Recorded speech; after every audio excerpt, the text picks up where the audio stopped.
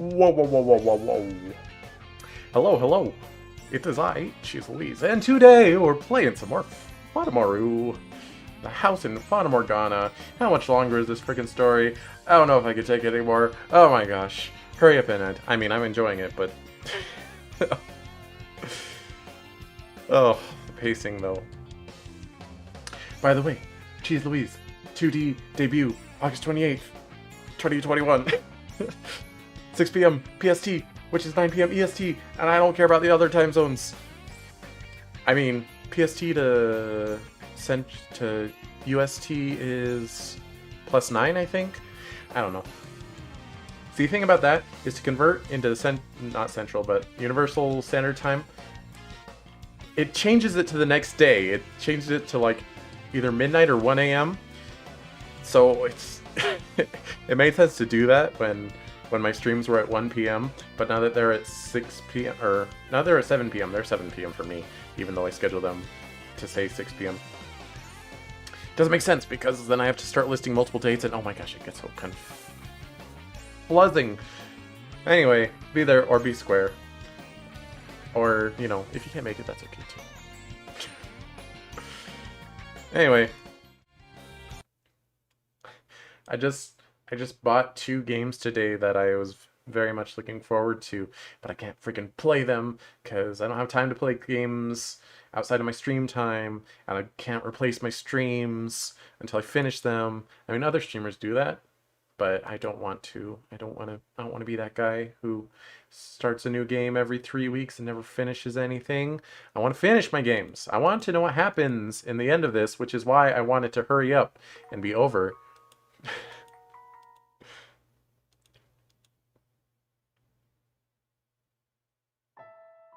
So last time, we watched Michelle Bollinger get horribly tortured by some skanky hoe,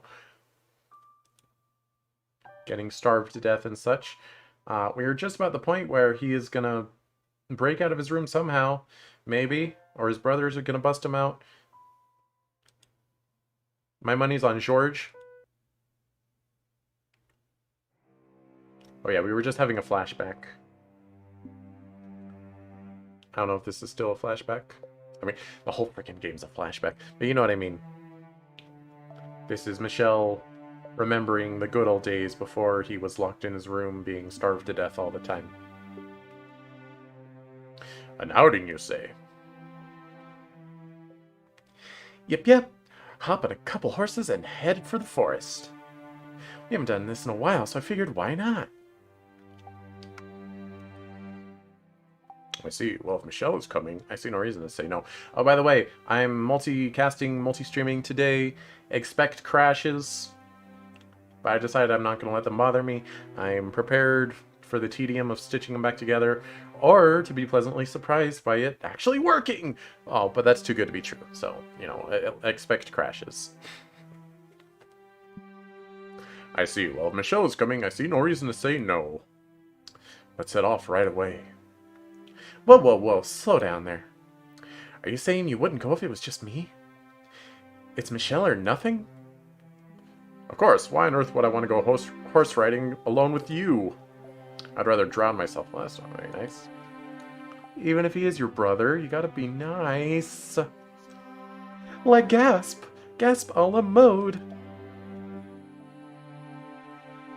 Dieter, could I perhaps make a small request?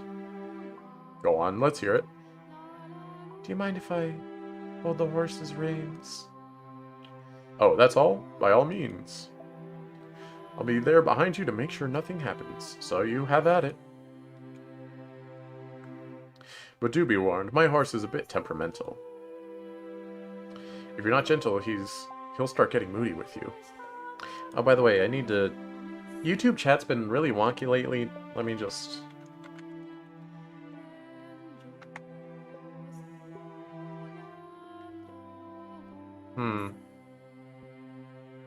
Okay, there it is. Alright, it's a little delayed, but it still appears on screen and in my chat feed. So that's good. I don't know why it's green, but...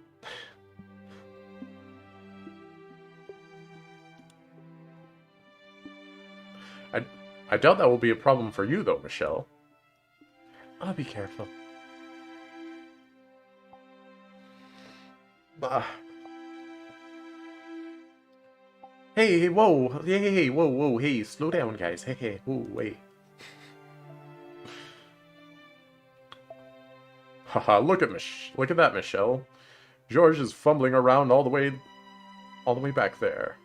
Bah, are we going a bit too fast? George, you're beloved. Yeah, me too. Except not really, but I appreciate him. He hasn't done anything terrible yet. Oh no, you're fine. That you're able to get past that so quickly is proof of your talent. Although he has yet to, like, check in on Michelle to be like, hey, just making sure you're still alive in here. Oh my god, your skin and bones, and look severely dehydrated, and you have a bunch of scars? What's going on? Let me get you out of here. Waiting for that to happen. That you're able to get past that so quickly is proof of your talent. Ah, finally caught up. This isn't a race, you know? Why can't we enjoy the scenery, indulge in some nice pathos? Pathos? Do I got to Google? I mean, I'm pretty sure that's just a Latin word, so it's not even English necessarily. Oh, yes it is. A quality that invokes pity or sadness? Indulge in some pathos? That... I'm not sure if that makes sense. Whatever. A warrior and his horse, he need not of pathos. Isn't that right, Michelle? Certainly is, Dieter. Come on, you guys, be nice. This was my idea. You've already taken after old D, haven't you, Michelle? I, for one, would rather see you admiring flowers or dancing with butterflies or gazing out at a beautiful sunset or enjoying poetry. More pathos, my dear sister, and less barbarism.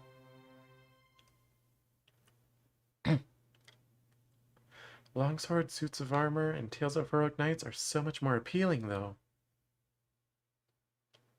You've let him get his claws in too deep, Michelle. Oh dear, oh my. I'm going to have 2 meathead siblings before I know it. Why aren't there portraits on the screen for this? Hey.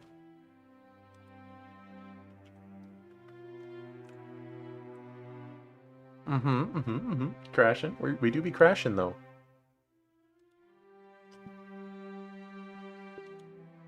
Oh, okay. It resumed. I don't mind a little hiccup in the feed, but... I would like to be able to tell Streamlabs customer support that, like, hey, it didn't crash today, but it did get interrupted a couple times. Because maybe they can still fix it. I don't know. Stream status poor? Well, that's Streamlabs' fault. Bah. I don't know what got caught, but whatever, I'm just gonna keep going. I took a few bites earlier because I was about to die back there. I hope your horse throws you into a river. That's not very nice. What the heck, Dieter? I love being thrown into rivers. Oh, I'll do it myself in a second. What is wrong with these two? Hey, so the other day, I brought a cat home. A cat? Yep, speckled from head to toe and ugly as a witch's arse. Oh, okay. I was gonna keep it in my room, but Mom flipped when she saw it. Keep that filthy thing out of my house. Wish there was something we could do about how much of a clean freak she is. George, try not to stress Mother too much. You're unpredictable enough as it is. It would be nice, though, to have a cat, I mean. You think so? Then how about this? We'll keep it in the courtyard. I'll feed it on days when it's clear, and you can do it when it's cloudy, Michelle. I don't know what cats eat, though. Yeah, I guess cat kibble was not commonplace back then, huh? Or even existent. When Cats just fended for themselves back then. They just hunt mice. That's what they're for. They're for hunting mice. I would know. I am also for hunting mice. That is my sole purpose in this life. And rabbits. I hunt rabbits. I'll bet you like pastries. Do you want to kill the cursed thing? Cannot approve of anyone taking care of an animal who thinks that's a good idea. Sorry. Oh, pull the stick out of your arse, D. Life's all about experimentation. Live and learn, hang on the edge of tomorrow, etc. Don't experiment on animals. If only you knew, Dieter. If only you knew what would come in the future. Well, if you're gonna be like that, how about you help out too? I can keep it. You can keep an eye on us. Make sure we don't do anything stupid. George, your nose points really up. It is very upturned. Just thought you should know. What? You're trying to drag me into this? Already done. You're in. It's settled. Damn it, George. Now we need to come up with a name. Any ideas, Michelle? What? You want me to name it? Not very often you get to give another living thing a name. Maybe not you. Well, I guess you might have a few more chances down the road. Consider this practice. Something elegant and beautiful. You've got this. Got this, Sonic. Now, George, don't put so much pressure on her. You have a point, though. It is a good opportunity.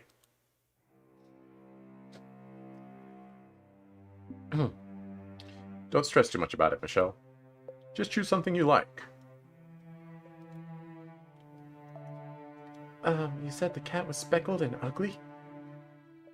Yep, one look and you'll be laughing so hard you can't breathe.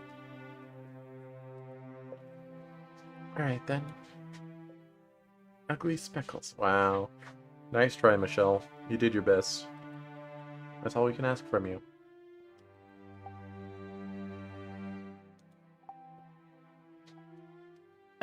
That's its name? It seems you do not have a future in the arts, Michelle. But you said it was ugly and speckled, George. You know, well, if I said it was small and white, you wouldn't call him small white. Like... Michelle, you so stupid. I did, yes. You could have tried a little harder than that, though. But, you know, why not? Ugly speckles it is. Oh, jeez. It's actually kind of charming when you say it out loud. No, it's not. Ugly speckles. It's not that funny. It is quite something indeed. The more I think about it, the more I... Not you too, Dieter. We should bring ugly specks on our next outing. Sitting together beneath the clouds having lunch. That we should. When Michelle's gotten a little bigger, let's do this again. The three of us and our ugly speckled cat. You said it. We're all good friends here after all. Have we finally approached the purpose of this scene? That they promised to have lunch again and that's why they're gonna go actually talk to him finally? I've never been your friend, though. God, must you always be such a jerk? You don't know the half of it.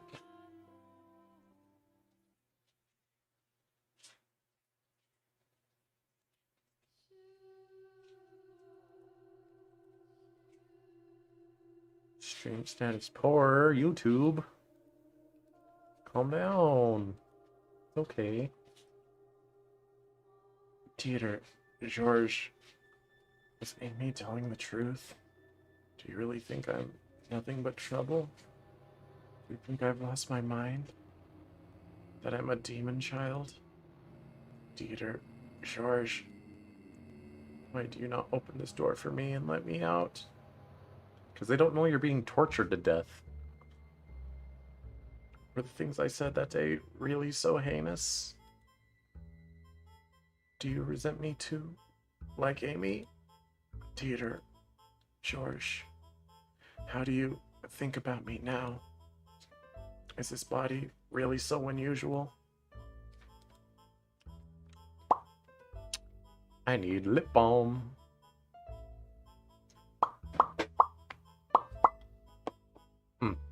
Good stuff. If I hadn't undergone the transformation I did, would things still have been the way they were before? Would we be able to go out to that forest again and make silly, meaningless conversation? Everyone laughing like we had then? If this body hasn't changed the way it did, would I not be trapped in this darkness? Still waiting for an explanation on that. Your body doesn't just start morphing into the other gender one day because you realize that's what you want. As nice as that might be. Even if that were the case. He's intersex? Is that a thing? I'm not sure what that means, but that's okay. I'll figure it out later. Even if that were the case, I didn't want to be a girl. If God descended from heaven and offered to change me back, I would have turned him down. Because inside, I wasn't a girl. So that's an actual condition that people have had? Where their body changes like that? Like, while they're growing up? I mean, aside from normal puberty. Interesting. And my nightmare at Amy's hands didn't end there either. As much as I loathe to admit it. I was terrified of her. I would be too, man. Every day, I dreaded the sound of the door opening. Why is my leg hitting down here? Oh. Get that out of there.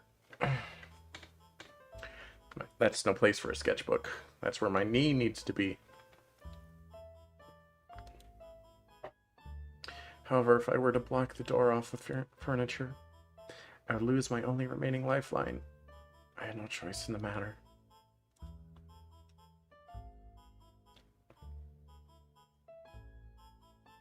It's time for supper, Michelle.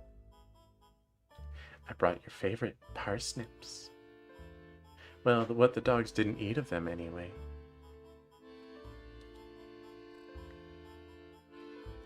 But you don't mind, do you? I'm going to cut your nails today, Michelle. Oh, God. I'm not into the fingernail torture, please. I need you to stay very still.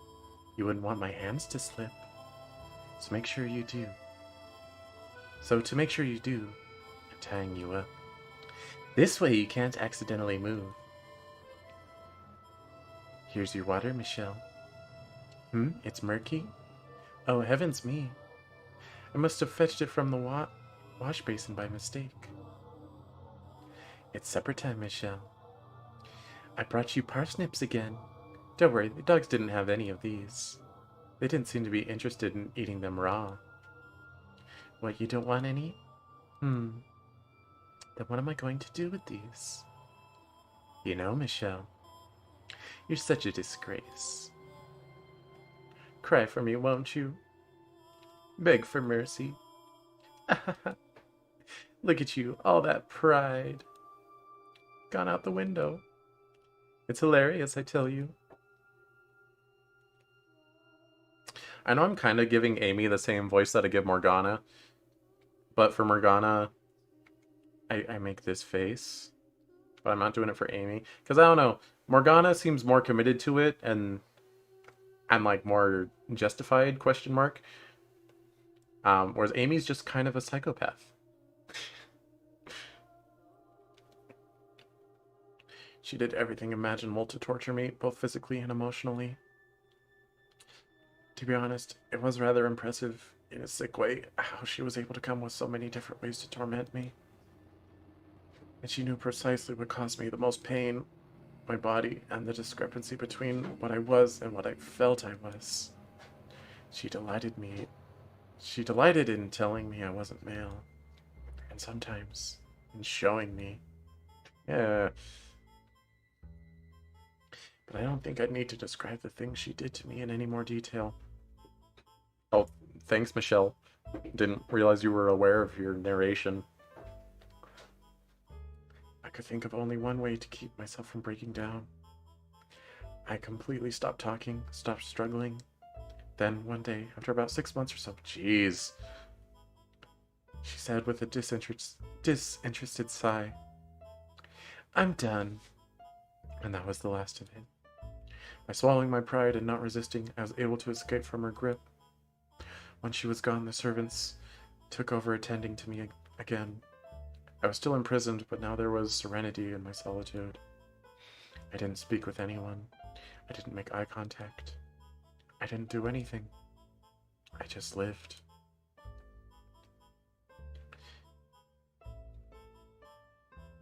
It took 6 months of being super passive for Amy to get bored. She crazy. In a bad way. She very bad. Not that that needs to be said, of course.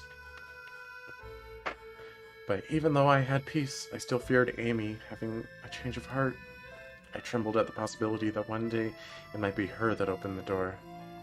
But above all, I hated, despised the fact that I lived in such fear of a girl. An overwhelming self-loathing threatened to crush me. Oh, he's gonna murder her, huh? Wouldn't blame him at this point, to be fair. I had recurring nightmares about the things Amy had done to me. The wounds she gave me did not heal. They only grew worse, eating away at me day after day. I was beginning to lose confidence in my own sanity in the silent darkness, where there was no sense of time. The line between dream and reality blurred. I often found myself screaming, crying into the empty air. I clawed at my skin, pulled out my hair, paced back and forth across the room, pounded at the door, yelling for help. Screamed some more. It was the very image of pitiful, absolute wretchedness. And every time I did, I'm sure there was someone on the other side of that door whispering about how poor Michelle had lost her mind. Eventually, I gave up entirely.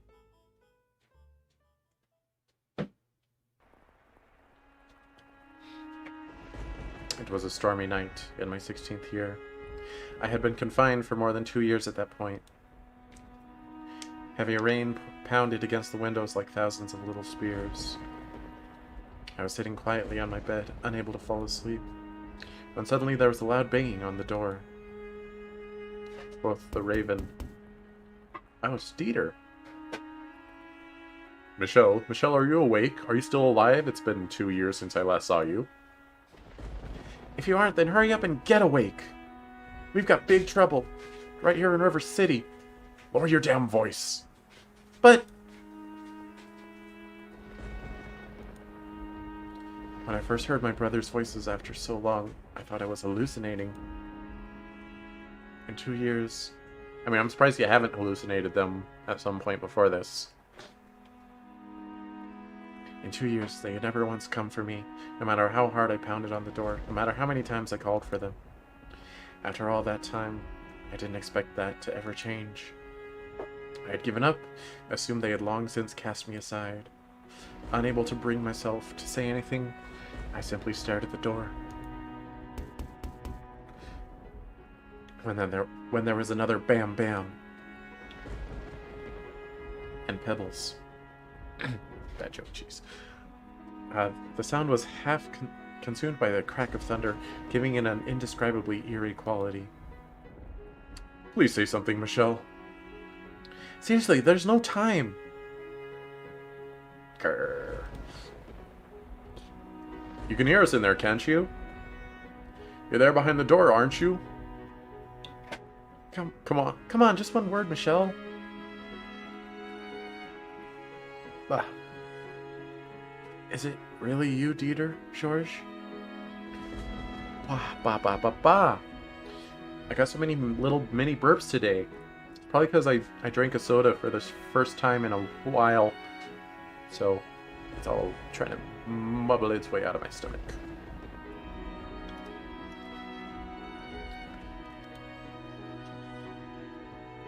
Dot dot dot. For a moment, they seemed to be at a loss for words, probably because they almost didn't recognize my voice. But it was only a heartbeat, and then Dieter spoke. There's a carriage waiting outside. I'm going to unlock the door so you can leave in it. Why? Because, well, you've been sentenced to death, and we think that's pretty uncool. Because Dad's talking crazy! He says the Bollinger family has no need for a demon child, that you're a mark of shame on our name. That rhymed, I'm sorry. I don't mean to be whimsical at a time like this, so he's going to have you executed. George! Father wants me dead? I felt like the floor had fallen out from under me. Executed demon child? Mark of shame? So he was saying, I didn't even deserve to live anymore. As well, a strange intonation that I just did, but we'll live with it. It's planned for tomorrow morning. We only just found out ourselves, which is why... You prepared a way for me to escape. But why? Why? Do you even need to ask? Because we're family. Something terrible has gotten into Father. I clenched my teeth, fighting back a bitter, angry sigh. But I couldn't keep all those emotions bottled up for long. A maelstrom of feelings I thought I had lost in my 2 years of imprisonment swirled up inside me, spilling from my lips. Why? Why are you doing this now? If you really felt that way, then why didn't you come sooner? 2 years I spent locked in this room. Do you have any idea how I felt in that time? Also, Amy, tortured me and stuff. Just thought you should know. Any idea how hard I had to fight to endure how many times I cried for your help? How hard I pounded on the door and begged to be set free? But never once did you come. Not even once. Michelle. I scare you, don't I? You think I've gone insane? That I've lost my mind? That I sold my soul to the devil, don't you? No, Michelle, we don't. Then why? Why didn't you come and set me free? Michelle, we don't think you've lost your mind at all. We're just not willing to stick our necks out for you, that's all. It's nothing personal.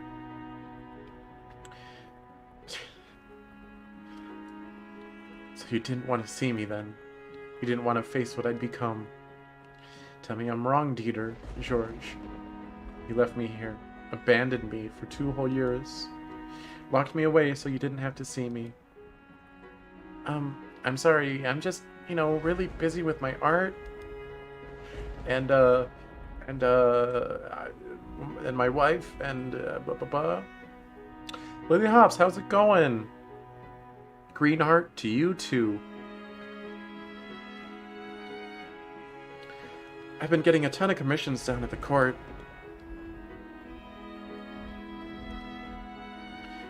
And Dieter's a knight, so he's up to his neck in expeditions. I'm really sorry.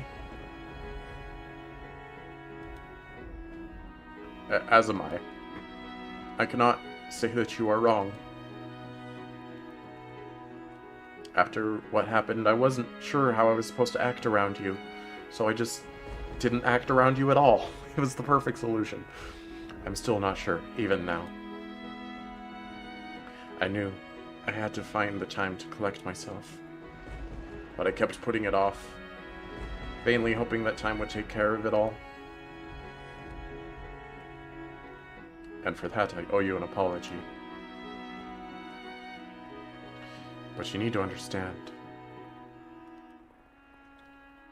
I do not agree with Father's decision. I do not want to lose you.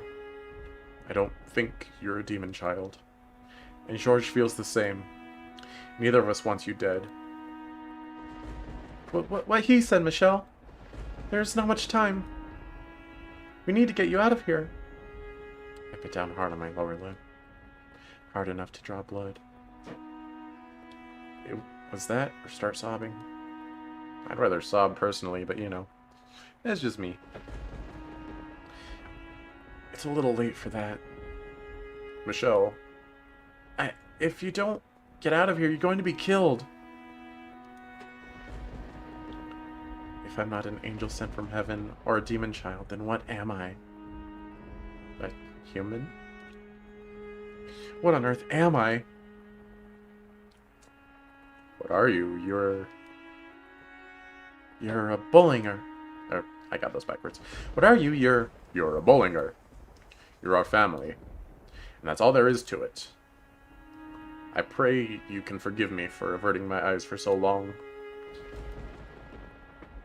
Can I trust you? You don't got a lot of choice here, Michelle. Can I trust that even if the world says I'm cursed, that you'll always be on my side? That you'll always be my brothers? Can I put my trust in you once more, Dieter, George? You absolutely can, Michelle. I swear to God on high. And I swear to the God of art. Whoever that is. Michelle. I have no other choice, do I? I couldn't talk Father out of it, could I? But rather you didn't try. He's not a man to change his mind. If you were to show up before him, he would likely draw his sword on you himself. It would destroy Mother. I'm sorry, we're not doing this only for you.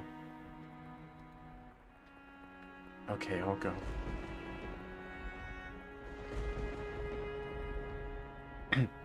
Oh, thank goodness. Ah. Sorry, brain lapse.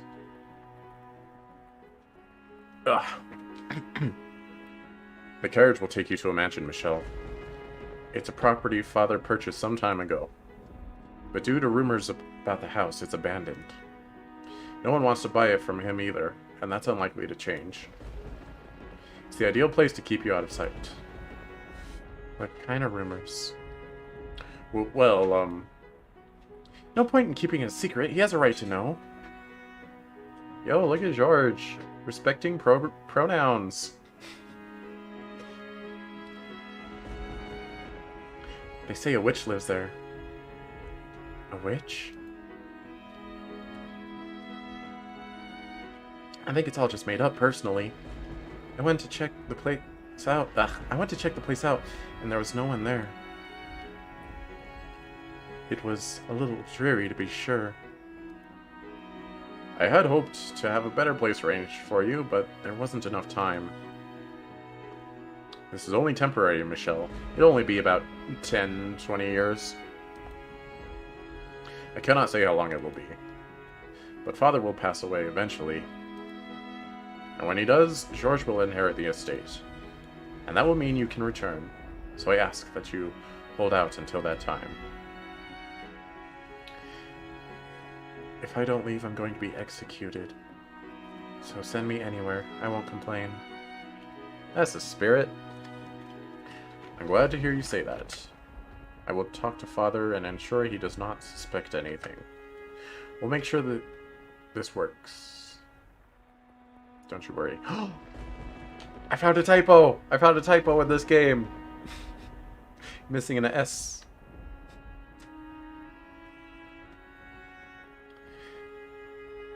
The long and short of it is, Dad simply wants you erased from the family. George! Sorry. I wasn't trying to be mean. But anywho, once I take over, we're in the clear. He'll be acknowledged as a Bullinger. I see. Okay, then. Can I open the door now? Just a minute. What? You're still not ready? I don't have any clothing. Ah, you wouldn't, huh? How tall are you now, Michelle? Around the same height as you, I think. You're taller than me? Damn! Alright, I'll bring you some of my clothes. Thank you. Wow, I don't think I've ever heard you say thank you without putting up a fight, Michelle.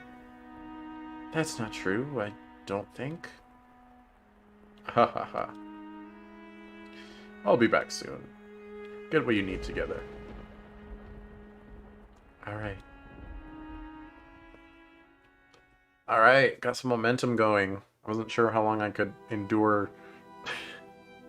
I mean, it was mostly over at the end of last stream, but getting tired of Amy torture. Sitting in the carriage waiting outside, listening to the pitter-patter of the rain, I gazed out at my two brothers. I hadn't seen them in 2 years, but they hardly looked any different than how I remembered them. I was the only one who had changed, and dramatically at that.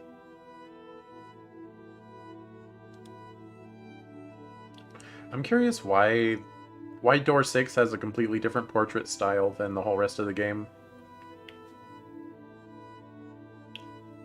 It's a little strange. Looking at them, I couldn't help but remember the old days. Playing chess with Dieter, learning to draw from George. Our sibling outings.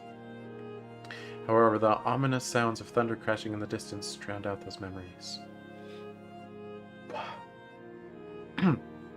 Excuse me, you didn't hear that, right? I can never tell if those pick up on the mic or not.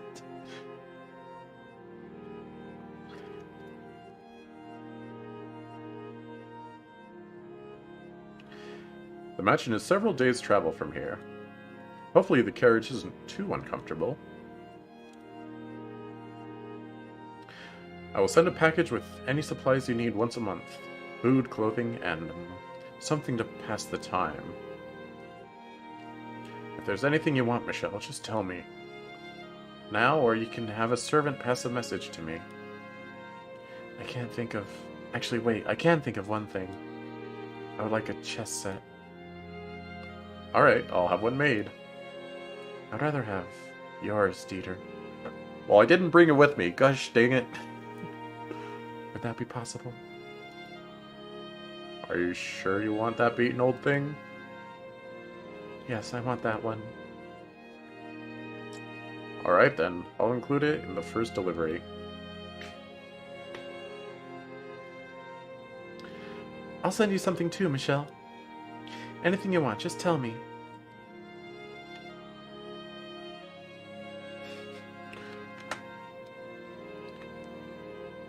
In that case, I would like some art tools. I'm nowhere near as much of an artist as you are, George, so they don't have to be anything special. Gotcha, some canvas and, how about some charcoal? And when you're back, I want to see what you've made with it, okay? Okay. That was weird. The portrait, like, shoved the other one out of the way. I know this is already hard enough on you, Michelle. But I need to ask you to do something for me. Avoid making contact with anyone who doesn't already know about you. So I can't talk to anybody but the servants? Put simply, yes. Tomorrow, the world will consider you dead. So we cannot have people finding out you're actually alive. Especially Father. Please do this for me. I've been doing that for 2 years already. I've long since lost interest in interacting with anybody, so you don't need to ask me to keep to myself. Right.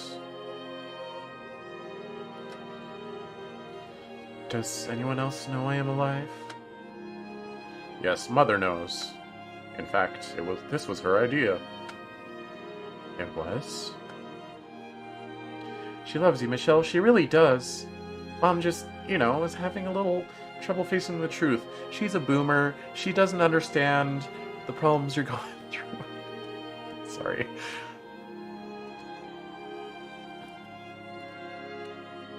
So even though she's not here to see you off,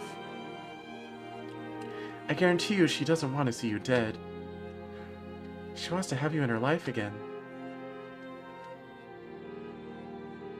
I expect Mother will be writing you.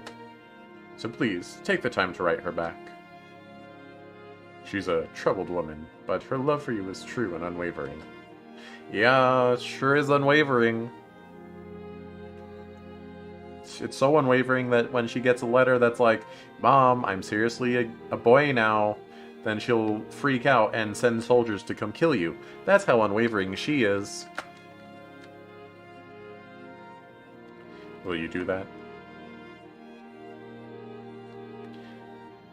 Just a quick little, hey, got your letter, doing great, will suffice. Alright. Just so you know, it kills me indeed that we can't stand up to Dad. But as long as he lives, his word is God in the house. I understand that, yes.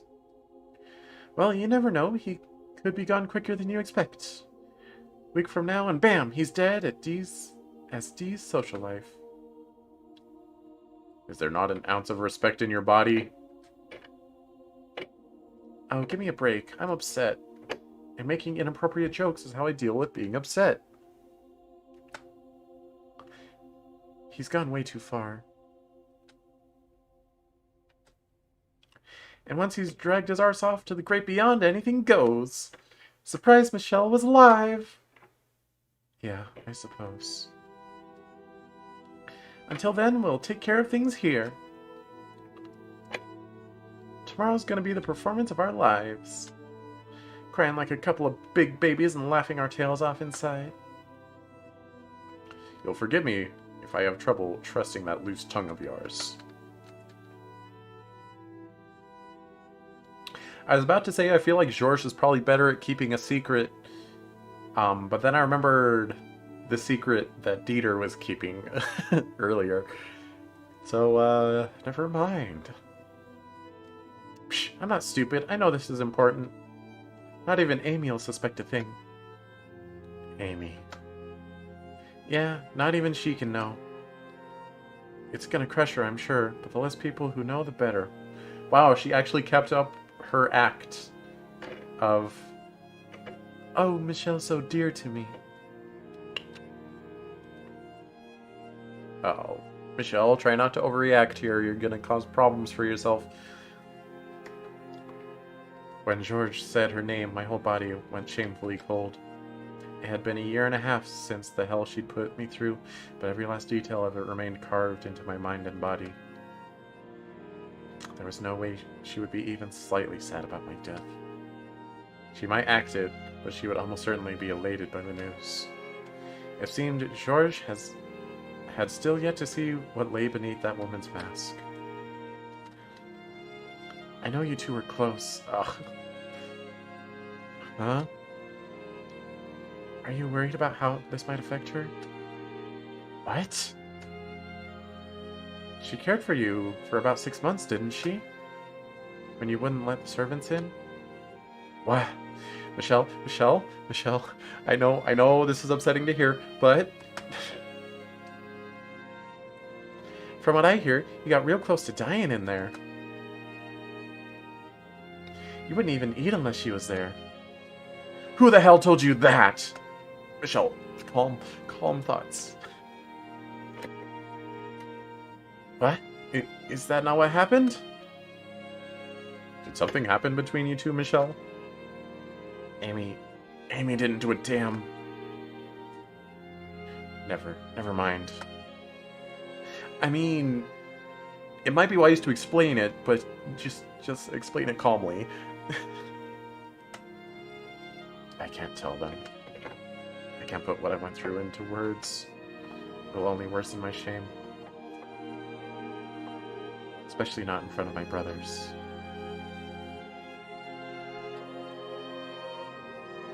George, how are things between you and Amy? You still let what happened 2 years ago get to you? Well, I mean, at the time, things were a total disaster. I'm all excited about getting myself a pretty little wife, only to find out she's rocking the boat with someone else. this face. That is the face of sarcastic lethargy. I cried for weeks. I'm sorry. Deep down, though, she ain't actually a bad girl. Ugh. She's young and make mistakes. After it all came out, she turned over a new leaf. She started doting on me something serious, and well, it's hard to not let one little mistake like that go, and she's trying so hard to make it up with me. The age excuse doesn't work for D, though. For about a year, things were really rough between us. I didn't even want to look at him. But at the end of the day, we're family. We can get past anything.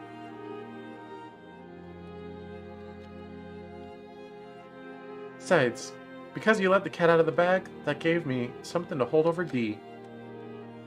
All things considered, I'm not complaining. So you would say you're happy then, George? Sure would, yep. I'd be traumatized if someone revealed to me that my wife was a despicable person. Believe it or not, I'm kind of head over heels for her. Hard not to like a girl like Amy. Oh, I see. Do you really feel that bad about 2 years ago? George, please. So she's still keeping up the good girl facade around George and Dieter. No one else knows she's actually a sadistic cackling demon. There's nothing less trustworthy in the world than a woman who's always smiling. True. But if George thinks he's happy, I can't take that away from him. Michelle?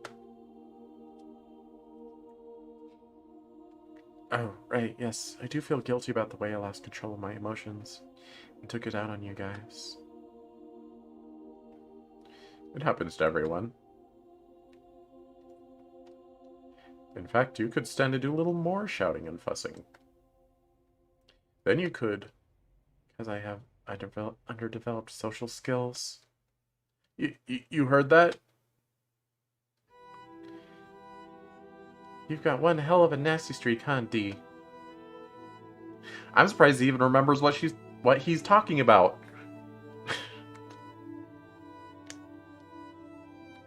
Glad to hear you're still on good terms. It wasn't my intention to pit the two of you against each other. I mostly just wanted to lambaste her, but it didn't really work. We know, the blame falls on my shoulders. I want you to know something, Michelle.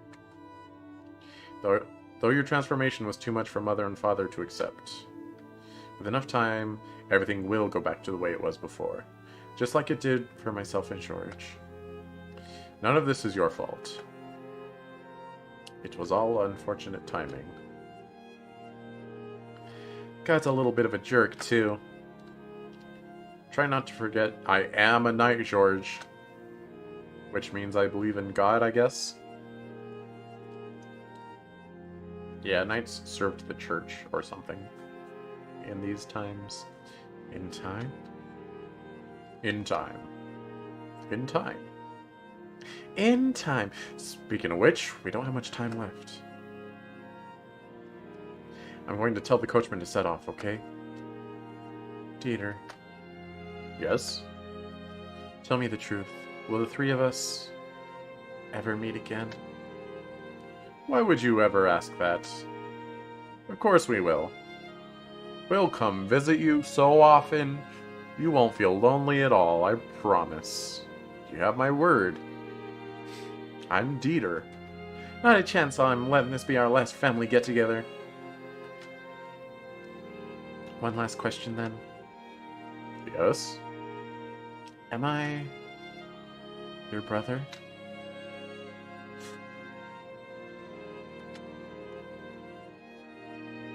Well, I mean, look at you. Don't look like much of a sister to me. So yeah, I'd say you are. I see. So long, then. Farewell. And may good health bless you until we meet again. Until then, Michelle. Farewell. Before seeing me off for good, they both gave me a strong, firm hug. Strong, firm hugs. Dieter first, and then George. The warmth I felt in their arms, in my family's arms, slowly spread throughout my chilled body, which made it that much more difficult to part ways. The wheels of the carriage go round and round, rattled against the wet, stone-paved road. I stuck my head out the window, watching as they shrunk into the distance, standing there in the rain until they were completely out of view. A tightness filled my breast. Every glimmer of hope I had for my new life was matched by an equal degree of darkness and uncertainty. Will I ever make it back home? And if I did, would people still call me a demon child? Having to write mother was another uncomfortable weight on my soul. The thought of having to play a girl for her made me sick. George had acted like it would be nothing, but it wasn't that easy. It was more than mere pretend. Dieter had said that with time things would change, but how could he be certain that those changes would be for the better? The wooden wheels turned round and round, carrying me away to that cursed mansion. Jump scare. No? Come on, what kind of horror game is this? Oh, are we back to present? Maybe? Yeah, let me check something real quick here.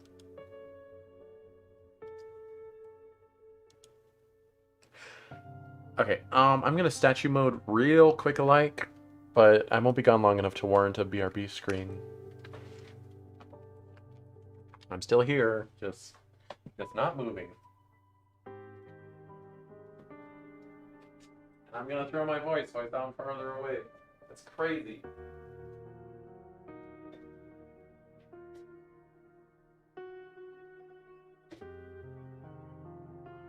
Just a moment.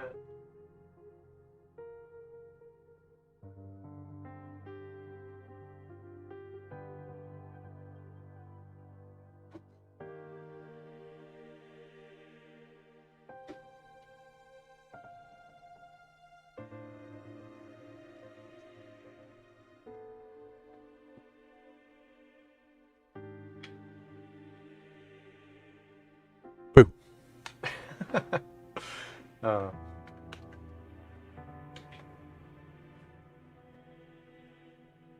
The next thing I know, I'm sinking into a vast void. Darkness cuffs my hands and legs, restricting my movement. Images of the past I had kept buried away for so long stream past me. This isn't how I wanted it to happen. Not coming from my own mouth, but being laid bare for all to see without my consent. That wasn't how I wanted her to find out about my secret, about my shameful history. I warned you, my dear. I told you you didn't want to reclaim your old self. If you had simply let it be, you wouldn't be here now, forced to relive it all. Now do you understand? The tale I spun behind the fourth door was as much for you as it was for her. There you were a young man with a sad fate, but you met a wonderful woman, fell in love with her, and then died in the arms of tragedy. The sequence of events is not far from the truth, but I was able to turn it into something enchanting and beautiful. I got rid of all the nasty little details. Your ugliness, your body troubles, all of that. Wham! Doesn't it seem a bit unfair, Michelle? You tore down the walls around Giselle's heart, around her past, but you wanted to keep your own nice and safe and hidden away. You were afraid she wouldn't accept you, were you not? Well, yeah. And that's precisely what happened. But can you honestly blame her? The truth you've kept hidden away is is something most would be able to accept. The prince who came riding in to save her. Silence! Wasn't actually a man. Please, enough. I've seen enough. Let it stay buried, please. Just stop this. I don't want to see it. Uh-oh. We crashing again? Got big crash energy? Bitrate, where you going? Bitrate, come back. You can blame it all on me.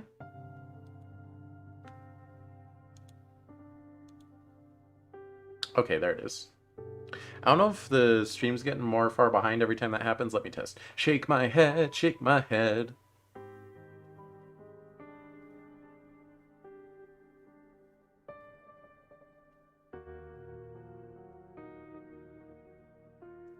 It is getting more far behind every time. Interesting.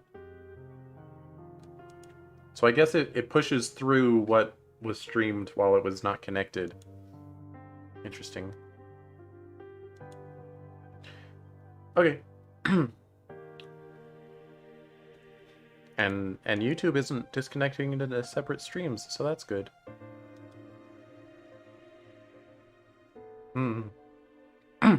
Just stop this. I don't want to see it. I don't want anything to do with it. What a sad little creature you are, my dear. Not a woman in this world would have any interest in you now. You've surrounded yourself with layer upon layer of walls, covered yourself up with this patchwork, barely held together, quilt of masks, and it's the only thing keeping you together. You're the frailest one of all, the weakest. And it's about time you accepted that and stopped trying to fight it. I am not weak. Oh, is that so? Let's proceed with the tale then, shall we? Face the one you hate most in this world yourself. Your weakness, your ugliness. Face it and despair. Nani? Where are we going?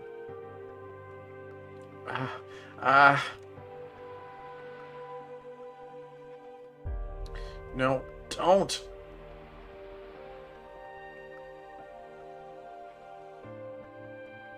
Again. Once again, my own desires, my own wishes are completely irrelevant.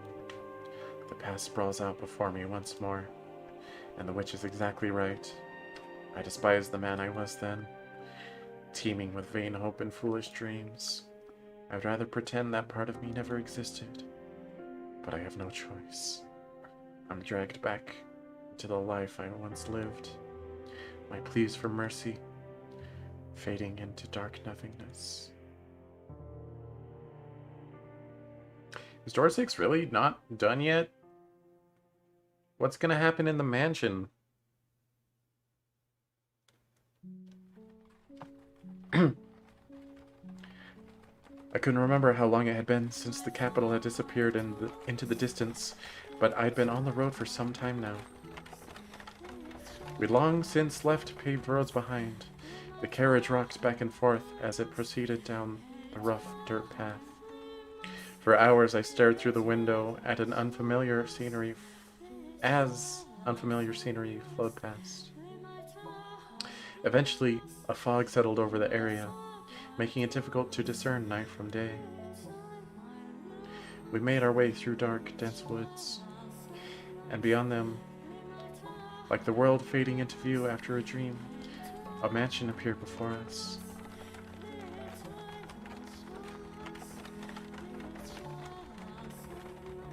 All the windows were either shuttered or boarded, encasing the house in darkness.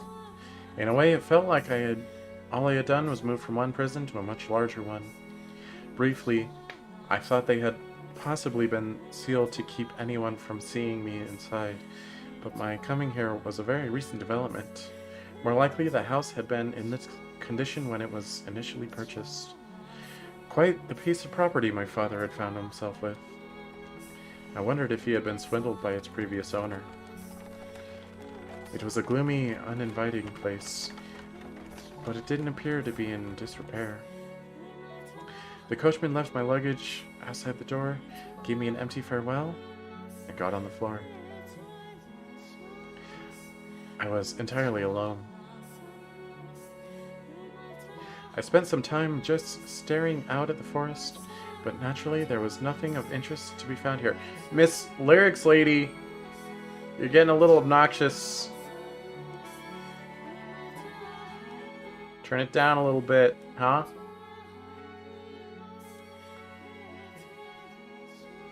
I spent some time just staring out at the forest, but naturally there was nothing of interest to be found there, not even a deer or two. So I quietly turned around and opened the door to the mansion.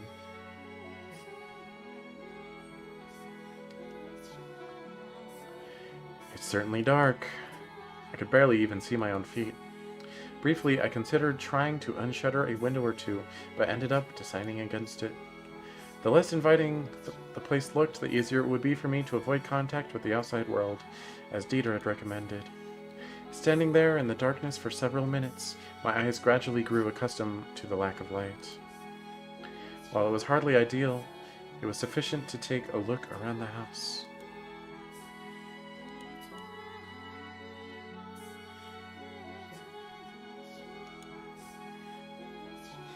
I'm curious if Twitch is actually splitting the VODs when it crashes. Let me check that real quick. It does not seem to be, so there's that. Not that it matters. No one watches VODs on Twitch. Because there's no benefit to the broadcaster to get a post-mortem view on Twitch. It's only beneficial on YouTube. The inside didn't seem to have received the same level of care as the outside. Everything was dusty and the air was many years stale. But I wasn't in a cleaning mood, and I would never be in a cleaning mood for the next 10 years. So I dug through my luggage for a bunch of candles, lighting one with a flint. A stained glass window?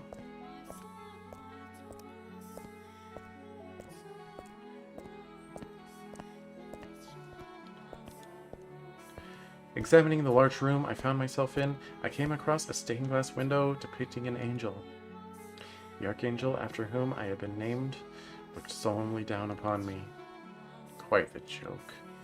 2 columns of evenly spaced pews ran the lengths of the room, all facing the multicolored window. I set the candlesticks on a podium of some sort, which is when I realized this is a chapel. A flat length of silver, bent in the middle, was mounted to the pulpit's face. When I saw it, I knew exactly what it used to be. A cross. The pews weren't facing the stained glass, but the cross. Why, though? It felt as though the mansion had been built up around the chapel rather than the opposite. I was perplexed as to why anyone would do that. Oh, right. 'Cause...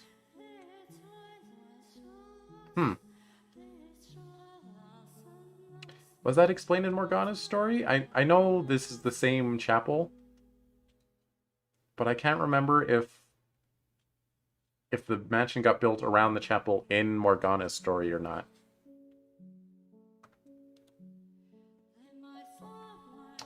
But of course, there was no one around to sate my curiosity. Taking the candlestick back in hand, I made my way beyond the pulpit. There sat a small metal door. I pressed one hand against the cool surface, and my heart leapt.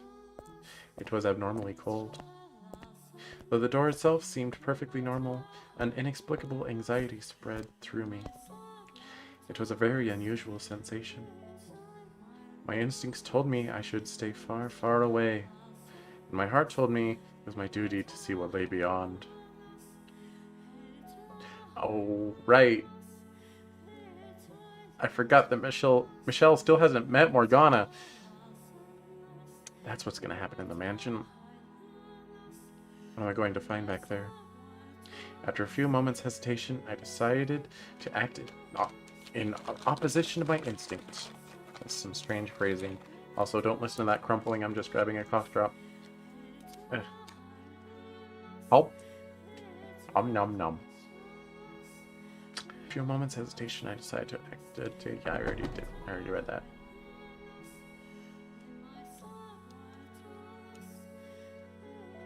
Stairs. It is stair o'clock. Uh-oh. Is the bit rate tanking again?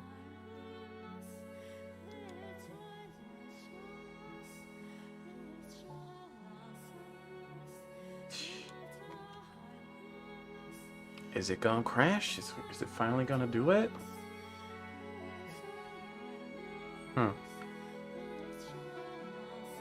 Should I wait for it to stop its little hiccup?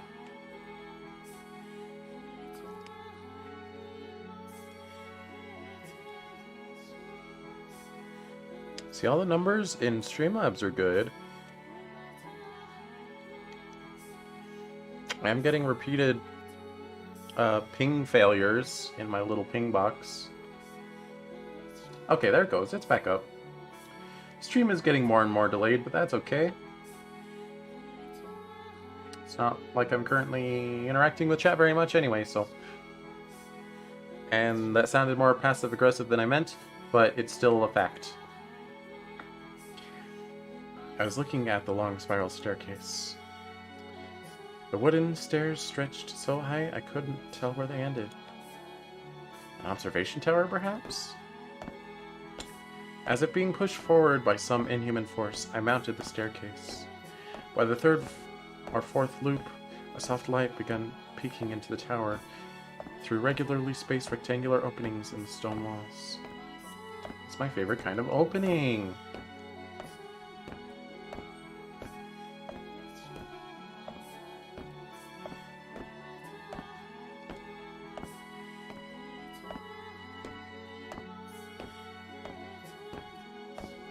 Through one such window, I gazed outside. And far off in the distance, beyond the seemingly endless ocean of trees, I saw a small village. Nowhere I'm ever going to go. So many stairs. It had been quite some time since I had exerted myself this much. I hardly had any opportunity locked away in my chambers. I mean... After the Amy torture stopped, you could have, like, worked out. Do some squats. Do some push-ups. With every step I took, I could hear my joints creaking and my muscles screaming. I was long since out of breath, only staying upright with the help of the walls. This is pitiful. Damn it. But turning back never occurred to me. I had to keep climbing, had to make it to the top. And it was the feeling of necessity that pushed my exhausted body upward.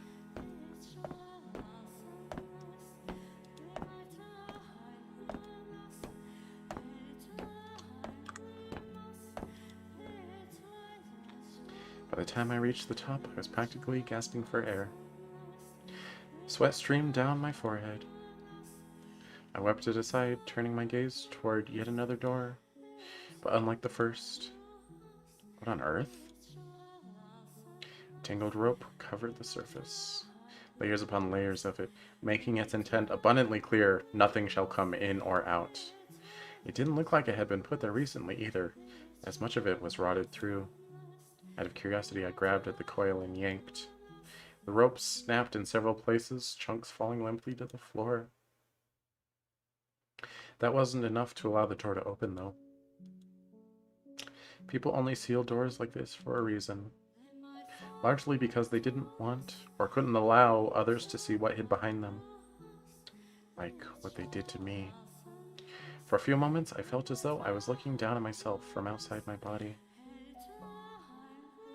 If it hadn't been this man, someone else standing there, would they have turned back at the sight of the sealed-off door, acting as though nothing was there? Or would they have done as I did?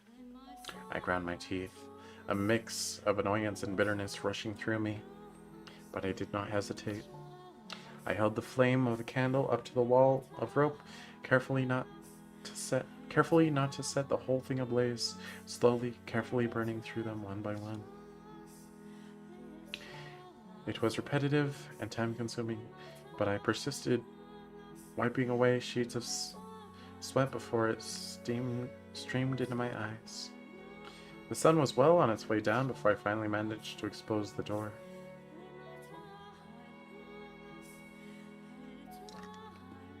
I took a deep breath, looked up at it, and gulped.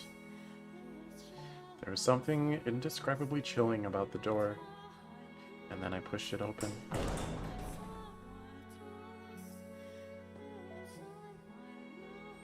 A barely noticeable breeze brushed past me. A single ray of sunshine shone into the room, coming from a single window sitting high atop the wall. It cast milky white patches of light on the hard floor, revealing the fact that I was not alone. The rumors say a witch lives in the mansion. There I saw, in this cursed house, a skeleton with only one arm. A cursed mansion for a cursed man. It was like I was destined to end up here. I had no way of finding out who the skeleton belonged to, so I left it there at the top of the tower and retreated into thought.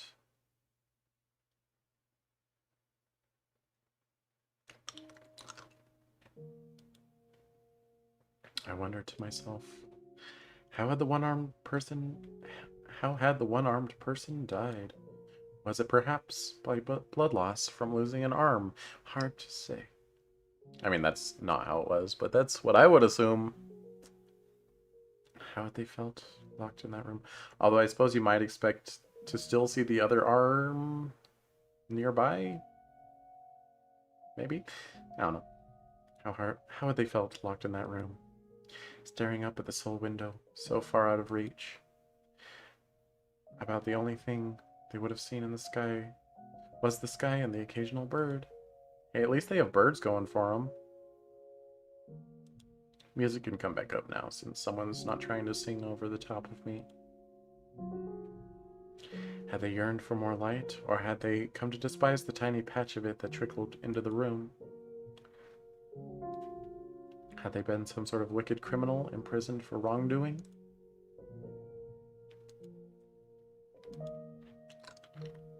Not all prisoners are necessarily bad people. Having been branded with a non-existent curse, I couldn't help but think that perhaps something similar had happened to whoever they were. Vainly reaching out for the sun, constantly praying for rescue that would never come. What had gone through their minds as they withered away? Would anyone ever come for me? Would my brothers keep their word? Or would I, years from now, end up another pile of dry bones somewhere in this house? Unwanted and alone, robbed of all hope, with no one but the darkness to talk to as it sunk its teeth deeper and deeper into me. That corpse could be me in the future. Dieter, George, did you really send me here to keep me hidden? Or is this to be my grave? Can I put my faith in you? Can I trust you when you say I'll be able to return? That everyone will happily accept me? That we'll all be together again? That we'll play chess and we'll draw pictures that nobody will be left out? All I really wanted was for people to accept me for who I was. To accept that I was a man. No, that I had grown to resemble a man. That I had the heart of a man. I didn't need anything else. I didn't want to cause anyone anguish. I didn't want to hate anyone. I simply wished to be who I was. No, who I wanted to be. I wished to be who I wanted to be? Well, yeah, you and me both, buddy. And I didn't want to be treated like I was strange or different. If that was asking too much, then at the very least, I wanted to have one person in my life who truly understood me. Dieter. George, I pray that you can be that for me. Lurking quietly in the mansion's all-encompassing darkness, I waited and hoped that the day might arrive when I could come out of hiding. However, 1, 2, 3 years later, I had still not been set free. Only my mother wrote me, and in all her letters she said the same thing. When your curse is broken, come back home, sweetheart. When your curse is broken, I want you back in my life. When your curse is broken, everything will be back to normal. I wait expectantly for the day you are free of that terrible curse. The curse would never be broken, though. What I was now and what I was meant to be, all that time I had spent as a girl, none of that was real. Dieter had said he didn't think I was cursed. My brother didn't think I was some hellish demon child. So no, the curse would never be broken. Because there was no curse to break, Mom. I wasn't cursed at all. There was no damn curse. But the flow of time eroded away at me, slowly killing any confidence I had once had, sucking me dry of all trust for others and myself.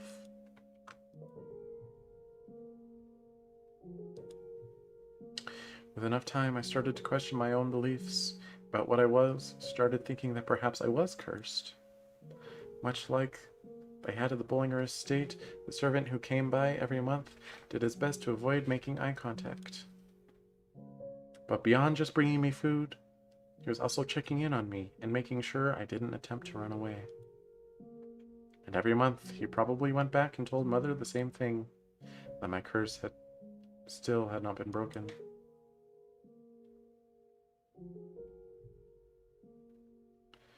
Do you have the answers I seek, O Father in heaven?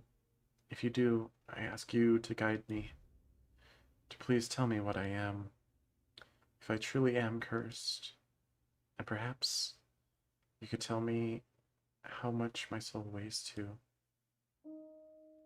What do you mean? What does that mean? How much my soul weighs? Okay, your soul weighs 27 kilograms. So probably not very much.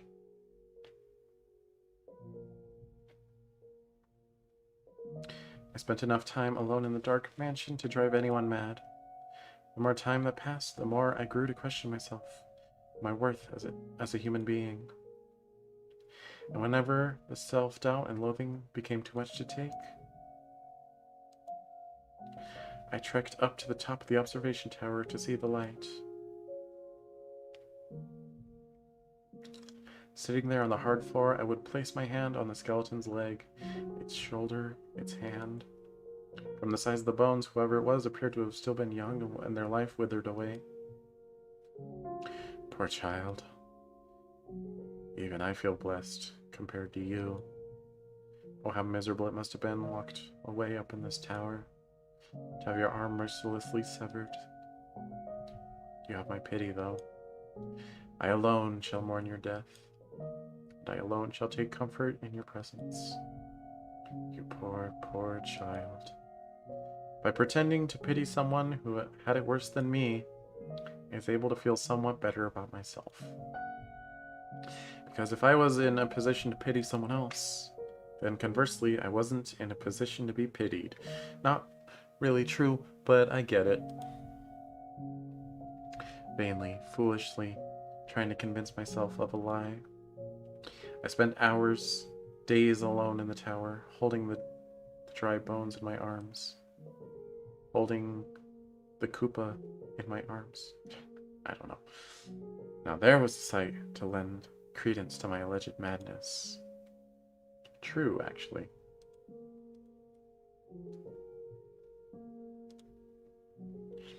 Over time, the air in the mansion seemed to thicken as if the fog were condensing. Water pushed out all the air, swallowing me up, suffocating me. A putrid mire. I was trapped at the bottom. of this thick black sludge.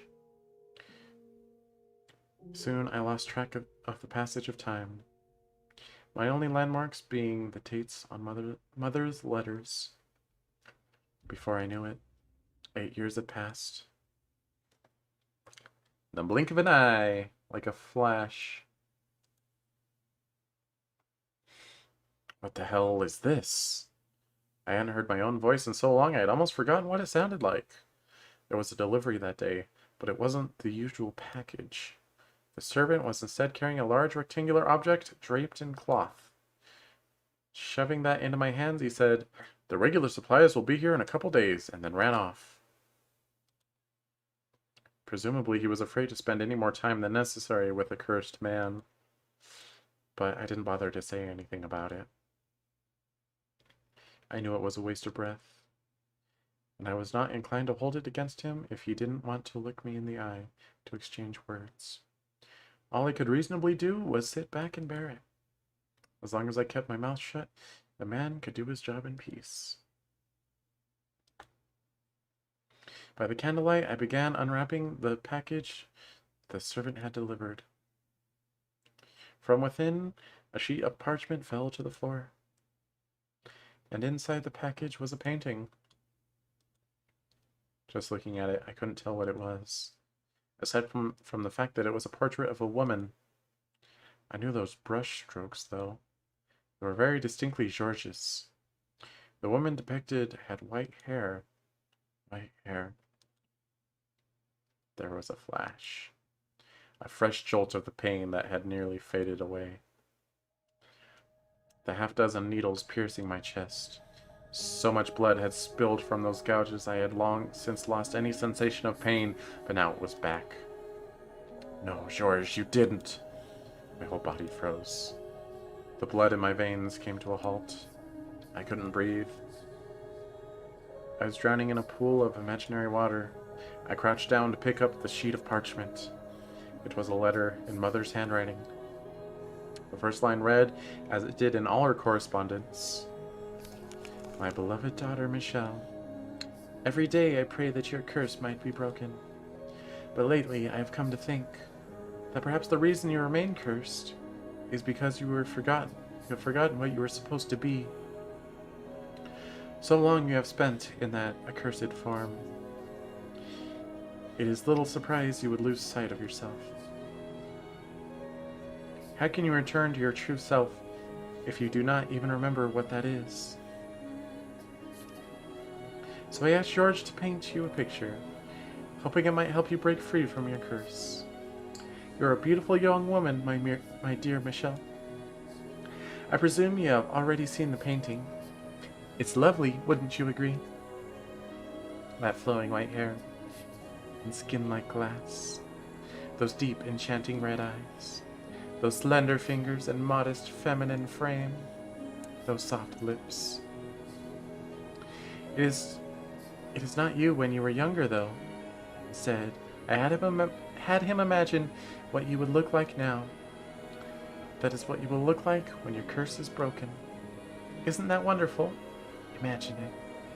Envision yourself, your true self. Remember who you are, Simba. Recall your true self. I wait eagerly until the day you come back to me, looking as beautiful as you do in this painting. My dear, sweet Michelle, this is you. This is the real you.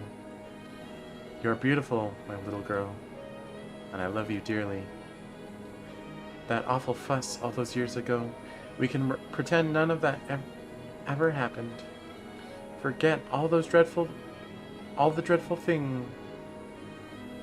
Forget all about the dreadful thing the curse made you. Okay, that was hard to read. Become the girl you used to be. The girl you were meant to be. So we can once more be a happy family. I am waiting. Forever waiting for you.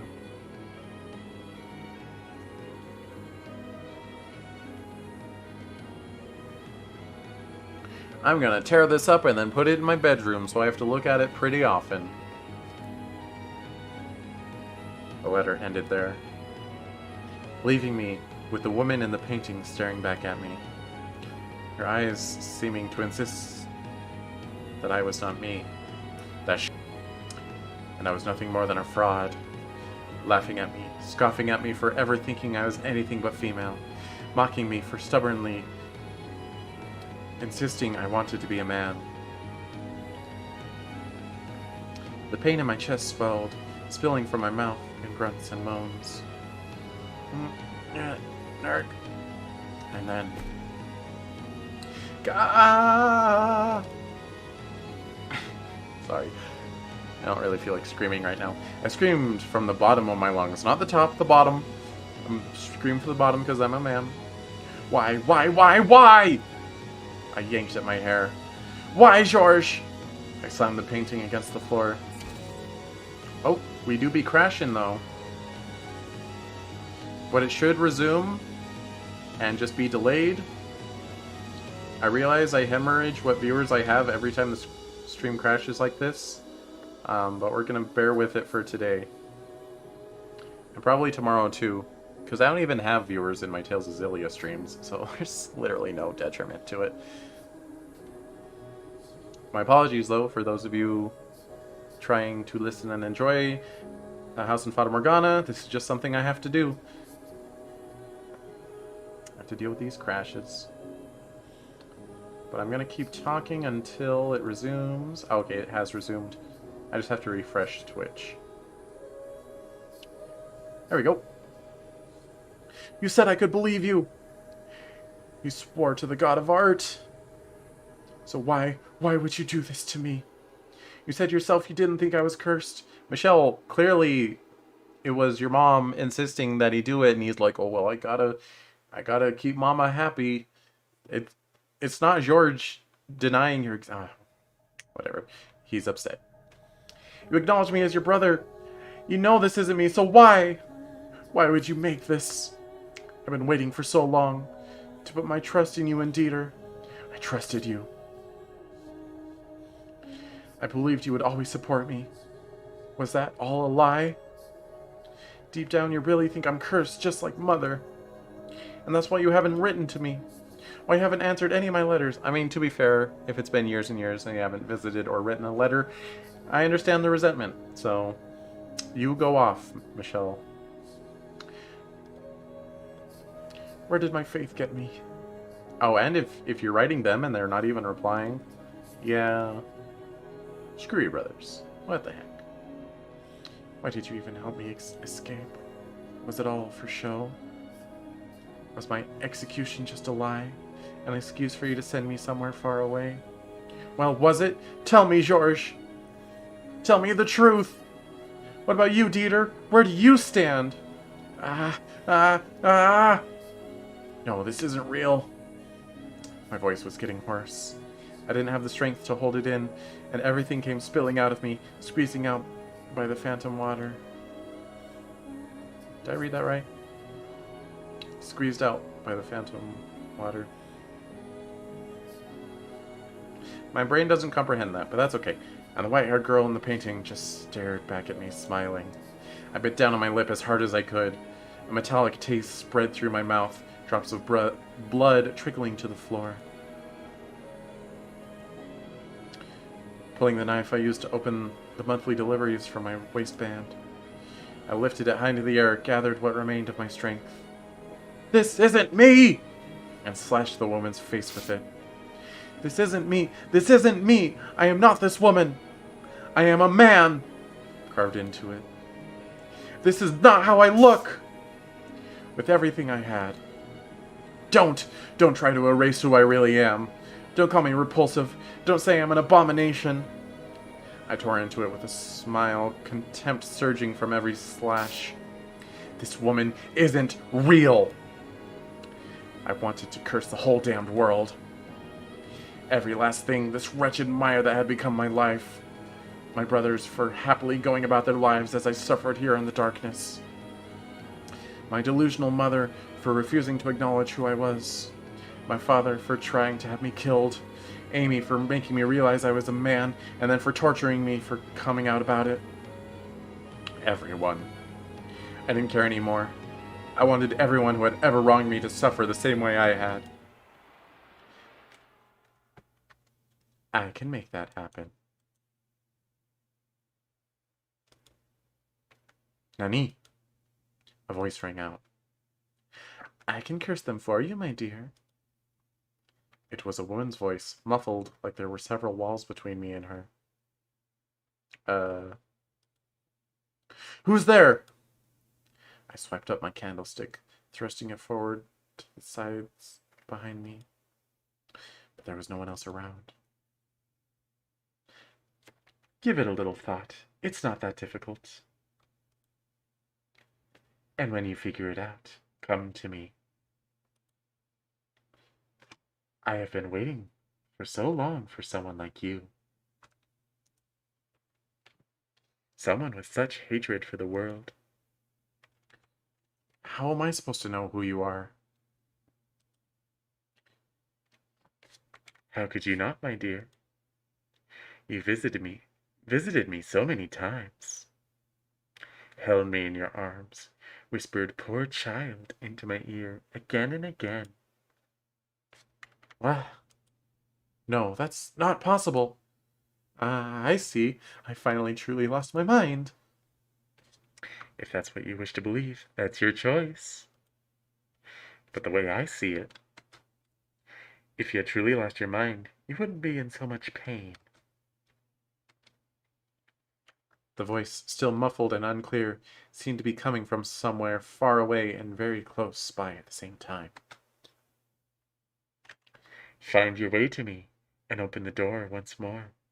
Get on the floor. Let me out of my cage. Give me your hand. I knew in the back of my mind that it was all absurd. But nonetheless, I did as the voice said. I let myself be drawn in by the pleasant whisperings. The archangel stood proudly upon his glass perch, looking down at me.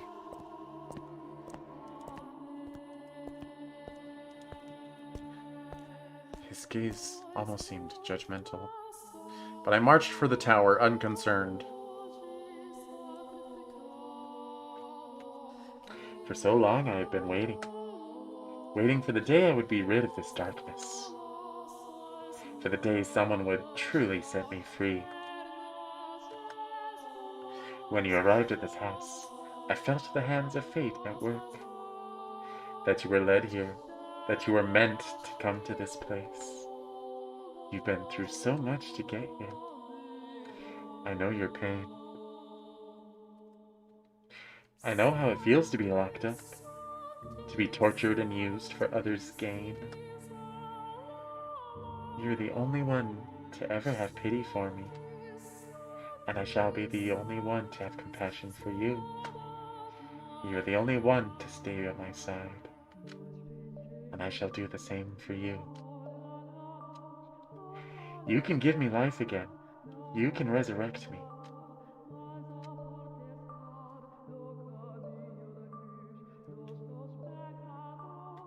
Now, open the door, Michelle. I felt like I was no longer in control of my own body. Her voice was tender in a way unlike either Mother's or Amy's. Enticingly so. Well, I tried. Standing at the top of the observation tower, I pushed open the door. I got on that freaking floor. I was totally prepared to walk the dinosaur, and the first thing I saw was the ray of light shining through the window. Nothing else. Thank you for opening the door. It was empty. The skeleton which had been sitting there as long as I had been at this house had vanished without a trace. I spun around, my gaze darting back and forth across the chamber, but there was no one there. Only her voice whispering in my ear. You made this possible. You gave me the chance to have my revenge. Revenge? Now I can make those men suffer a hell even worse than the one they put me through. Constant, everlasting despair. Their flesh may turn into dust, but so long as their souls lived on, their torture will know no end.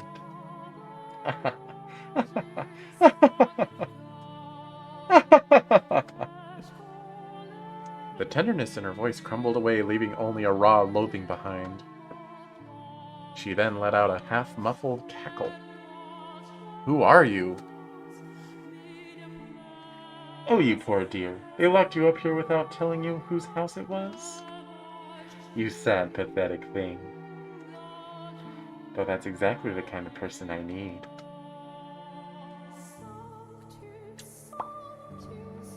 You're not the witch, are you? Alright, muffled voice is over. We're in the same room as her. There's no reason to keep doing muffled voice. Muffled voice is dead.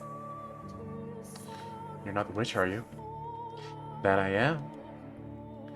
I am the cursed witch who loathes this puny, wretched world, curses it.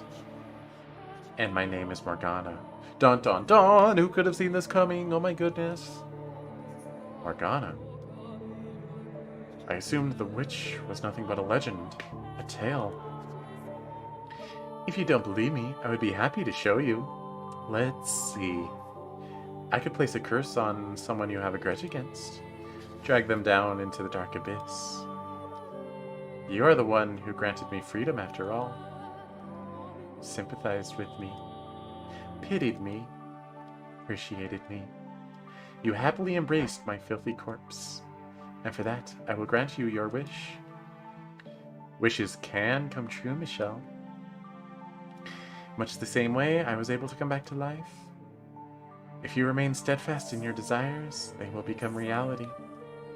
For devotion and yearning are the fountain from which miracles spring. Hey, I saw that quote earlier today.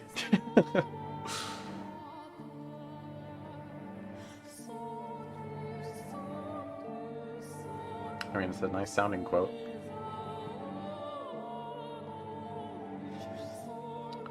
I cannot leave the mansion grounds, but that is but a minor inconvenience. Tell me who you wish to curse, and I can lead them here. I can force the cross you were made to bear onto them.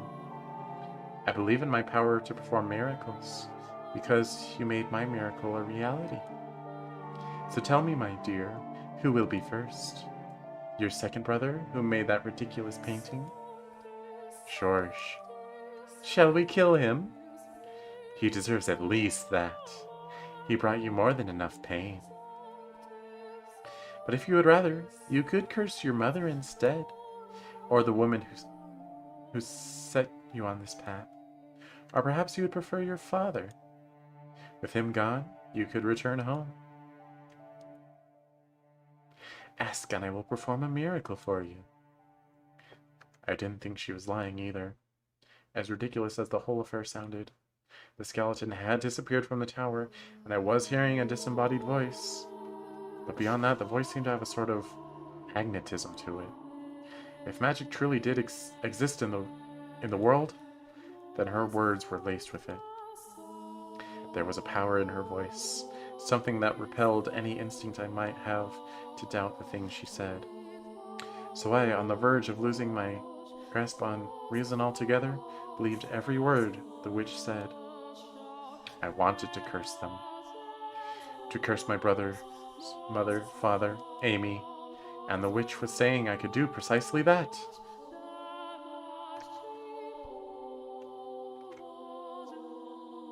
Teehee. Oh, yeah.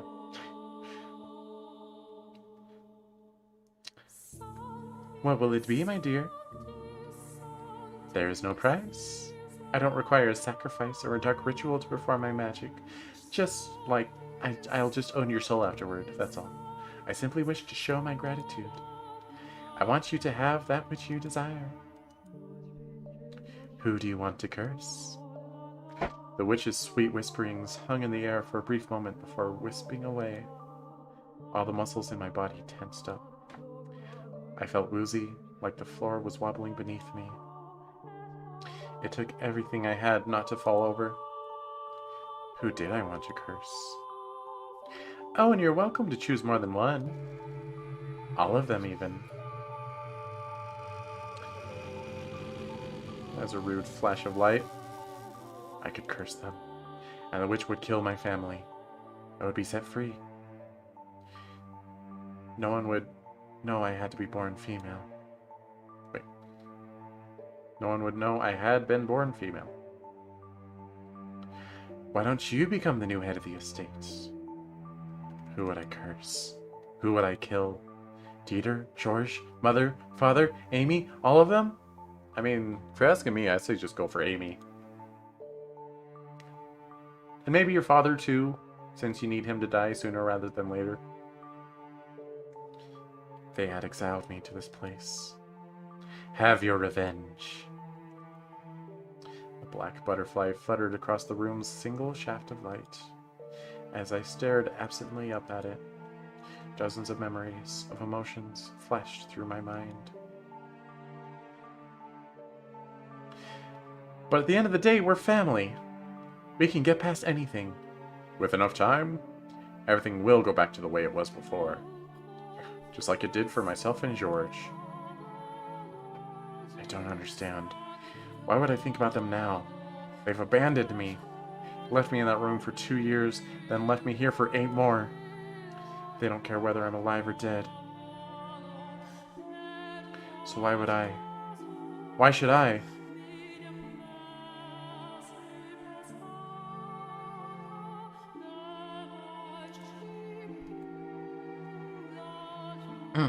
Sorry, statue mode for just 1 second. I need to grab myself a glass of water. Or fill up my water bottle, rather. Bottle of water. Oh, my legs.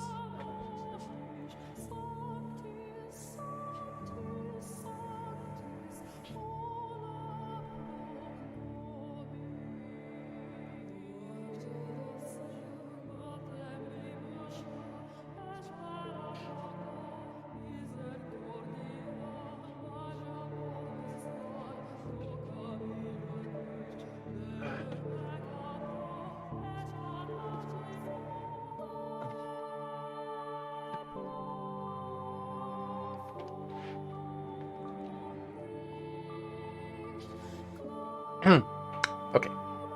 I do be back though.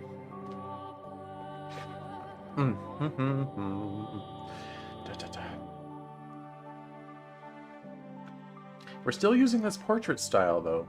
That's something. I guess, I mean, we're still in door 6, and door 6 says this is the portrait style that we use. Have you made up your mind? I have. Then tell me, my dear, who will it be? Who will you curse? Don't curse yourself, Michelle. Don't do it. No one. I cannot curse anyone, Morgana. Surely you jest. I know just how much you wish to see them dead. I felt all your hatred, your despair. And you mean to tell me you can't curse them? It struck me just now that I can't do that to family. I mean, maybe don't consider Amy to be your family, if you know what I'm saying. Although I suppose George would be upset, but you know. I mean, he's still better off without her. This is the family that cast you aside, labeled you cursed, made you suffer for years, and then locked you away in this remote mansion. And they don't feel even the slightest bit remorseful about any of it. I understand that. I know that they don't give the same weight to their words as I do. I figured that out long ago.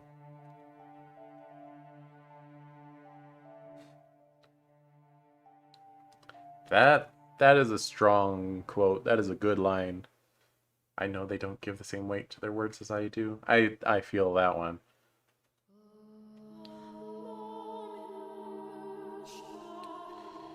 I know I'm alone in my prayers, that they don't want the same things I do. That I trusted them more than they ever deserved. So why then can you not curse them? Because I don't want to hate them. I don't want to bring them suffering. On the contrary, I want them to be happy. You have no place in that happiness, though. It is a happiness that rests upon your misfortune. Why then should you not drag them down so we can find respite for yourself? I would find no respite by cursing them.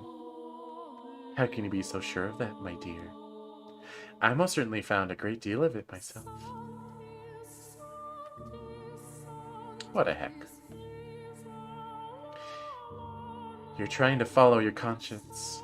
I can see that. But that good is superficial, and all it does is shackle you. Remove the shackles, and everything will be so much easier. Nothing you say can convince me to kill my family. I mean, good attitude to have. Amy, though, maybe think about it for Amy. Why not someone who isn't family, then? Surely you can think of at least one person you would like to see dead. Oh, I most certainly can. I could kill her a dozen times and it still wouldn't be enough.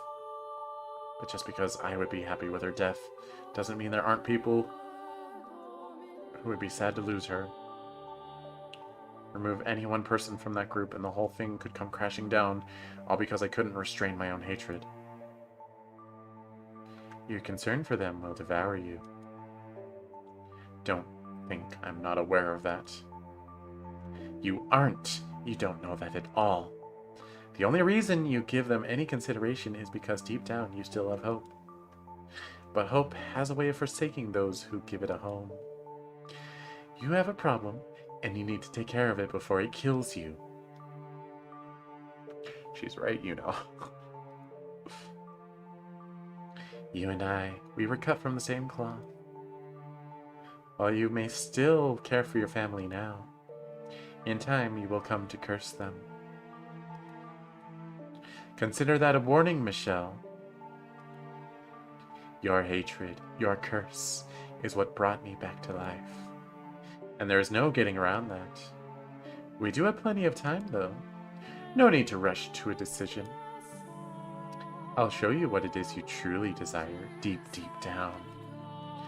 I'll show you again and again until you finally acknowledge it. The black butterfly hovering by the window disappeared, and the witch's voice grew distant, overwhelmed. I collapsed to the floor, unconscious. Had I really said what I did out of love for my family? Or was I just afraid of crossing that line? Was Morgana right? Was my heart now a home for a terrible monster called hope? No! No, I believe in hope. Iris! Don't listen to this game. If I actually had resurrected the witch with my hatred, maybe that was what I was now. Darkness seeped down over me once more. I was again encased in a pool of despair. Slowly, ever so slowly, it wore away at me, eroding me into nothing. If I didn't come up for air, I soon would take the witch's offer. Cackling like a demon, I would place a curse on someone. I would kill them. Reviving her was a mistake I never should have made. I mean, you didn't do it intentionally. It's not like you said, oh, there's a witch here, I'm gonna revive them with my hatred. Not even in your moment of fury, or is that what you were thinking? And not for the greater good or anything so noble. No, every time she spoke, a little more of my spirit died. Yeah, she does that to you. She don't care about nobody no more. From that day on, Morgana's voice became a constant fixture in my life. Curse them, kill them, curse them, she serenaded directly into my ear. No matter where I hid or how deep I put my fingers in my ears, her voice resounded directly in my head. Hearing an incessant stream of curses from a disembodied voice was so unreal, so unbelievable, that I felt as though I was being dragged away from the realm of humanity. There was an odd, unsettling magnetism in her voice. I think you said that already, but I guess it bears repeating, allowing her malevolence to seep into me. It was downright torturous. Curse them. Revile them. Do you really need to be in your right mind, honestly? Your fixation on holding on to your sanity is what's going to cause you so much anguish. Admit it. There's more darkness, more seething malice inside you than anyone else. That's why you with the one who resurrected me. Admit it. You do want to curse them, don't you? You do want to kill them, don't you? No, I don't. Gosh, get out of here. I don't want that at all. I told you this already. You're so desperate to deny it, Michelle. It can only mean that it's true. I hate that. I hate that argument. Always. You'd be able to maintain your calm if you were truly set free of guilt. I do not wish to kill Dieter, or George, or Mother, or Father. I have no desire whatsoever to see them dead. Your constant babbling is messing with my head. Be honest with yourself, Michelle. You do imagine what it would be like to hold their warm intestines in your hand, standing over their bodies. No, I don't. That's not what I want. Don't lie, Michelle. You climbed the tower, you opened the door, you got on the floor. You walked the dinosaur. No, I wasn't in control. No, Michelle, you were. Enough! I'm done listening to you. Now don't take your anger out on inanimate objects, Michelle. Do you even know where I am? Where are you, Scala woman? I'm standing behind you. I'm standing right behind you.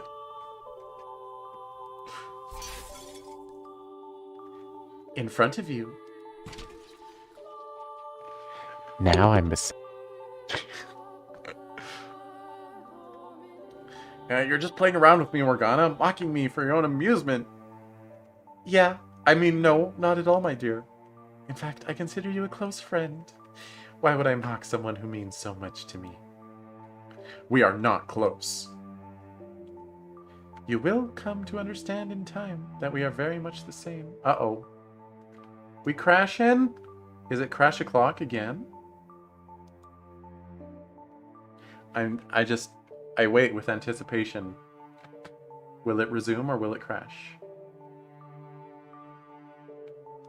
Ooh. Uh-oh. Twitch don't like it. Okay, Twitch says I'm stable, but it has resumed. And YouTube has also resumed. Okay.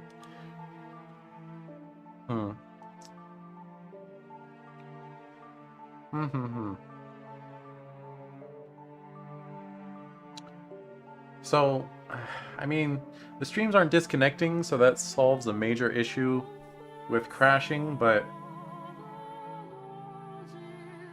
tell me, chat, like, is it super annoying for the stream to just go down every half hour, for it to go down for like a minute?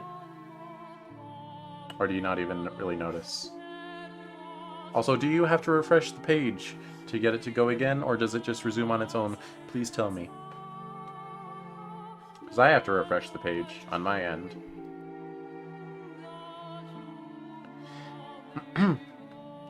You will come to understand in time that we are very much the same. And when you do, you will also know that I am the one person who truly understands you. Enough, enough, enough! Let it all go, Michelle.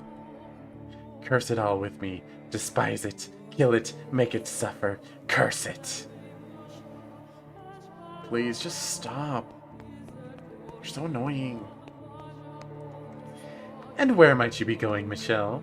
Wherever you run, I will always be by your side. Are you going to pray to God to exorcise me? Now that's quite amusing, considering I am the child of... I'm not trying to hurt you, Michelle. On the contrary. Stop talking. Please, just stop.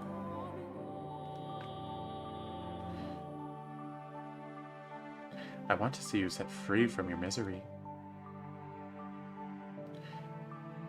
I can't take any more. Please just be quiet.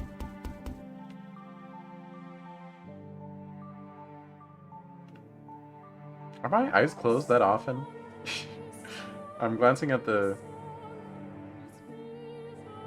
Twitch feedback. Do my eyes close every time I start being Morgana? What the heck? I'm gonna have to fiddle with some dials later. Who's there? I am here to deliver your monthly package. Ah, I see.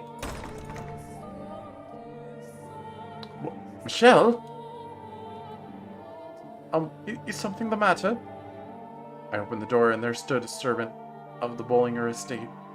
He seemed to be quite perturbed by the sight of me. I must have looked terrible. Morgana's voice, her words, sapped my spirit dry.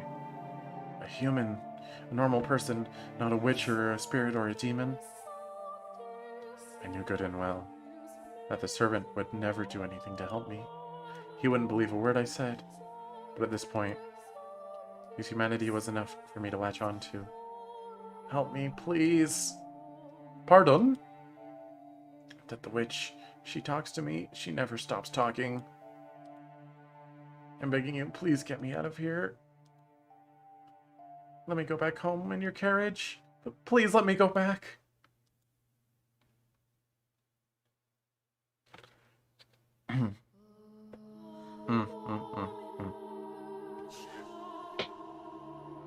The witch's voice, it's killing me. It won't go away. I can't escape it.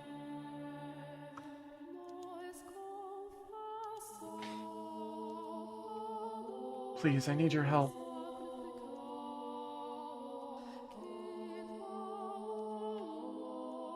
You've gone mad, you have. What? You're a bit crazy in the head, I think. Oh, see, this is why I didn't want this job. Having to deliver supplies to this damn cursed mansion. Having to get anywhere near the Bollinger's youngest child. No, I am perfectly sane. You sold yourself to the devil. Don't think I'm in the dark about that. No, I did no such thing. You're completely insane. No, I'm done with this damn job. It's not with all the riches in the world. None of it means having to be around a lunatic like you for even a minute. Wow, that guy had a really short fuse. I am not crazy. I am perfectly sane. I am not mad. Michelle, your mind is... Michelle, your mind is far, far from sound. I won't hear it. I am not mad, damn it. I am not insane. I won't hear it. Grr. I make my angry face. The witch spent nearly every waking moment of every day at my side, talking and talking and talking and talking. Oh my gosh. This woman never stops flapping her gums. About how mean-spirited humans were, how ugly they were. An endless loop of vitriol, and she never seemed to tire of it either. Every single day, on and on and on. She also made a point of reminding me about myself, everything I was trying to get away from. But as much as I fought to ignore her, to not let the things she said in, she slipped past every wall I put up, her every word warping me. There was no escape. Curse them, revile them, remember the things they did to you. Close your eyes and envision it. Remember the scorn in their eyes, the way their lips twisted as they laughed. You need only curse them, and you can wipe those reprehensible smirks out of existence.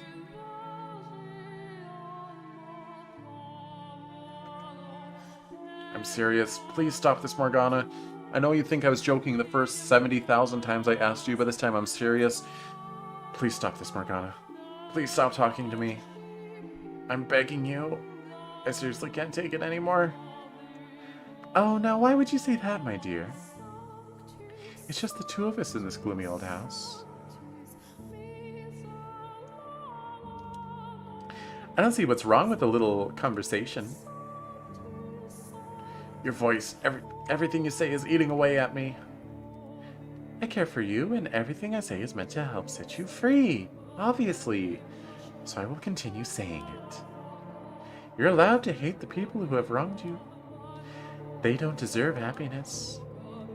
Someone who's always smiling for you is someone who's certain to betray you. Someone who values themselves above all will not hesitate to put others' lives on the line. Someone who covets wealth and power will sacrifice his friends and family to obtain it. These are the kinds of people you once surrounded yourself with. I've told you repeatedly that I will not curse anyone. Why must you be so stubborn, my dear? I could ask you the very same. Why won't you just leave me be? Because I can't stand to see you like this. With one word, you could be free of your pain. But because you insist on shackling yourself to your idea of family, you're making yourself miserable. We are the same type of person, Michelle. The type who has the right to curse others. Regardless of the kind of childhood you had, or how much hatred it instilled in you, Michelle, you are a cursed man named after an angel. You need to realize how twisted you are, and soon. I am not twisted. Do you honestly still believe you're normal? Kinda. Tell me, what's normal about someone who happily embraces a skeleton? Tell me, what's normal about someone who hacks away at a girl's face with a knife? It was just a painting. You are not normal, and I will repeat it as many times as I have to. It's okay, Michelle. Not being normal doesn't mean you're insane. You need to accept that. Why must you hold so tight to your sanity? If you would just let go, you wouldn't have to suffer. No one is going to come and save you, my dear. The only thing that can save you anymore is your loathing. We are the same. I am nothing like you. I am not a witch. I'm not cursed. I'm human. I'm a human. Man? Yes, a man. With that body? Come on, Morgana. Lay off it. Hehe, my dear old friend. Let me tell you something you should be quite pleased to hear. Do you know what some say about people like you? Those who are neither male nor female? That they are like unto God? Like unto God? Indeed. You should have been worshipped for your divinity, but instead your family cursed you. You are not human. From the second life was breathed into you, your fate was decided. No, you're wrong. If I really were wrong, you would not be here now. You'd be back at home with your family. Perhaps you would have a pretty little wife, living a normal, happy life together, but you have long since strayed from that path.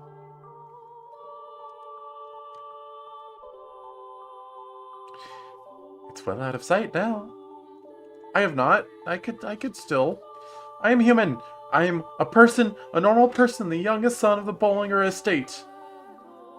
I am an ordinary man. No one, not a single person believed me. Not even the witch was willing to consider me human, never mind my family. The archangel, whose name I shared, looked down on me. I mean, being human's overrated. Let's get that out there. The witch tried to drag me into her world. My past constantly ate away at me. I had been imprisoned in this place for far too long. There was nothing I could do about my body.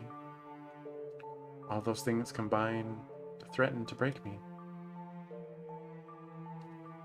I let out a scream, then stumbled out of the room in a frenzy. I had to get out of that place. It didn't matter anymore that I was forbidden from leaving the property. I just wanted all of it out of sight. If they wouldn't let me come home, then I would run away. That was all I could do. I wanted to get myself anywhere that might have been the tiniest bit of... might have even the tiniest bit of light to share with me.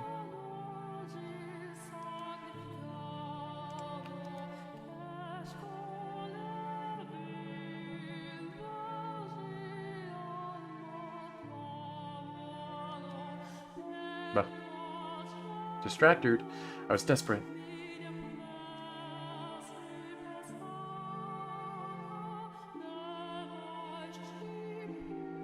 Someone, anyone, please, tell me I'm human.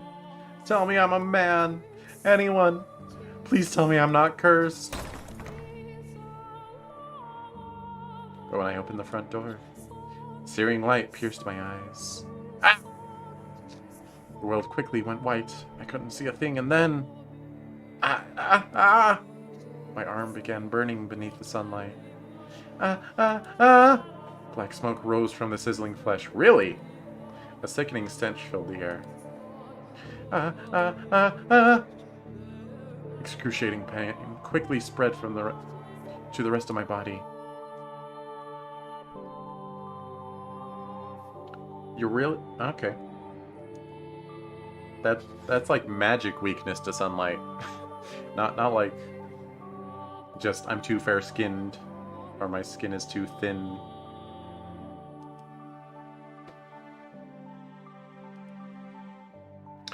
Why am I... Water! I slammed the door shut, restoring darkness. Gasping and groaning, I trudged back into the house in search of water, which I'm sure the witch Morgana observed with a great deal of pity. I don't think you're in need of any water. Take another look at yourself.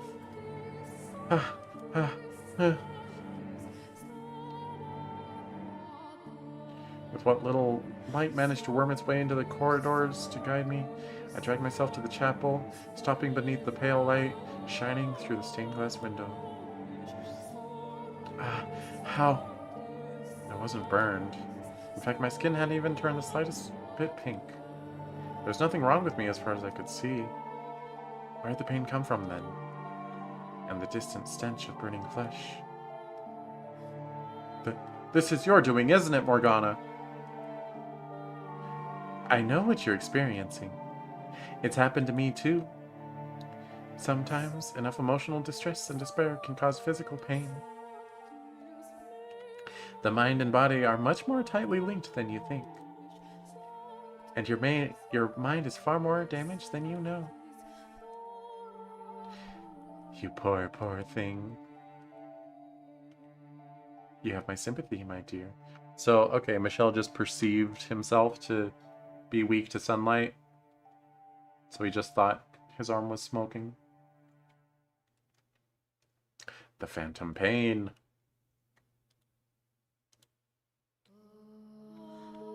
You sad little child. Collapsing onto the floor in front of the multicolored window, I felt like the whole world was closing in on me, or perhaps metamorphosing around me.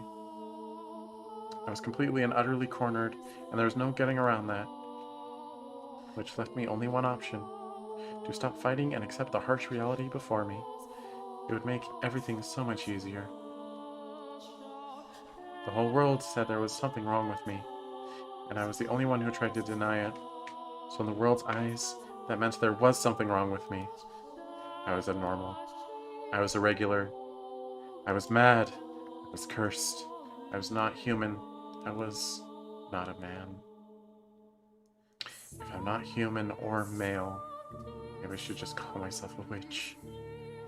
I did, however, remain firm in my refusal to curse anyone, unwilling to give up that last piece of my humanity. Everything else I let go of, which took a great deal of weight off of me. I stopped caring, stopped thinking. I stopped wanting to become stopped wanting someone to accept me, and stopped wanting to run away. Sunlight no longer caused me agonizing, unseen burns, but in exchange I become emotionally empty. I discarded my faith and my hope, building a shell of cynicism and closing myself within it. And in time, that became my normal. I began to believe it was what I wanted. Tranquility filled my days. Time trudged onward at an almost imperceptible pace. The witch's whispers no longer caused me aggravation.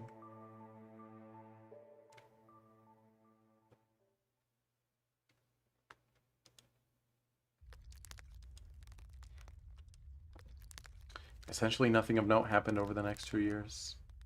At one point, a man with an unusual disease stumbled across the mansion while wandering through the forest. But there's little more to be said about that, for nothing at all could have convinced me to care about someone else. I spent much of my time sitting before the fireplace.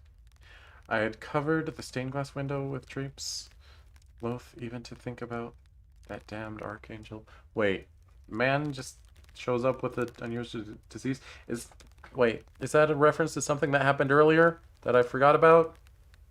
You don't just throw that in there and say, anyway. What the heck?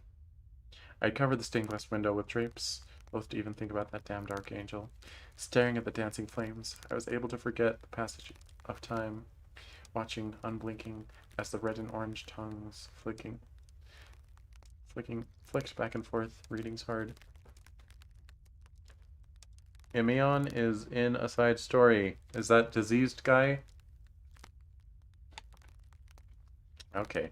Future content, I guess. They seemed to spread outward from the fireplace, consuming me.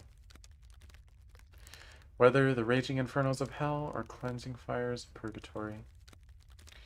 The thought of being swallowed up and burned to ashes by a massive conflagration was quite pleasant. But those visions never became reality. Tell me, Michelle, what are you thinking right now? Do you still not want to curse them? Shut up! I don't want to curse them. Stop it. Look at yourself, Michelle. Look how you're living. Do you really want this life? Have you ever thought about dying? Michelle, would you like to die? That's the right answer. God has said that taking one's own life is a sin after all. That's good, Michelle. You've made the right decision. And I shall be there with you until the very end, my dear friend. Honestly, part of me did desire death. I just didn't have enough energy to take my own life. Well, my mind and spirit were too far decayed.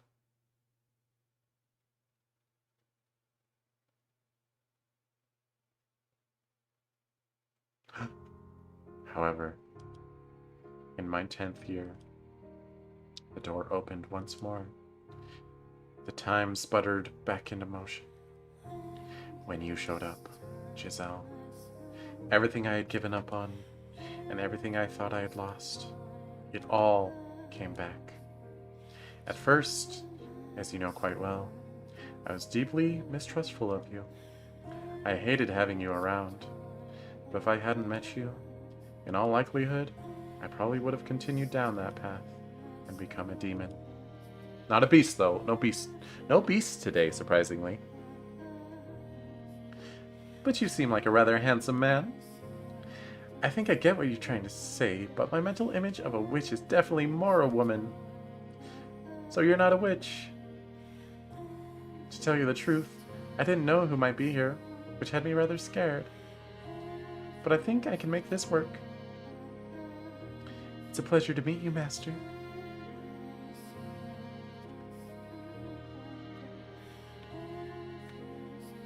After taking care of Giselle, I returned to my room. I was, to be quite honest, dumbfounded, and it was naturally the witch who stoked the fire of my apprehension. Why would you let that woman stay here? She came from the Bullinger estate, and we both know how you feel about your family. Chase her out. Give her a little scare and she'll be gone within the day. If you'd rather not, I could always frighten her in your place. A rattling window here, a couple broken glasses there. Small things like that accentuate the eerie atmosphere. Are you going to say anything? Why would you care about her at all? Oh, now, don't be like that. I live here too, so why shouldn't I care? And I am not fond of noisy people. Or sprightly women like that one. That's something we can both agree on, isn't it? You don't like that woman, do you? The more a person smiles, the less you can trust them. Though I hardly have to tell you that, do I? Stop talking. Now, that's not very polite. This is my... This is a family matter. This is none of your concern. I'm merely offering to help rid you of a pest. I don't need your help. I will get rid of that woman when I'm ready. But first, I will find out what secret she's keeping. Then I will go back to living in peace. Very well, then. That pest has no place in your sweet solitude. The world before you now is so much kinder, so much warmer than the one you used to know. Well, good luck then. And if you need a helping hand, don't hesitate to ask. Oh, and by the way... What now? You've changed, my dear. And I like you so much better like this. I always hated how much you reeked of human. You were blessed with a body like unto God. You were personally created by His hands. I could only dream of having what you have. But you only wanted to deny it. Now, though, you act the part much better. A saint resurrected by the closest living thing to God. Perhaps this, too, could be considered a miracle.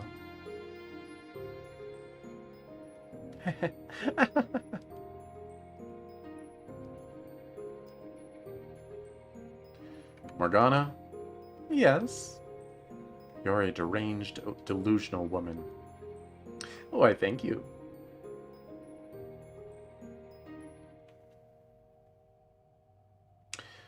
Giselle was a woman who smiled a great deal. Her jade eyes seemed to glimmer every time she made a new face. And the more she smiled, the more vibrantly she spoke, the more suspicious I became. I couldn't trust someone who smiled that much, especially not a woman. And the way I feel, is this portrait like more colorful than it was before? Or does it just feel that way because the portraits they've been using for a while were all like monochromish?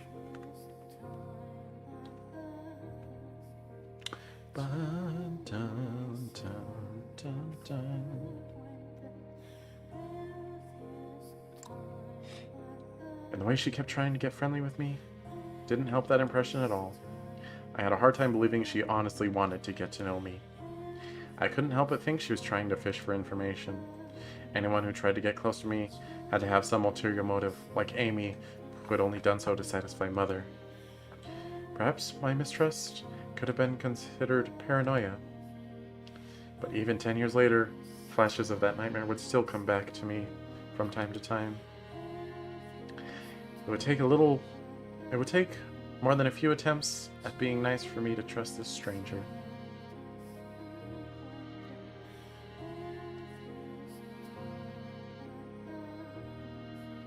Eventually, I came to the realization that she was hiding something, and I convinced myself it was out of guilt.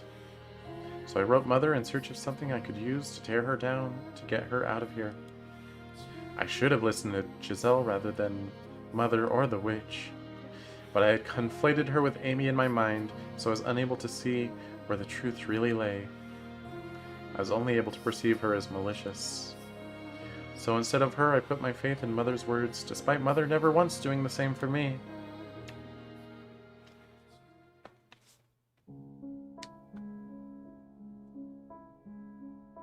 She's suspended sus. Hey, Mona Pizza. How's it going? It's illuminated by the candle. Oh. But, like, we still saw that portrait earlier, didn't we? Or was it all from Giselle's perspective? Wait, who's suspended, though? I'm confused.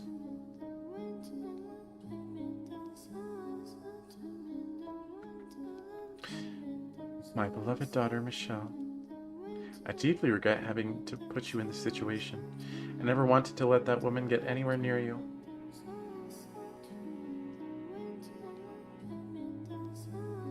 Oh, you're saying she's sus. I get you. I never wanted to let that woman get anywhere near you. She is a witch.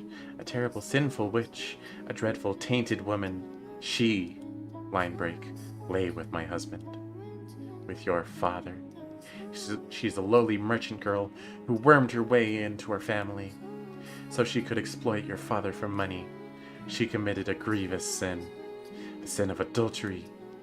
I tried to have her executed, but your father wouldn't allow it. So instead, we had her banished to atone for her sins, unaware that you already lived there, and I could not tell him either, for that is mine and your brother's secret. I pray you can find it in your heart to forgive your mother for her failings.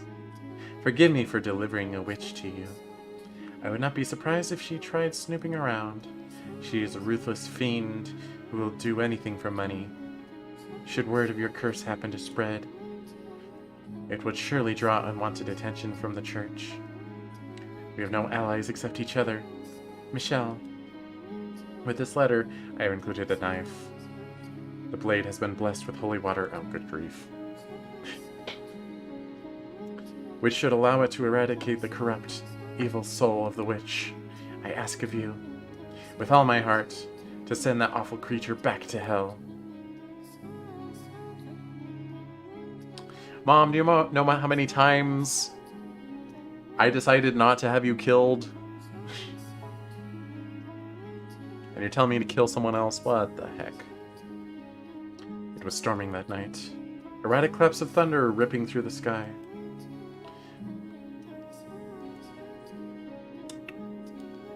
Giselle let out a panicked scream, shoving me aside. The look in her eyes kicked into motion, emotions that I thought I'd lost. I knew that face. I knew that scream. Because the face had once been mine. I had screamed with the same utter despair at the world.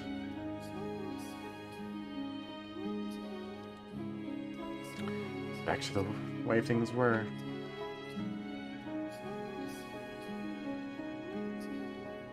Yes, finally, it's quiet again. I'm honestly surprised she stayed as long as she did. In a way, her tenacity is rather impressive. Not many would persist for so long in the face of such obvious disinterest. But, you know, no one would try to get friendly with you without a good reason. Information about you carries considerable weight outside these walls. But the look on her face then. Was that really just her putting on an act because I revealed her scheming? If you think she was afraid of you, you're mistaken. That's how people behave when their sins are brought to light. She was screaming, though. She looked genuinely terrified when she knocked my hand away. You're not going to let a woman's screams cloud your judgment, are you? A woman can make a weapon out of anything. Tears, a smile, fear. The day she arrived, you recognized her smile as fake. So surely you aren't going to fall for this. I'm not falling for anything. I just feel like I know that frenzied panic. Something doesn't add up. Just nothing, my dear. In fact, what perplexes me is why you didn't simply kill her when you had the chance. Are you afraid of the sight of blood? The blood of your tormentors has no more worth than that of a wild boar. You should have sliced her throat without a second thought. Although, I suppose you would have made quite the mess. Now that makes more sense. You're not afraid of hurting her. You merely didn't want the burden of having to clean up afterward. How very like you. Be quiet. Oh, come on now. That woman's finally gone. It's back to just the two of us. And you don't want to talk? Silence, please. As you wish.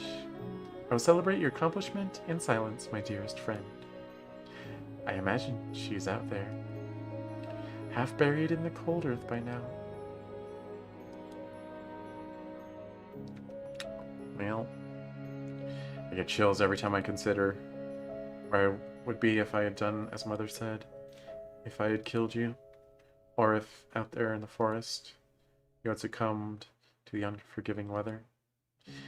Life had never given me much in the way of good fortune, but you coming back, you being alive, was absolutely a blessing.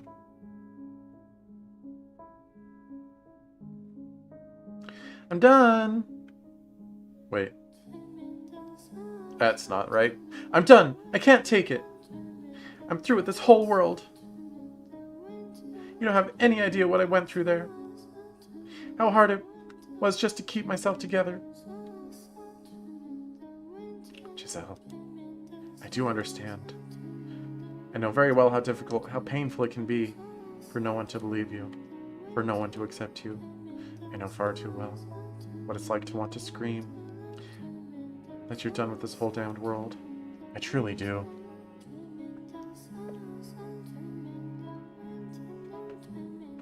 That day, for the first time, we saw past the surface. We got to know each other as people.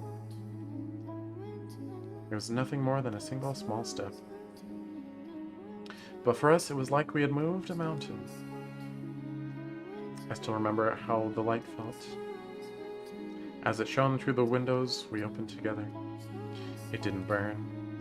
And while this might sound melodramatic,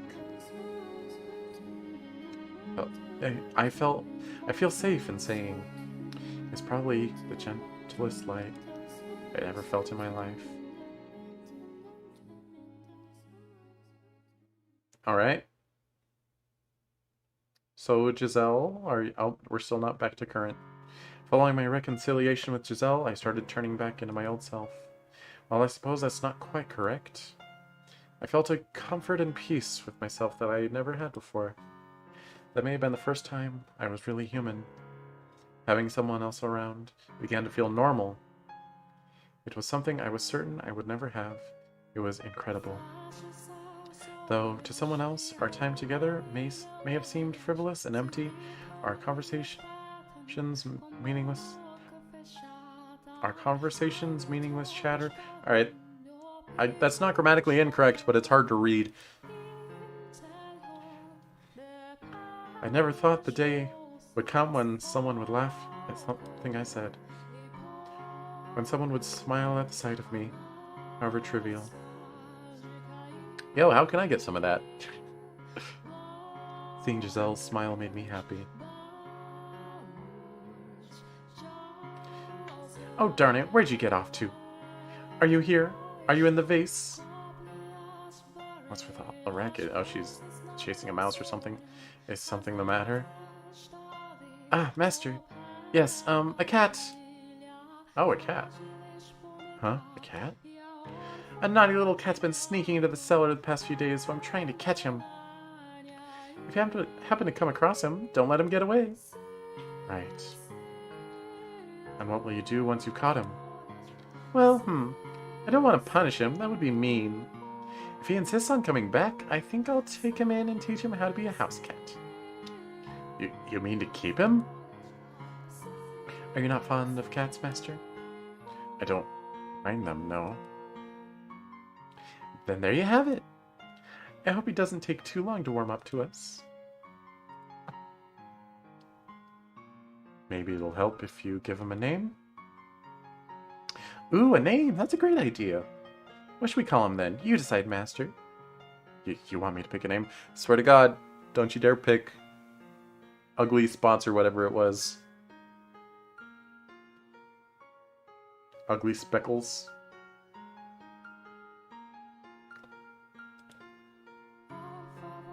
This is your house after all. It's only right you should be the one to choose. Not sure how I follow that reasoning.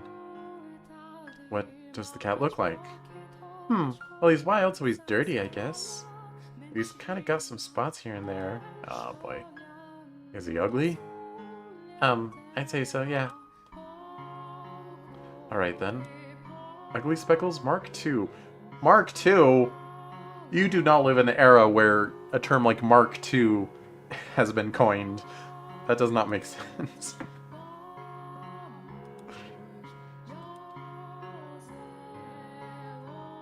That's a name? Why on earth would you want to call something like that? What does Mark II even mean? That term hasn't been invented yet. Be quiet. I'm from the future. It's on you if he runs away, Master.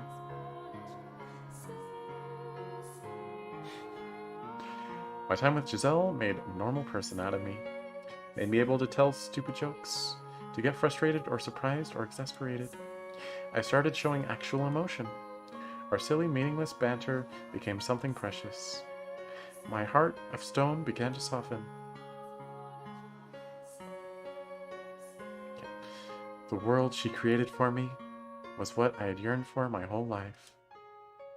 Having lost half of it in prison, I spent the other half playing an identity that conflicted with how I felt in my heart.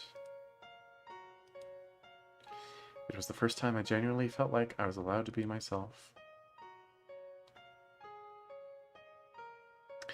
Eesh, you're not a kid, so don't be so picky.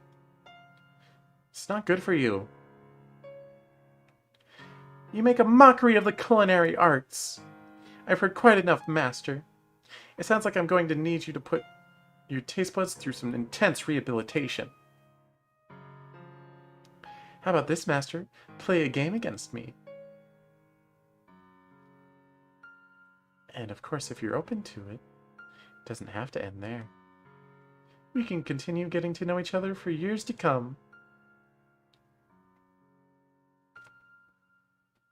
Giselle.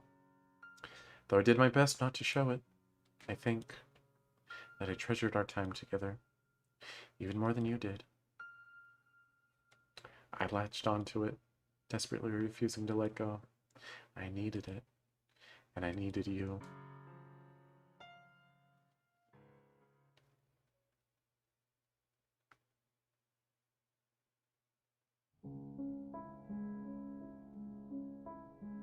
Are you listening, Morgana? I can hear you just fine, my dear. Now what brings you all the way up here? You know you can call me from anywhere in the house. My bonds to this tower have been broken. Uh-oh. I think I know what's about to happen. Michelle's gonna be like, I want to bring Giselle back to society, so can you curse my dad to death so that I can leave? Thank you. This is a conversation we can only have here. The place where we first met. It's time for us to part ways. Okay, never mind. Cheese is wrong. My desires haven't changed since our first encounter. I wish to be a person. To be a man? Exactly. When I'm with Giselle, I am that. She makes me to the person I always wanted to be. And now you wish to be rid of me so you can complete your descent into the realm of the unclean. I do. You came all the way here just to tell me that? Here, up here. Reading's hard. A needless formality.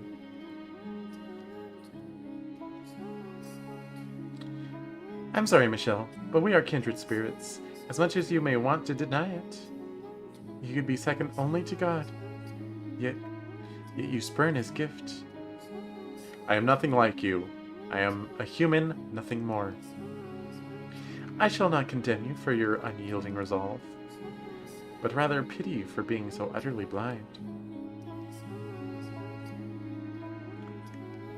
Allow me to make a prediction before I depart, Michelle, cursed namesake of an archangel. You may think that you're making some sort of progress, but you're actually making poggers. But the fact of the matter is, you've gone nowhere. With that smile of Giselle, will that smile of Giselle's be able to withstand your secret? You know better than anyone that no one can accept what you are, not even her. You will never be with anyone. I understand that. No, Michelle, you don't understand. But you will soon enough. What you have now is not true happiness. It's empty, naught but a masquerade. But when the night is over, the masks will come off. Hang on. I'm gonna change a dial real quick here. Bear with me.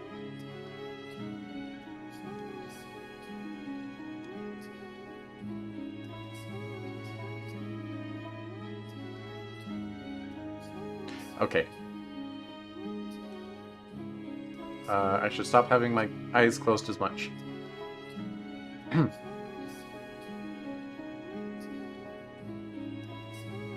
And when the night is over, the masks will come off. So what if it isn't permanent? Isn't real? Does being ephemeral make it worthless? Ephemeral? Why can I not want something that doesn't last forever? This is the first time I've ever found joy in life. Those moments of happiness only serve to worsen the loss. The sweeter the honey, the more you despair when the pot runs dry. Just ask Winnie the Pooh. Sooner or later, you will return to me, begging for my help. And I have every intention of giving it to you. I will not hold this over you either. For when you come to me, it will be in the time of your utmost despair.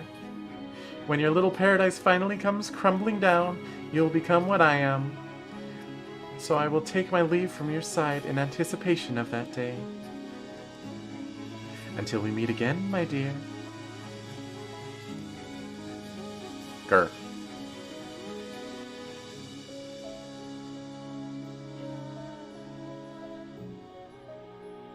Oh, neck stretch time a little bit. Just a bit. Oh, hello, Master. I was just looking for you. I heated up some wine and thought you might. Is something the matter? No, I'm fine. Thank you. It's nothing. All I did was warm it over the fire. Are you sure nothing's the matter? I shouldn't be hearing the witch's voice anymore. So yes, I am fine. Oh wow. That's wonderful news, Master. You sure got rid of that witch's voice, so good for you. It is. She's trying.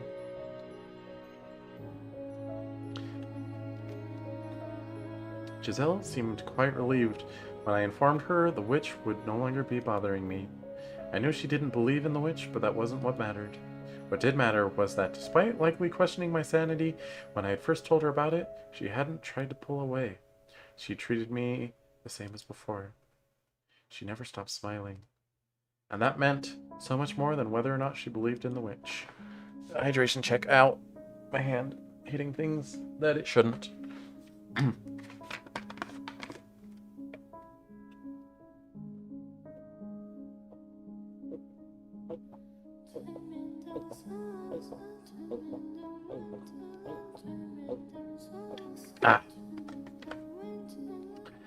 I needed a lot of gulps, what can I say? Gosh, I still haven't added like a little water effect to put on the screen. You know, just hotkey it real easy, like gulp, gulp, gulp. That's good. Okay, now we put the graphic away. Be real easy, I just still haven't done it. Should I draw my own or just find one? I mean, by draw my own, I mean I would trace it over an existing picture, but still. With Morgana's voice no longer constantly in my ears, my life started to feel like some approximation of normal. In fact, I would say I was probably happier than most. Nevertheless, I intended to keep a certain degree of distance between us. For what the witch had said rang truer than I wanted to admit. You will never be with anyone. Having been born into this body, that was my reality, and there was nothing I could do to change it. I had come to accept that, or so I thought. I wasn't going to covet what I couldn't have, but I had gotten a taste of that sweet happiness. I had started to develop a great affection for that smile. And as much as I tried to tell myself I was just getting caught up in the moment, that feeling would pass in time. I found myself unable to restrain the swelling emotions within me. Look how emotional he is. That day by the fireplace, I thought that all I wanted from you was friendship. To have you in my life, always nearby. I thought that if we were simply friends, I would still be able to see that smile, even if you were to learn what it was. That if we were merely friends, you'd be able to accept that. So I would keep these things I felt inside at all costs.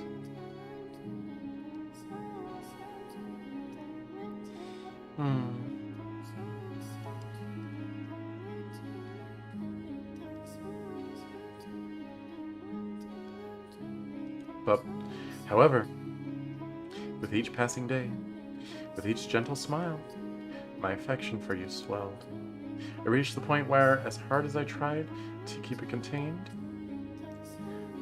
all it would take was the slightest nudge for it to come spilling out, and it made me desire what was out of reach. I was convinced I had changed, because this happiness had become my everyday.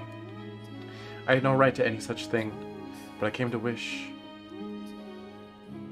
that I could be the center of your life. I yearned for you, and I wanted you to yearn for me. Do I need a yearn counter? And like the fool I am, I thought that with you, it might even be possible.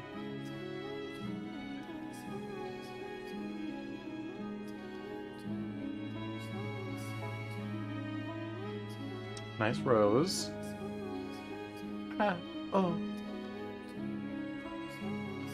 Honestly, it's no trouble, I mean it.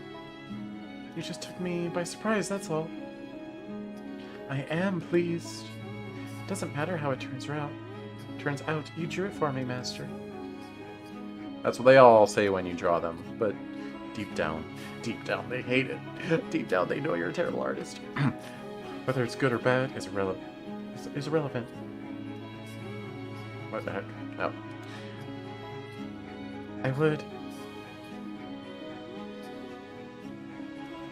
I would be happy with anything drawn for me by the man I love.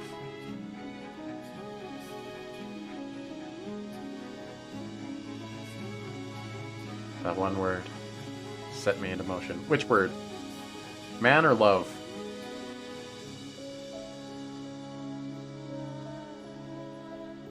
For I had long since fallen deeply, utterly in love with you.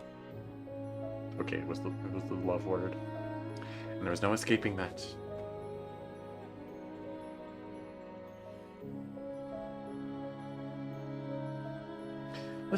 Listen very carefully. I love you. I love you so much. I feel like my heart's going to explode. Just his expression, just so goofy there. Nevertheless, there was also no escaping my past, what I was, knowing I could never truly be with you, that I could do nothing about this body. I pushed you away, but seeing all the color drain from your face, I knew I had to take that step. I thought that maybe you could change my world. If you really did love me as much as you said, together we could show the world what we can do. We could change everything. When you are next to me and I'm next to you, we could walk a new path side by side. And so, I decided to trust my heart. Pushing on through until the battle's won.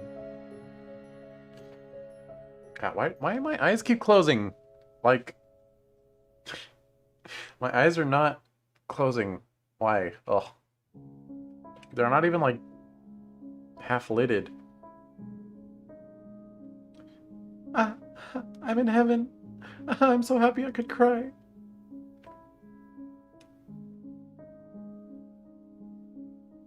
I, too, was elated. I didn't show it on my face. Oh, gosh, I forgot.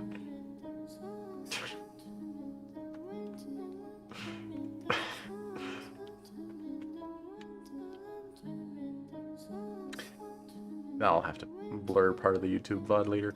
It's fine. Giselle, I'm sure you thought I was kind-hearted man. That my love for you was pure and chaste.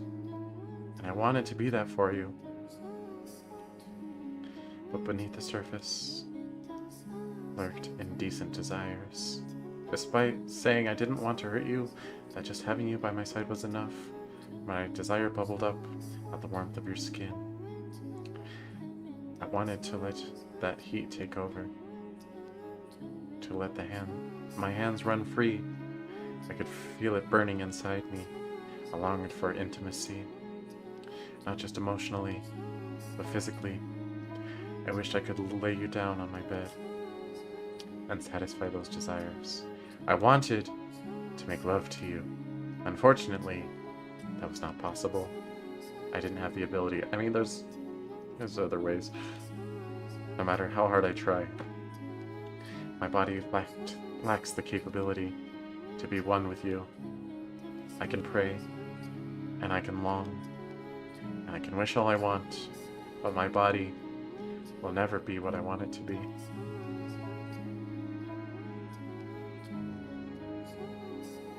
Is it safe?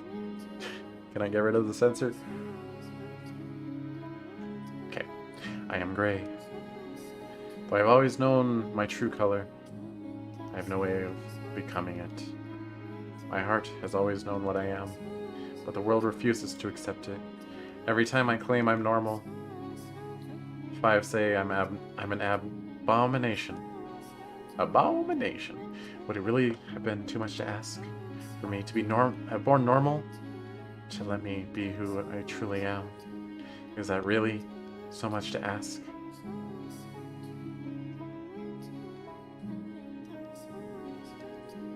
Hey, we've gone like another hour without a crash, so that's nice. Things began to change when I learned my father, Antonin, had passed away. Georges would, I assumed, be busy preparing to take his place, and if what he had said was true, then I would be welcomed back to the estate. I would no longer be a demon child, but a member of the Bollinger family once more. Deep down, though, I couldn't completely believe it would actually happen. After 11 years in exile, I had no idea how they felt about me anymore. Would they even remember a promise they had made so long ago? Fear that they wouldn't threaten to consume me. But Giselle, as she often seemed to, put my mind at ease. No matter where I go, you'll be there with me, Michelle. It's true, I am nervous, not knowing what the future holds. But I'm not scared something bad might happen. Not in a scared something bad might happen kind of way. It's more just a jittery, excited anxiousness. I'm confident the two of us can overcome anything, no matter what the obstacles may come our way. Blah. Ah, blah, blah.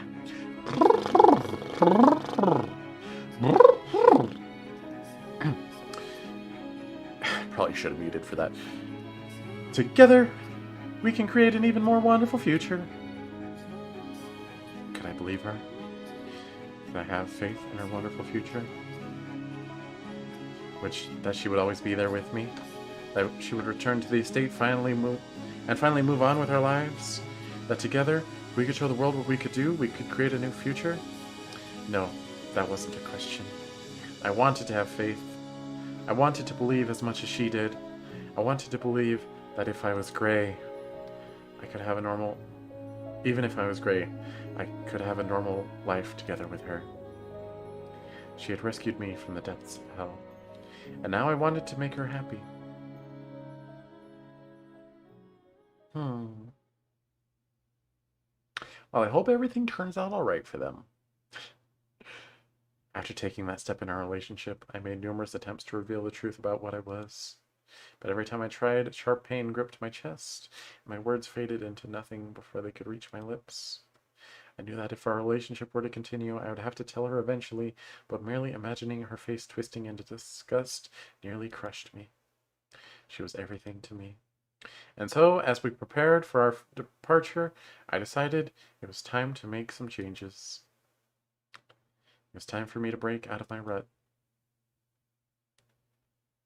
And what happened next depended largely on whether Mother and my brothers were willing to accept me as a man.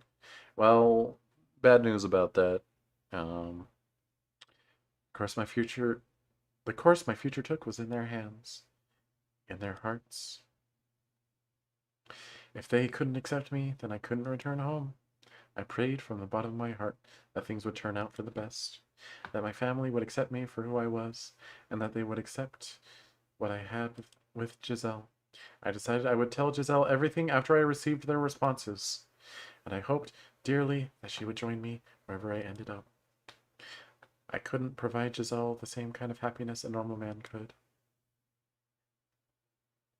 But if she and my family accepted me, I would do anything I could to build a happy family with her in my own way. And so, I sat down to write. Dear Mother, there's something I wish to tell you. Something that means a great deal to me. So I ask of you, please hear me out. And I ask of you, please accept it. Mother, I no longer bear any resentment for my present lot in life. Nevertheless, I would ask of you to concede one thing, that I was never cursed, that I was always your son, that I am Michelle, not Michelle.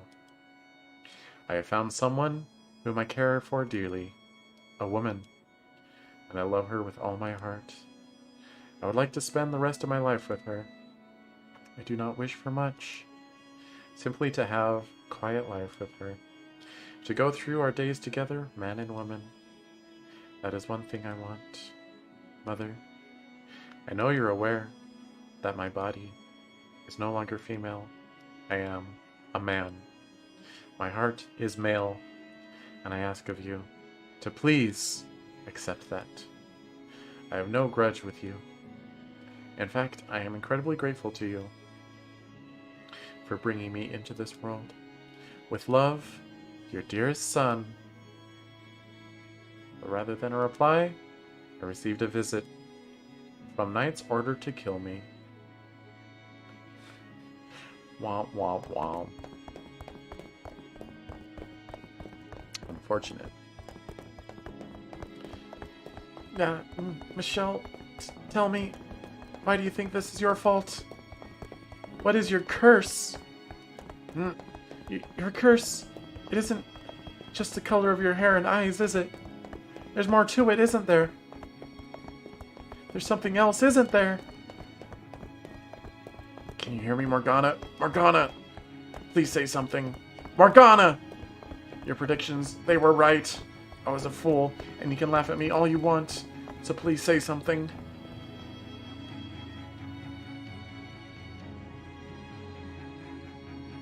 Death! Death to the unholy one! Death to the heretic! Death to the witch! Stop flashing! Some people have epilepsy thing, whatever it's called. Sorry, brain dictionary not working.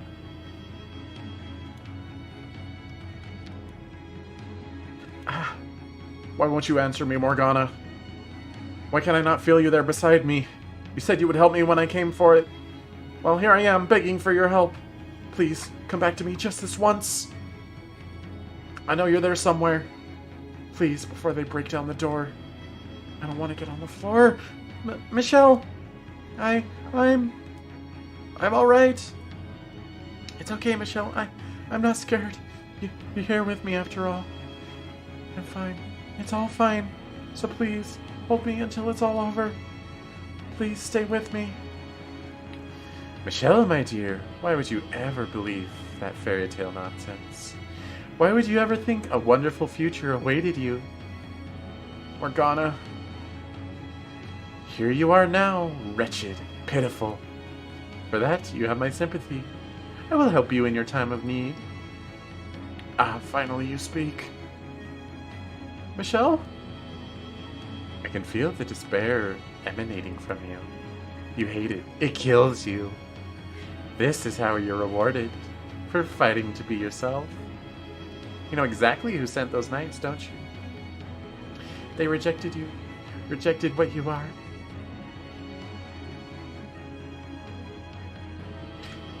Hey, Giselle, are you alright? Your family, a heretic, and turned you over to the church. Ooh. It's Crash O'Clock. Maybe. Maybe just Twitch? Nope, there goes YouTube.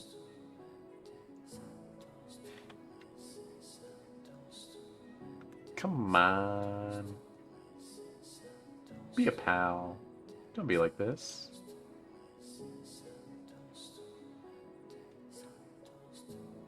Come on. Come on, come on, come on. Come on.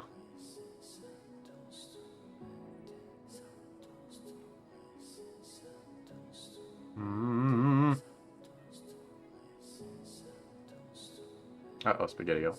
Let's hit BRB.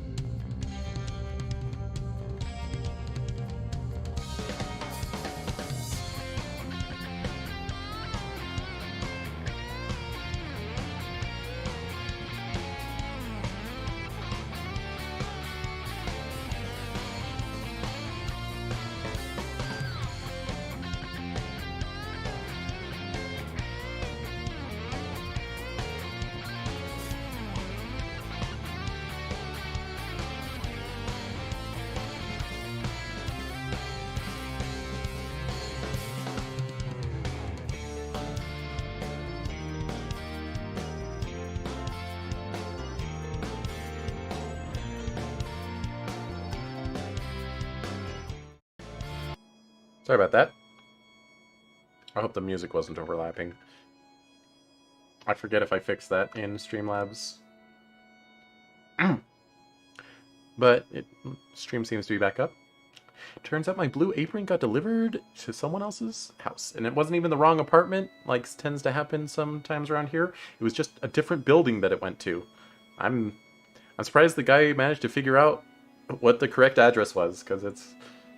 I mean, the mailman couldn't even figure it out. But that's very nice of him to not steal my food. Granted, like, I would be emailing Blue Apron and be like, hey, never got my bucks this week, but you still charge me for it. What the heck? So, I would have gotten a refund at least. Anyway. Terrible place to break the tension.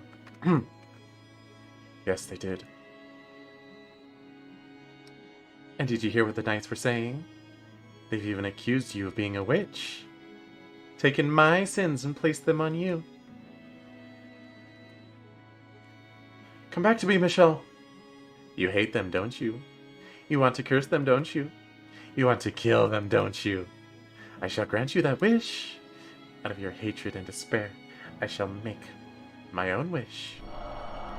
And that wish shall become a curse upon your family's wicked souls. You'll grant my wish then, Morgana? Oh yes, absolutely. That's why I'm here. Tell me what you want, my poor little darling. Michelle! Let your contempt flow free. Give me the names of those you want cursed.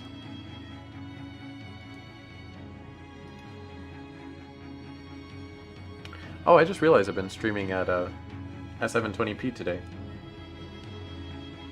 And I probably have my last couple streams too. What's my bitrate? Oh yeah, it's at 3000. And I'm still getting these crashes. Or these stream interruptions.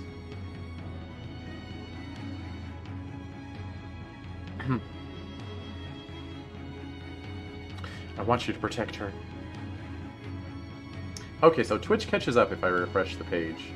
And YouTube has a little live button that you can use to catch up instantly. So the interruptions are annoying, but you know. I mean, people just kind of leave live streams for a couple minutes anyway, so it's... I don't think anyone's been sitting here intent on my every word the whole time, and I don't think that's ever happened in a stream of mine. But you know, it'd be like that. If they find her, she would be accused of abetting a witch and executed as well. So please, use your power to keep her safe. I mean, I don't even do that when I watch live streams. Maybe when I'm listening to the VODs at work, but not when I'm actually watching them live. You said you would grant my wish, did you not? That was not the wish I was hoping for. I know, but that's the wish I want you to grant. Morgana! Then offer me something in return. Such a disappointing wish will require a sacrifice. Stop beyond that door, my dear. Step beyond that door, rather, and witness ultimate despair. That was my plan anyway. So long as I'm considered a heretic and marked for death, my being alive puts Giselle in danger. Indeed it does. Yet here you are, shaking like a scared little child. Of course I'm scared. There isn't a single person who doesn't fear death. Please keep her safe. You're the only one who can help me, Morgana. You have my word. She definitely won't die. From this moment, I vow to protect your life. Thank you.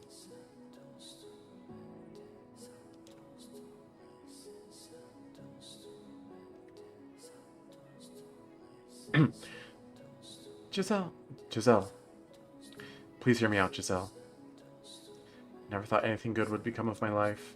Never thought I would find anyone who truly understood me, who would be happy to have my love.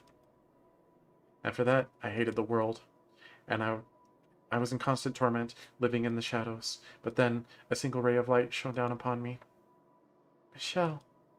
You, Giselle. You delivered me from the darkness. I'm scared, Giselle. I'm terrified.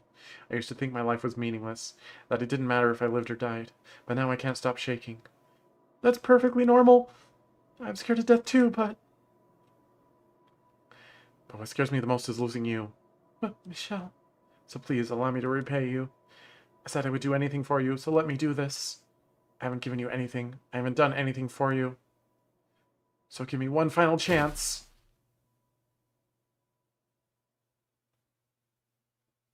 Do I need an epilepsy warning on the screen? Heck. Michelle! I close the door. I get off of the floor. And I do not walk the dinosaur. What are you doing? Get back here, Michelle.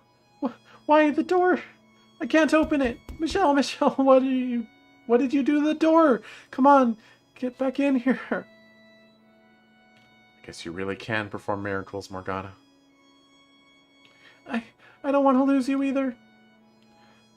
I know that. By doing this, I will bring you pain, Giselle. But I can't make you happy no matter how hard I try. And I realize that now. Say something, Michelle. You're out there, aren't you? Please don't do anything rash. They're going to kill you if you're out there. Giselle, the witch told me... What? That she would ensure your safety. Michelle, she isn't real. There's no witch talking to you. It's all in your head. A figment of your imagination created to alleviate your loneliness. Rest assured, she does not lie. Michelle! I pray that someday she'll be able to get past this, to move on with her life.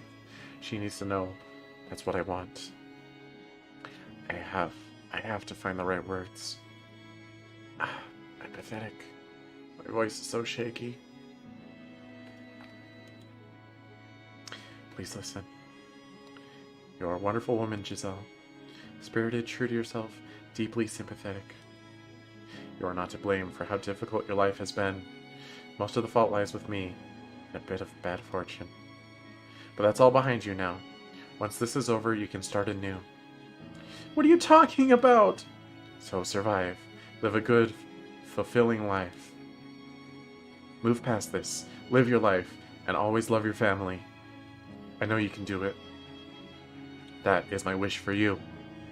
No, I don't want that. I want to be with you. No one else but you. I don't want to let you die. There it is! Death to the heretic! Death to the heretic! Death to the heretic! Get back in here, Michelle! Open the door! If my choice is to live on without you, I'd rather...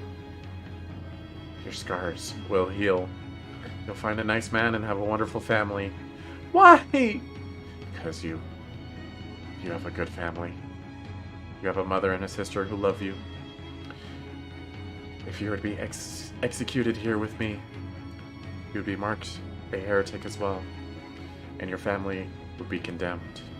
I don't want anyone else to suffer that kind of disgrace, but I can't tell you any of that because I don't want you looking into why I am a heretic. So this is where we part ways, Giselle. Thank you, Giselle, for bringing light to my world. Don't say that! The year we shared together, and the months since our relationship blossomed, have been the brightest days of my life. But if there is a next life, I hope you don't mind if I pray that we're able to meet again. And this time, that we can find each other once more in another world, in a body that better suits me. Yeah, sorry about that. Michelle! Michelle! I thought I was prepared. That I was doing something good. Something I could be proud of. That I would give my life for her. With my head held high. But it wasn't long before I realized what the witch had meant. What she had warned me about. When she had said ultimate despair waited beyond this door. Oh no. It's Dieter.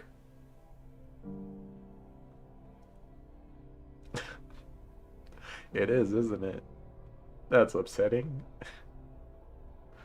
I mean, I guess it's not confirmed yet, so I shouldn't get emotional about it yet. It is our holy duty as knights of the church to deliver punishment onto the heathen who made a pact with the devil.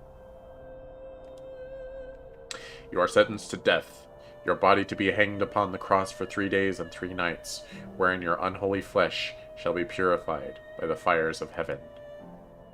Why? What are you doing here? I stared up at the night, eyes wide.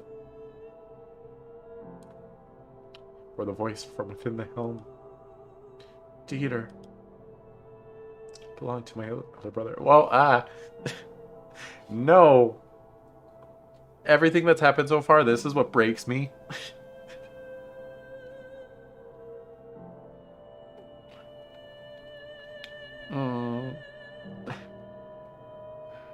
Alright, put the sad face on.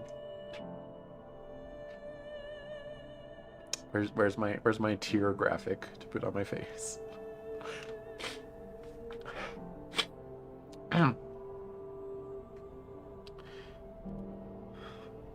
You shall now be executed. Do you have any final words? I knew well enough that my mother was not in her right mind, and while her refusal to accept me had hurt, at the same time I had somewhat expected it. It made sense to me. In her madness, Mother had declared me a heretic and reported me to the church. But Dieter, words and fight against dangerous enemies. And they do so to protect the weak, women and children. I'm here to protect you and your mother.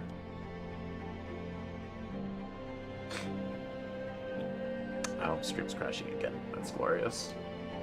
I'm just gonna keep going. What are you doing here? Why are you pointing your sword at me? Are you smiling behind that cold steel helm, frowning, or staring expressionlessly? Though your transformation was too much for Mother and Father to accept. Uh-oh.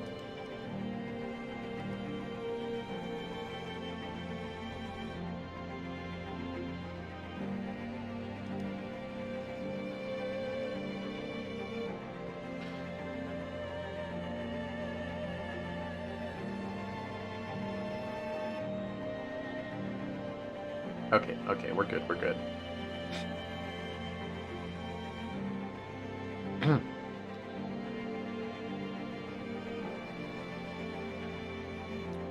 With enough time, everything will go back to the way it was before. Just like it did for myself and George. None of this is your fault. It was all unfortunate timing.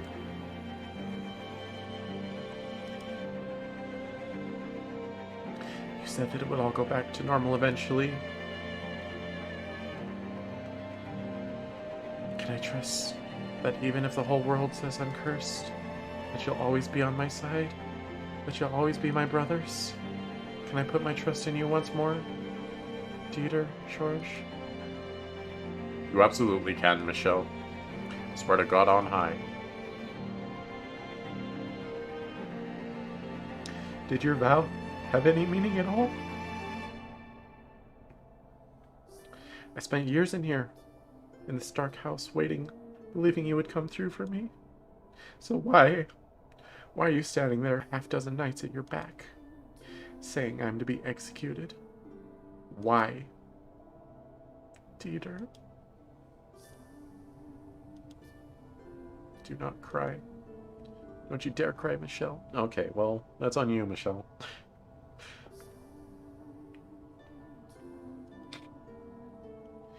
You're standing here in front of this door as the man protecting the woman he loves, so you mustn't cry.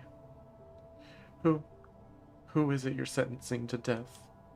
Michelle Bollinger or a demon child, naturally. Or a witch, perhaps. But why? If I'm not an angel sent from heaven or a demon child, then what am I? What on earth am I? What are you? You're a Bollinger.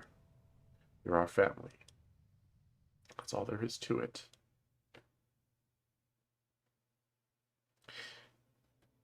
I thought we were brothers. Our familial bonds have long since been severed, cursed witch. Ah. Now I see, Giselle, this world never had a place for me. I was never welcome here. Kill him.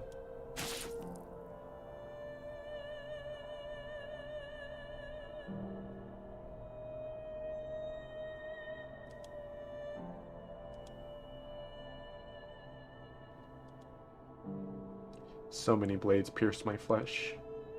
Dieter's swords in my chest, lances in my arms and shoulders, arrows in both of my legs.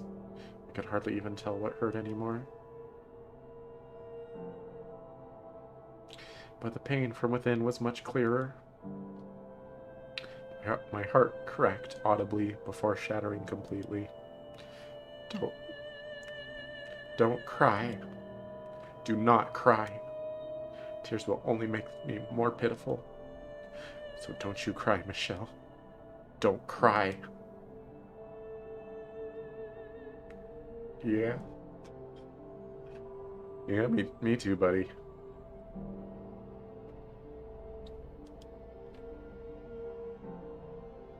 I believed in you. Dieter.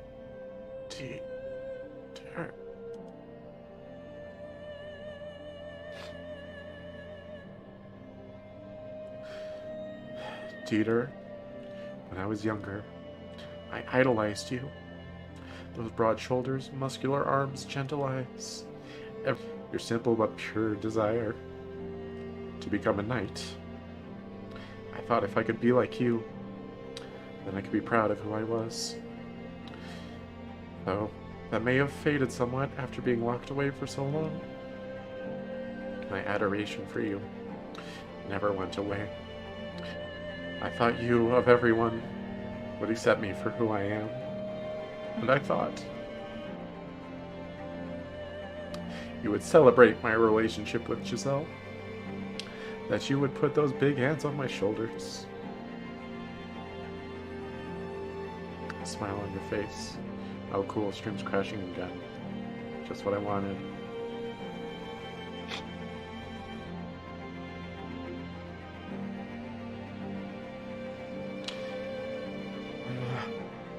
smile on your face, and say, I'm happy for you, that you would welcome her into the family, that we could go on outings together on cloudy days, and maybe she could make something for us. She's a pretty good cook after all. George would rifle through the... and Dieter would scold him. I'd be there watching.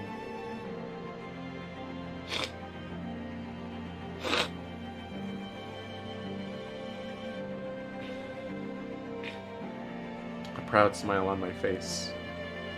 As unlikely, as out of reach as I knew it was, I still dreamed of a life like that. I had the faintest hope that when we saw each other again, that dream might come true. Dieter, I put my faith in you.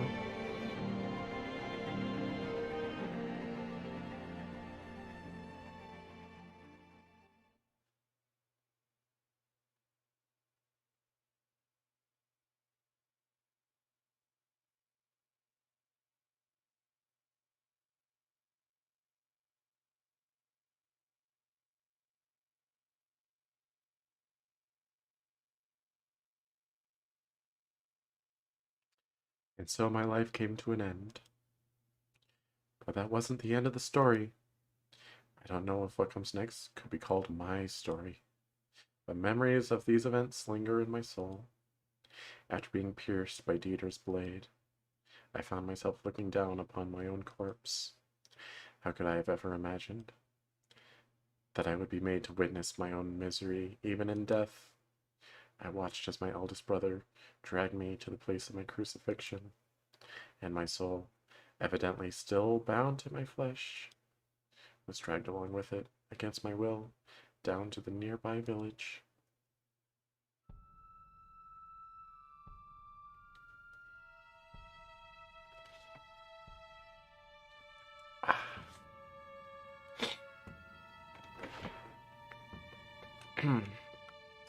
Okay. Okay.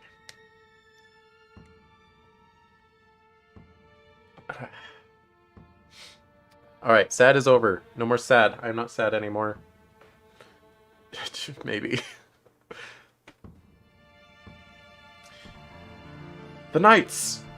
The knights have returned from their holy quest! Oh, how we've awaited your arrival. How glorious it is to see you. Waiting for us there was a cluster of villagers.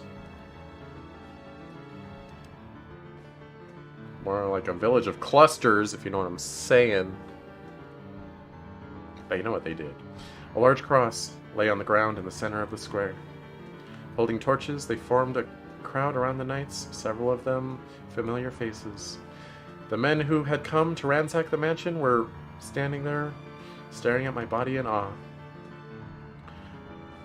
Ah, the Lord's judgment has been delivered unto the witch of the cursed mansion by his holy servants. No longer shall we... I don't remember Amadeus' voice. No longer shall we live in fear of the curse befalling us. Eternal peace is assured. We have assembled all the tools you need to execute your divine mission, a cross befitting of such a heinous sinner. That witch threatened to curse us, sullied our pure ears with its blasphemy.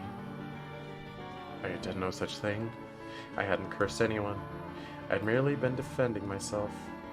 They had been armed and outnumbered me, so I had said what was necessary to chase them off. Our poor harvest and suffering at the hands of the greedy lord were all the work of the witch. Yaha. Why then were they acting like I was at fault? Why was I the sinner, and why did I need to be judged? My soul trembled at the overwhelming fervor consuming the crowd, the zealous desire to see judgment cast. So I prayed.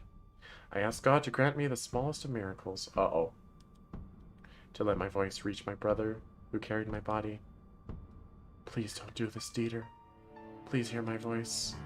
You know me better than that. You know I've done nothing wrong. Those men smirking at the sight of my body. They're the ones putting the blame for their sins on me. Please tell me you, at least, don't think I did those things. Don't put me on that cross. It was Mother who sold me out to the church. then surely you can give me a respectable burial. The nails and rope for the crucifixion are here. We would have you, O knight, deliver the Lord's judgment onto this vile witch. Dieter, why do you say nothing? Why do you accept the tools this man presents you? Tools meant to punish me? Tell me, Dieter. Crucifixion! Crucify it! Crucify the witch! My brother lowered the corpse to the ground and began removing my clothing. And at that very moment, I realized the purpose of hanging someone from a cross. Overwhelmed by hopelessness, tears streamed down my face. Please, anything but that, I'm begging you. Don't expose me to these people. Don't expose my body, Dieter. I'm begging you. Don't do it. But of course, my voice had no way of reaching him. And he proceeded to remove my clothing piece by piece, until I was left fully nude. For a brief moment, an unpleasant silence spread through the crowd. The erratic crackling of their torches was the only sound that could be heard in the square. And then, with a mocking laugh, one man spoke. Ah, so there it is, the devilish creature. Don't look at me, please look away. Or just get it over with and burn me now. Burn my body, please. One simple thing was all I was missing. I had a frame like a man. I liked the breasts of a woman. My heart was male. And I was in love with a woman. You sold your soul to the devil, and this is what you become. This frightful, reprehensible creature. Alright, it's not that big of a deal, guys. To dare defile the sacred body God blessed you with. Was that what people really thought of me? Was there no way to make them understand? Could they not possibly imagine how miserable it was to live in a body that didn't fit the shape of your soul? Was there no way to get through to them, even the slightest bit, that all I wanted was to be what I felt I was? Was that really so heinous a crime? Please, Dieter, stop this. Don't humiliate me any further. Please just let me depart this world in peace. Carry my body away from this place. That's all I ask. If you can't do that, then at least burn me instead. Dieter! Dieter! He then placed my body upon the cross, bound my arms together at the wrists with rope, and then drove a nail through my palms. I couldn't look away. I tried to close my eyes, but I couldn't. My vision remained perfectly clear despite the constant stream of tears. When he was finished attaching my body to the cross, he and several other knights lifted it off the ground, planting it in the center of the village square. The villagers showered the knights with their praise and gratitude. Not for the lack of trying, I was unable to get away from the cross. My soul was trapped there along with my body. Dieter didn't say a word the entire time. After a full day hanging there, grotesque blackish splotches began appearing on my lower body. Everyone who saw it grimaced in disgust. The knights, Dieter included, had long since taken their leave, leaving my soul behind, curled up at the base of the cross. A constant stream of tears ran down my face. Despite all my prayers, I remained bound to that place, left to rot on the cross with my body. Passerby threw rocks or spat on me. Children laughed. You don't let children look at a crucified body. A mother warned her daughter to always obey God's teachings.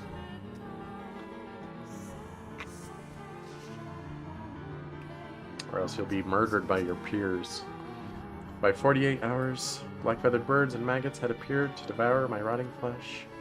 I couldn't imagine any less pleasant a sight than my own body decaying in the sunlight, exposed for all to see.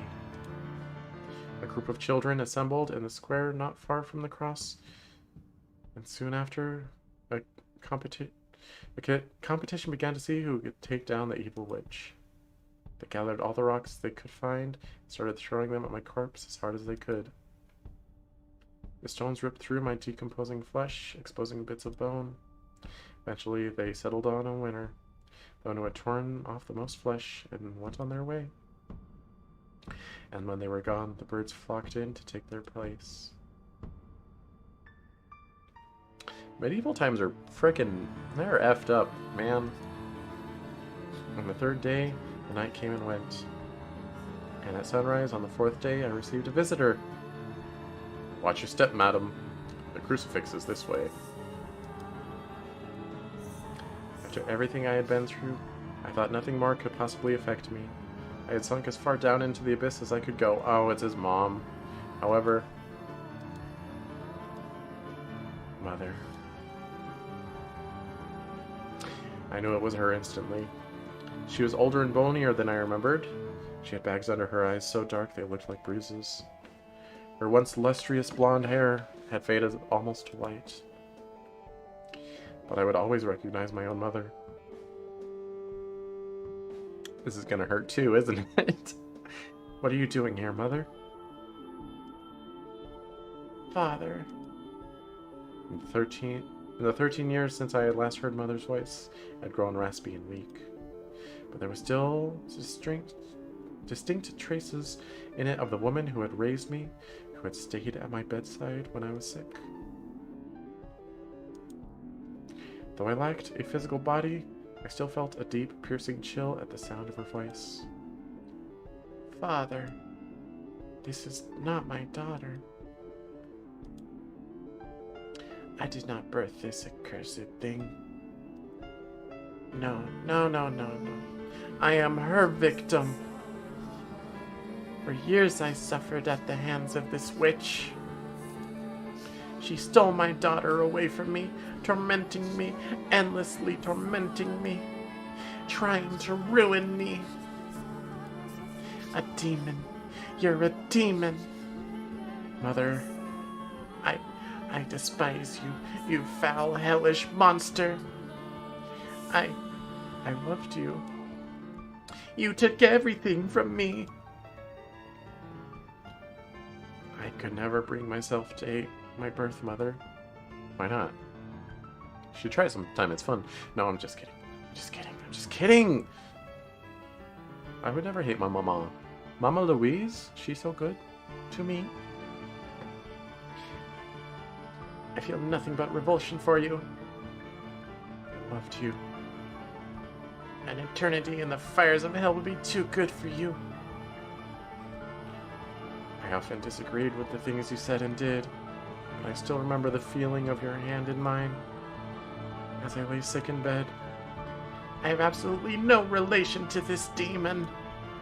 I kept writing you letters, kept pretending to be a girl for you, because I didn't want to hurt you. This is not my daughter. I couldn't stand doing it. Whenever I sat down to write one, I came out a horrible wreck, even worse off than before. But even so, send this monster straight to hell. I didn't want to break you, Mother. I didn't want to push you any further off the edge. Quickly, set me free of this accursed thing. But I suppose I still did end up breaking you. Please be at ease, madam. The Lord has heard your prayers. He wants you to cast the demon into the cleansing fires. He wants you to show him that, as you say, you have no relation to this unholy thrall. Gladly, gladly! I'll gladly send this vile creature to the deepest pits of hell with my own two hands. Her eyes swirling with every hateful emotion imaginable, Mother took the torch from the priest and tossed it into the pile of straw spread around the base of the cross. Boy, they're real elaborate with this, huh? And the flame crackled as it spread upward, consuming my body and filling the flames with the putrid stench of burning flesh. Through the clouds of smoke, I could still see a faint smile on Mother's lips. Mother, I'm so sorry. You had to give birth to me. When the inferno had devoured everything and the cross itself came crumbling down, my soul was finally released from that place. Or rather, I suppose it more shattered. Alright, that wasn't as hard as the Dieter scene, but that still sucks. The things I saw, the things I was made to watch, were harrowing. Morgana had been right. The anguish that came after knowing happiness was much greater than anything I had felt before. It eroded my spirit, drained me of the willpower to bear the sight of the world after death. But rather than give in to the hatred like Morgana had, I despaired of myself. I didn't curse or bear a grudge against anyone. I prayed for my own extinguishment. My soul began to crumble, neither ascending to heaven nor falling to hell. Are heaven and hell canon in this universe? I mean, we're in the afterlife. Fading into darkness everlasting. My fingers were the first to go, then my eyes, and then my mouth. All sound vanished into nothingness, my beating heart, and all the emotions that had once taken root within it, scattered like leaves upon the wind. My soul completely, wholly decomposed. I couldn't stand to allow my soul to return to the living world, no matter what might take residence in. Some length of time later, I began to hear a sound muffled and indistinct. No longer human in form, I had no ears to speak of, but the sound gradually increased in volume. It was a voice. Where are you, Michelle? What are you doing? I'm still praying. Oh, it's Morgana, not...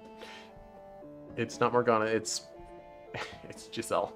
I'm still wishing for you to appear before me. Forever and ever and ever and ever and ever and ever. I've been praying so long. I don't even know how long it's been. Before you left, you said you were going to pray too. You said you hoped we could meet again in another life. I'm not misremembering, am I? Michelle, come back to me soon. As if drawn in by the sound of that voice, bit by bit, I began regaining some of what I had lost. But it took an incredibly long time. My body and soul had been ground to dust. I had rejected myself, scattered it into the void. It would take several lifetimes to find and reassemble all those pieces. Michelle, all I can remember about you is your name, your glassy white skin, your fiery red eyes, your snow-colored hair, nothing else. I thought my mind, my body, my spirit, and my heart had all been eradicated, but every time I heard that voice, I thought I must return. Well, thought is perhaps inaccurate. It was not so much a conscious idea as an instinctive force. Or instinctive. Yeah. The force slowly buried the overwhelming pain I had suffered in both life and death. I began to search for the source of that quiet, constant whisper echoing in the emptiness, chasing after that tiny fleck of light, one thing in the world that seemed to desire my presence. Michelle, I'm no longer the girl I once was. I built a thick cocoon around myself, a cocoon I can't break free of. My own protective shell is devouring me. I'm waiting for you, Michelle, waiting for you inside my shell, always waiting. Will you be able to recognize the person I've become? Please, Michelle, get me out of here. At long last, I found the ray of light I sought. And I had an absolute certainty that if I followed it, I would reach the source of the voice. I had to find them. I had to set them free. Desperately, had to give back to them what they had given to me. And that sense of purpose is what set me back into motion. But the void was so expansive, so endlessly deep, that reaching the end of the trail of light was no easy task. Struggling to follow it to its source wore my barely held together soul thin, until it crumbled apart once more. Again and again I lost myself. I can't account for much of my time chasing after that light. The gaps in my memory are large and frequent. Nevertheless, after countless cycles of breaking down and reassembling myself, after hundreds of years of wandering, I finally found my way back to that mansion. So is Michelle not white-haired girl then? Or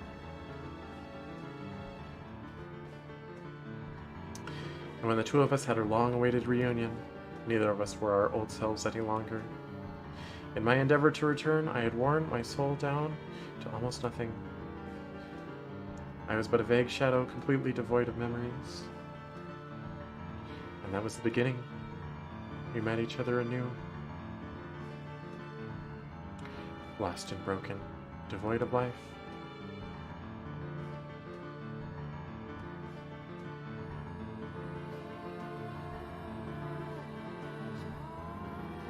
The darkness here reminds me of my time in the void, of the despair that filled my shattered soul as it sunk into the endless abyss, of the emptiness I felt as my body crumbled and faded into nothing. Michelle, the poor soul who was named for an angel born with a curse, made to bear an unfairly cruel fate. I am the only one who sympathizes with you, the only one who understands your pain, the only one willing to help you. I'm sure you're not feeling particularly fond of me right now. Not after I made you relive the past you so wanted to forget. Every moment of that despair. Not after I revealed your every last secret to the woman you love. But you must face the truth, my dear. You put your life, your very soul on the line for this woman, and even she would not accept you. Okay, but like Giselle got to experience that too, kind of, right? She's gotta come around, right? As I have said before, that's the normal response. She's no worse than anyone else for it. You simply aren't something people can accept. You believed that even if your family wouldn't, that even if your dear brothers wouldn't, Giselle would be able to accept you for you. That she alone was different. That she alone was special. That she alone wanted you in her life. That she alone would extend her hand to you. You never doubted that, did you? But Michelle, hope exists to be crushed. And the stronger you cling to that hope, the more you have to lose. You can hear that, can't you? Her mocking you, scorning you, rejecting everything that defines you. The revulsion in her voice. This is the woman you fought so hard to get back. Listen to it, my dear. Focus on her voice. Yeah, I wanna.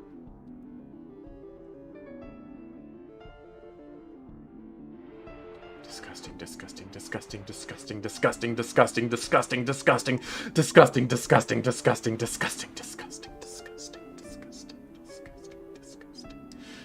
Stop, please.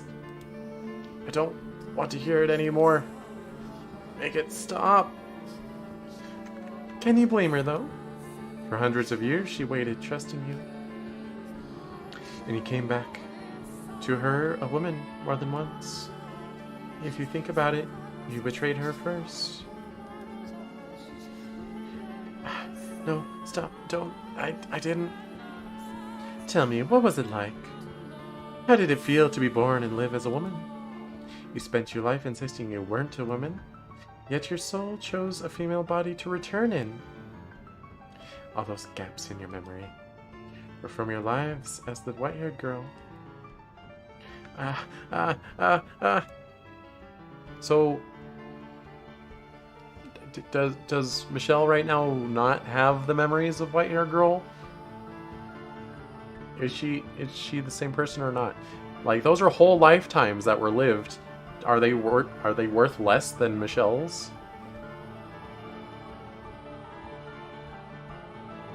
Because they came later? I don't know. Asking questions I shouldn't.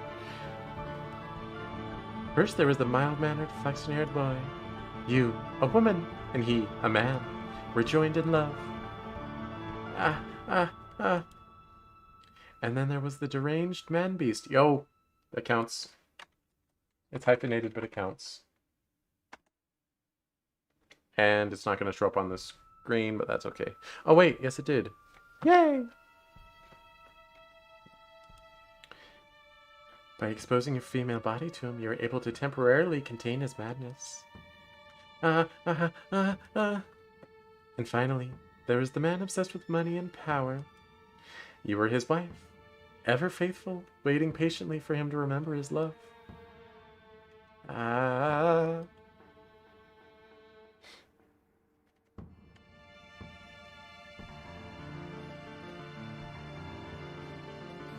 Gesundheit.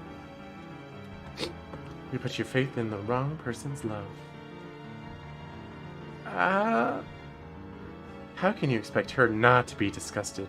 She was forced to watch again and again as the man she loved was reborn as a woman and had relations with other men. Would you like to know what you're doing right this moment, Michelle? You're crying. Crying as you have done so many times before. Those tears, they wash away your dignity. Would you also like to know how you look right now, Michelle? You reverted to your final moments, both in body and in heart. Take a look at yourself, my dear. Your body, incomplete, only partially male. The wounds still fresh and raw. Pierced by your brother, whom you trusted completely, and the knights whose ranks you dreamed of joining. Even now, your blood still flows from those wounds. They will never heal, not so long as you remain yourself.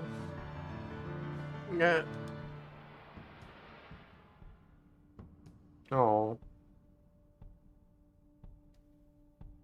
I don't need to censor this, right?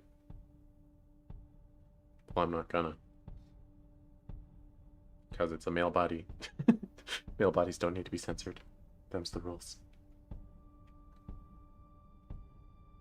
Well, maybe if it pans down, I might want to keep my finger on that button. It's not pleasant, is it?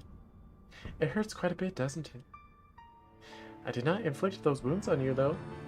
They are your own, and no one can erase them. You've lost everything, Michelle. Tell me, what have you left? What do you have left? Words. You were robbed of your pride, your dignity, your life, your identity, your very existence, and the love you thought you still had. Well, she's gone and left you behind too. And still you refuse to curse anyone. Why do you not take what you deserve from those who stole everything from you? You have every right to vengeance, and I'm offering you the means to have it. Curse them, my dear. I cannot curse anyone. You disappoint me, Michelle. But if that's what you want, if you won't join me in my hatred, then so be it. I will accept we are not as similar as I once thought. And as much as it pains me to do so, I will release you. But not Giselle, though. She's stuck. I will even wish for your reconstruction into the body you desire. You shall descend into the mortal realm as a human man, never to set foot in this cursed mansion again. Imagine it. After waiting for so long, you will finally be able to obtain the body you so desperately seek. To have a wife and create a happy family of your own. Wouldn't that be just lovely? I'll make that wish for you, my dear. You can have that life. All you have to do is walk out the door. It's that easy. Just let go. Let it all go, Michelle.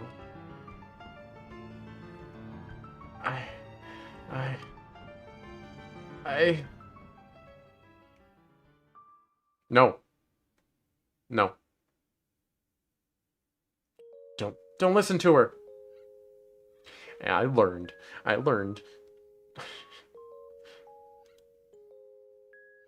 Giselle? Don't trust anything she says. Don't trust anything she shows you. Michelle! You told me you believed in my love. That if I could survive for hundreds of years, it must be real. So don't start doubting it now.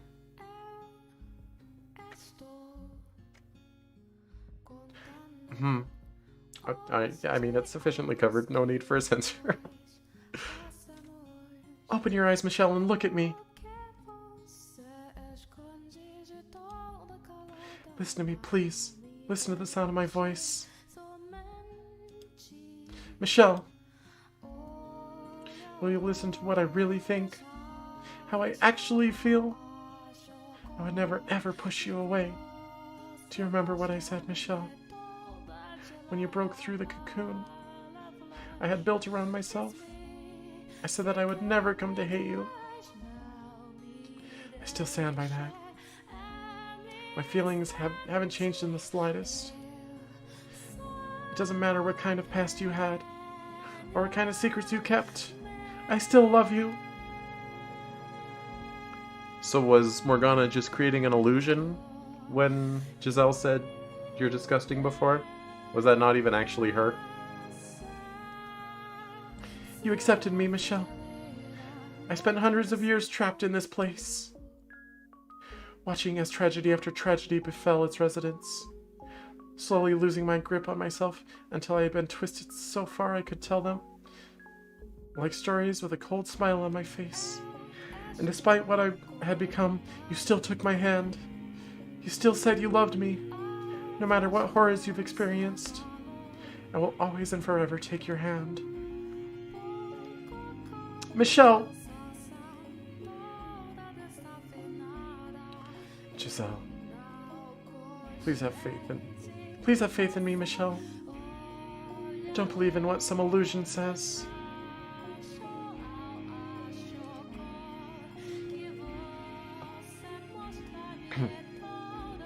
Believe me. Believe the real me. You have it backwards, Giselle. The truth is, I never once doubted you. What? I never doubted your love, Michelle.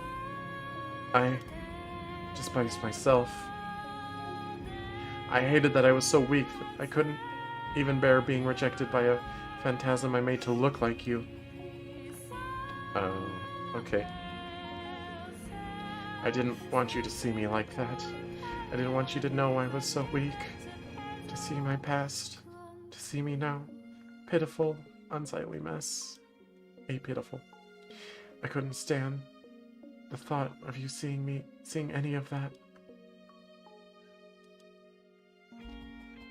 Why are my eyes so closed today? Do I need to fiddle with the dial again? I'll do it. I'll fiddle with dials.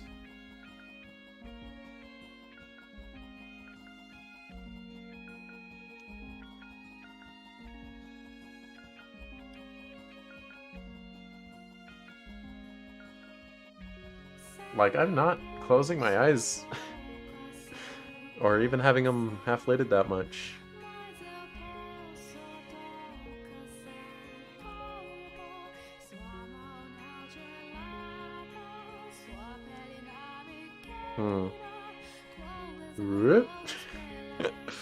Yeah, don't mess with that dial. Okay. Okay. Sorry, I'm ruining the moment. I know I am. If only your memories. If only for you. I wanted to be a gallant. To be a man. I wanted to be the man who never cried. Who never showed weakness. Men cry. It's fine. And who died trying to protect you. I didn't want you to know that I was so weak. That I was such a frail, sad, frail person. And not even a real man. Michelle. Oops. I didn't mean it. Gosh dang it. I didn't want you to see that. Morgana was telling the truth. I opened the door to our past in order to bring you back, but that wasn't the whole story. I kept details about myself out, things that would make me look bad. There's no one as shameful and reprehensible as me. No, Michelle. There's no one in this world as admirable as you. Oh, I never thought of it like that. You remained true to yourself to the end, no matter how bad things got. Day after day you fought all alone, despite being put through hell.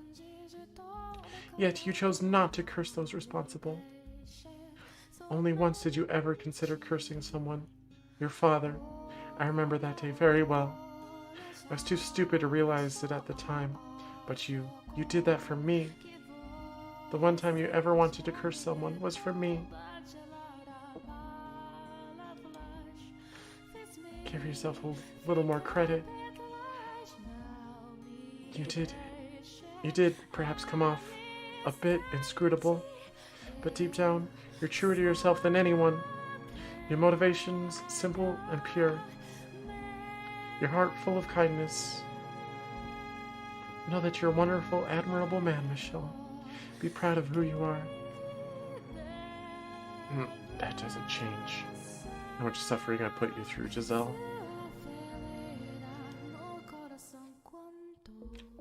I was the white-haired girl.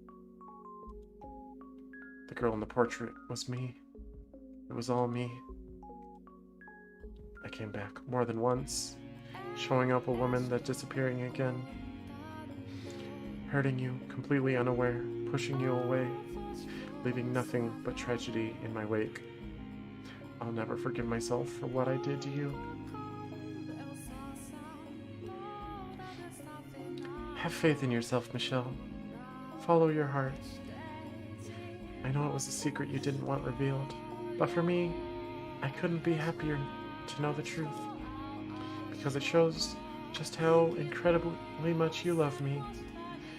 And not only in life, the hundreds of years I spent trapped in this mansion, you spent searching for me, in the vast empty, hopeless void. In that void, you heard my voice. Your love guided you to me. When you had lost everything, your love for me still lived on. Even as it tore you apart, you kept fighting to make it back to me. A few blanks in your memory don't account for how someone so fiercely determined could suddenly become a completely different person. But Giselle, how am I supposed to believe that? How am I supposed to believe that wasn't me, when everything about us is exactly the same? You are not the white-haired girl, Michelle. Have faith in your own heart and the things you stand for. Have faith in your true self, in the person you are, the shape of your soul. You were never the white-haired girl, and you never will be. Except for that one time. Remember when you first arrived at the mansion, Michelle? I took your hand, and together we watched dozens of different lives play out. Were your memories anywhere among them? I wasn't behind those doors that you found yourself, but in the remnants of the months we shared here. Okay. Was the white-haired girl anywhere in your memories? See, I was asking this question earlier. You are Michelle. No one else. But that doesn't change what my body... I know you, Michelle. I know who you are deep down. I love you from the bottom of my heart. And I want you to understand that, to know how I feel. Though we only shared our love for a month in life, it was enough for me to wait hundreds of years for your return. And you fought with everything you had to make it back to me, to get me out of here. You are the greatest man I have ever known.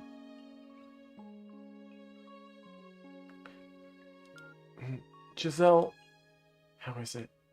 You always manage to see straight through me, Giselle. You're the one who's translucent right now. To give me exactly what I want. That smile, that single ray of light in the endless dark. To say exactly what I've so desperately yearned to hear.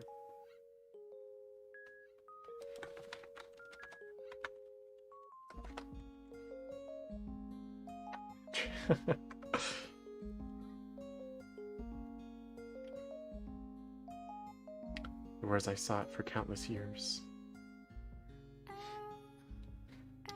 Giselle. I reach out for her. But she's begun to fade, her outline hazy and blending into the surroundings. And all I manage to grab is empty air. I want more than anything to feel her warmth right now, the sensation of her skin against mine, but there's nothing there. Please, Giselle, don't leave my side again. Don't worry, I'm right here with you. We have fusion hod. I'm not going anywhere. Giselle, put your hands on my shoulder. Put your hands on my shoulders. Wrap your arms around me. I can't. I want to so much, but I can't feel you there at all. You can, Michelle, I promise. Close your eyes.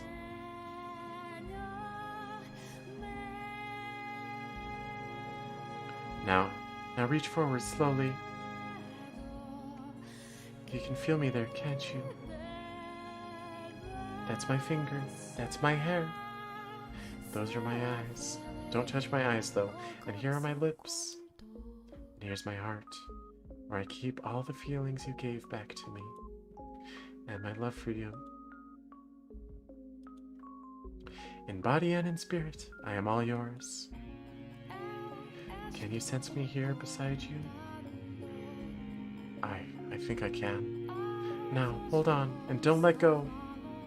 You keep letting go. You've let go like 5 times throughout this story. You know, it's kind of funny. We're like 2 awkward kids around each other. Bound together by a love so amazingly powerful. Yet, we only ever held hands a few times. And embracing is like some incredible achievement for us.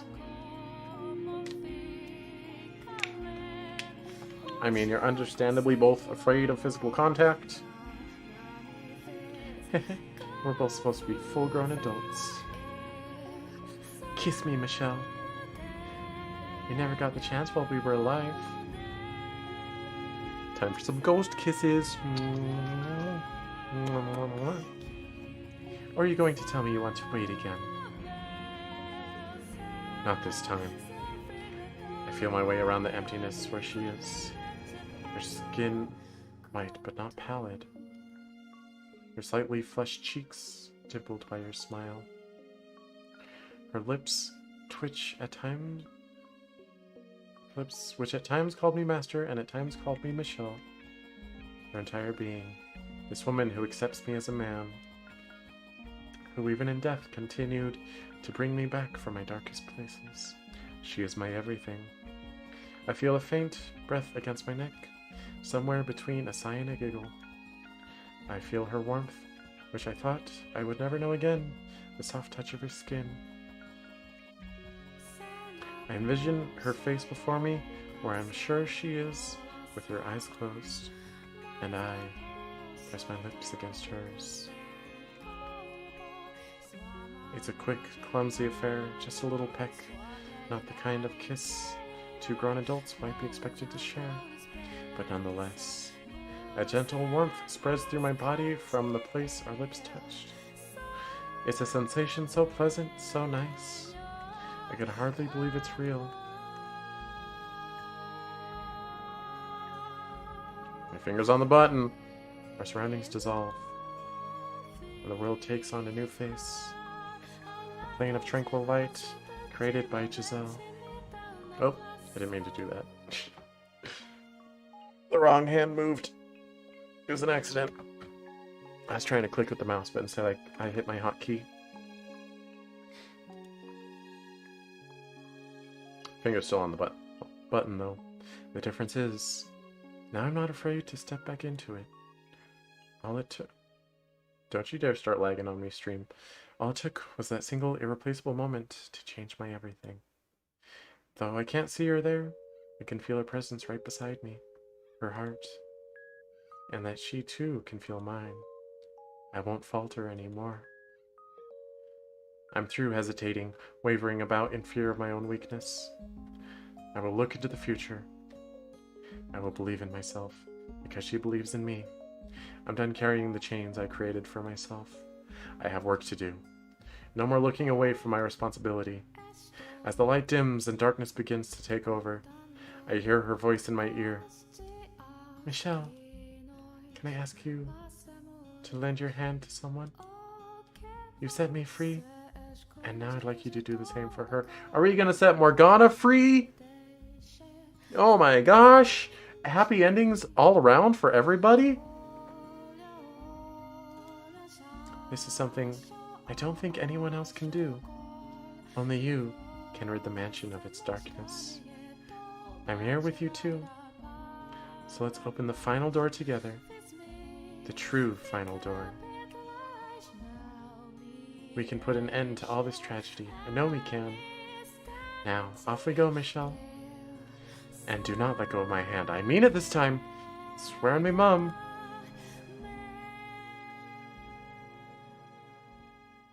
Hey, nice door.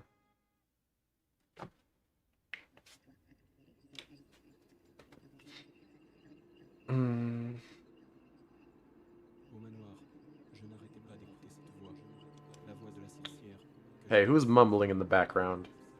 You knock it off. Ooh, I swear. Oh my goodness. Don't you do this.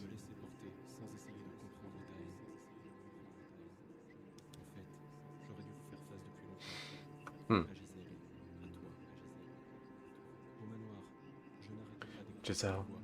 Reality fades back into view. Is this reality? I'm looking at neither the endless eroding darkness nor visions of my past, but the sea of blood spreading in all directions. I'm standing at the top of the observation tower outside the door. I've returned. Back in Morgana's world. Her bitter, hate-filled, curse-fueled world. To tell you the truth, I didn't see this coming. This is my mansion. My domain. She was supposed to be locked up. How did she get out? But it would seem my will was not as absolute as I had thought. What would you call that? The power of love? Is that what allowed this to happen? Yeah, probably. How trite. Where's the magic? The miracle? I can think of one other reason she was able to escape. And it's the only way we'll be able to find the power we need to cast off the darkness of this house. But first, before we do anything else, we must open this door.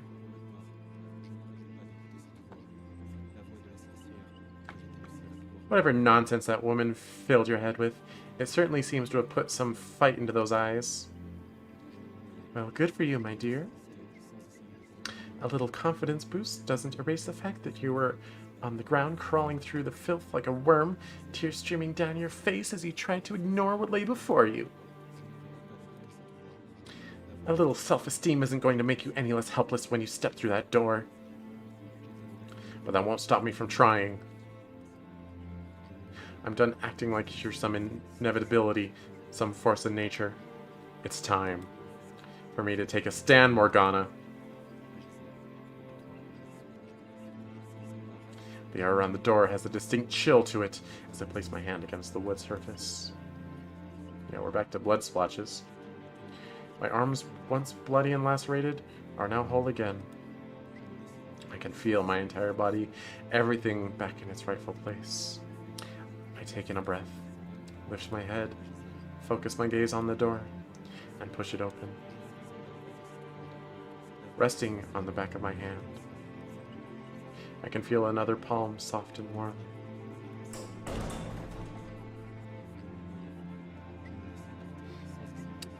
Through the single window sits high atop the wall. Through the single window sitting high atop the wall shines a ray of light. A black butterfly flutters within the beam. Its form is indistinct, wavering like a mirage as it slowly descends to the tower floor. I think I called earlier that Morgana was the butterfly, thinking myself so smart, but it probably wasn't that smart. It was probably pretty obvious. And then, from within the darkness, a person appears. Yo! I want to see what Morgana looks like. Close enough. Is that you, Morgana? No. No, stop Medea-ing me. I want to see your design.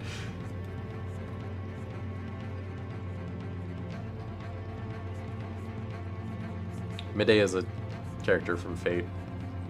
She has her hood up a lot, but she looks way better with the hood off. I mean, she's also a character from Greek mythology, but you know what I mean. How does it feel to finally meet the real thing, my dear? Look at that smile. Nice smile.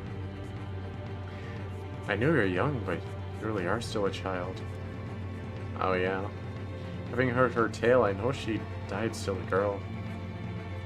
And I know how she came to bear so much hatred for the world. But knowing and seeing are two very different things. The sight of her bony adolescent body is a painful reminder that she never had a chance to know happiness, to know adulthood before being robbed of her life. Yo, knowing happiness and knowing adulthood are two extremely different things. Don't lump them together like that. One might say they're opposites. I had assumed a monster would be your first reaction. With a face. And a body like this. Ooh. Them bones.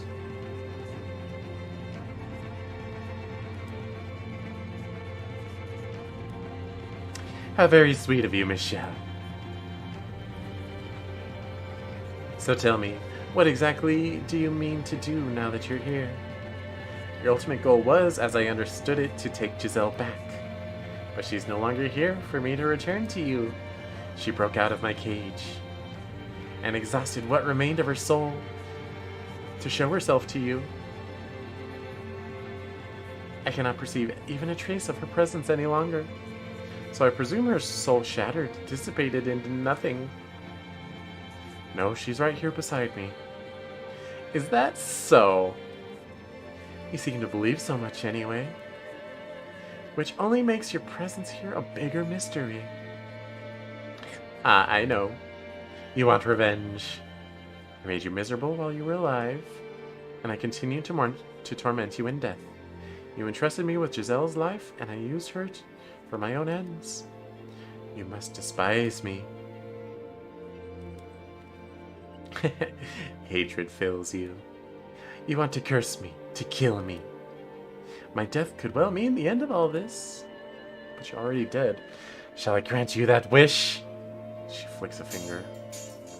And the next second, a long sword clatters to the floor at my feet. Take the blade in your hand.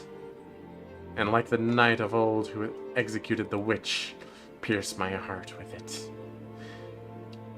Do now what should have happened then. You always wanted to be a knight, didn't you? Go on, pick it up. Show me your revulsion, my dear. Morgana, I do have a reason for being here. I came to save you. Did you hit your head on the way up? Yeah, but that's not important. You came to save who? I spent so long trying to look away, when I should have been trying to look deeper. To tell you the truth, your constant chattering in the darkness evoked more than annoyance in me. I empathized with your loneliness. I bear no hatred for you. It was my deepest despair that brought you back to life. So that makes it my responsibility to end this. My own wish has given me all the redemption I need, my dear. Or should I be expecting another self-righteous lecture about how hatred does you no good? Brilliant, Michelle, brilliant. Do you have any idea how absurdly presumptuous you're being? Trying to force your idea of redemption onto someone who has no interest in it. If the tale you showed me was the whole truth, then I would have said you could revile those heartless men as much as you pleased. But I refuse to believe that's the whole story. The men I saw beyond the first 3 doors had genuine concerns and worries. They felt things, real human emotions, even if those things ultimately led them down the path of destruction. Wanting to do something nice for the one you care about, being disgusted at the things you've done, hiding your urges from those around you. You certainly couldn't call them good men. But they were real people with real conflicts. I mean, I think at the end of the day, Mel, not past Mel, but current, less than past Mel, would qualify as a good person at the end of the day. But past Mel sucks. So you're saying I'm lying? Well, I can't say I blame you. Who would believe the word of a witch? I don't think you falsified your account, Morgana. The tragedy, no, the grisly reality you described, I don't doubt any of that happened. You wouldn't be here otherwise. But I've learned something in my years. Reality exists from more than one perspective. That doesn't change what happened. That two-faced young man deceived me. The beast severed my arm.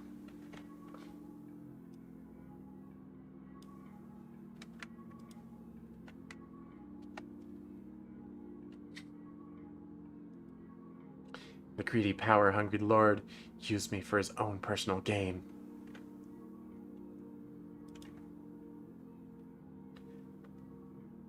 Events by themselves do not tell the whole story. Only when you take into account their circumstances, what they thought and felt, their perspectives, only then can you say you've reached the truth. I mean, they're still bad. Your point being, are you going to march down to where their souls are and ask them for their perspective? Don't waste your breath. They'll only tell you what benefits themselves the most. Then we do it our way. We open the door to your past. And if I refuse? This is my domain, my world. It operates in accordance to my will. The door won't open unless I allow it to. Were you aware, Morgana, that I recovered my first memory in front of a mirror? You what? You what, mate? The same mirror Giselle used to practice her smile. In all those hundreds of years, bits of her memory came to reside within it. Every time she stood before that mirror, she had me in her heart.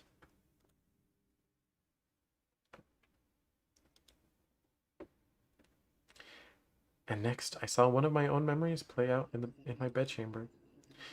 It was the first day after we opened the windows, when she let the morning sun into my room. That day was a turning point in my life. And why are you telling me this? Because it means this world doesn't belong only to you. It's also hers and mine. And that is why she was able to break free. Your wish is, without question, the most powerful of anyone's here. And you have more authority over this place than anyone else. There's no denying your position as master of this mansion. But Giselle and I, we too have influence over this domain. All this mansion, it is under my influence. I was the one who resurrected you, and she who served as your guide. So the door will appear, whether or not it is your will. Their souls reside here as well. They may spin convenient tales, but the memories ingrained upon their souls can tell no lies. All the pieces are on the board. The door will open. Say the door does open. What does that change? Look at my hand. Nothing those men have thought or felt can take back what they did to me. This rotting, broken creature they turned me into.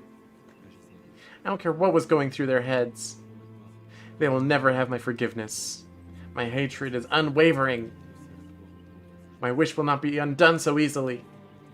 Their soul shall suffer for all eternity.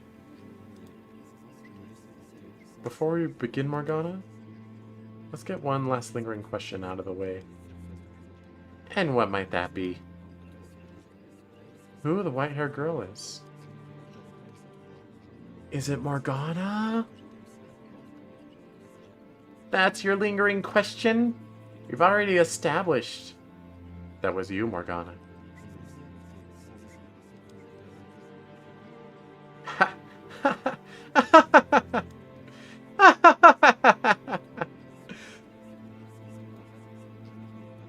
So in a desperate plea to deny you came back as a woman, you're now going to try to make me into her?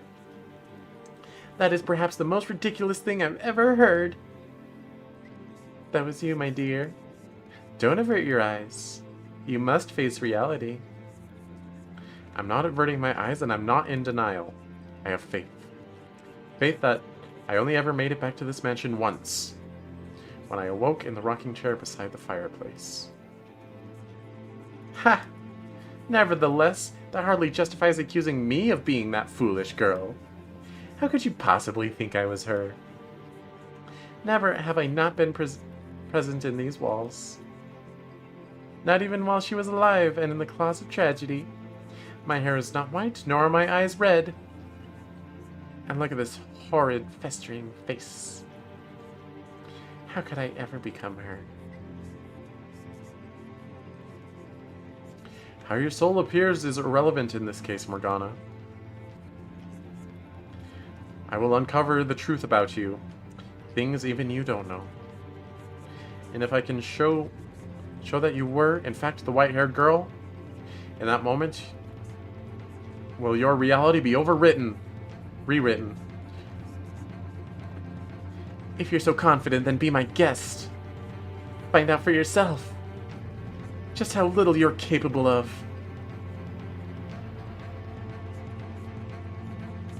Blackness fills the observation tower once more. Morgana fades into the distance, leaving me alone in the dark stream. Its darkness I have seen, felt, and been consumed by numerous times since arriving at the mansion. But this time I welcome it, praying that beyond it lies a truth with the power to release all from the house's grip. This next tale has no narrator. I won't sit back and listen as someone recounts the path of fate for me. No, I have to find the path for myself this time. I don't know what awaits me beyond the black. But no matter what it may be, so long as I have the power to provide redemption, I must never put down my sword. Now, let us open the door, the final door. The final door. What year? What year? Oh, question mark year, naturally. I'm gonna postulate like 200 BC. I don't know.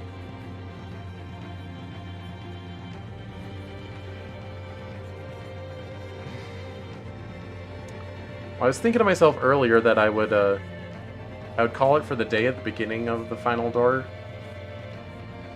But the music makes me feel like I have momentum here.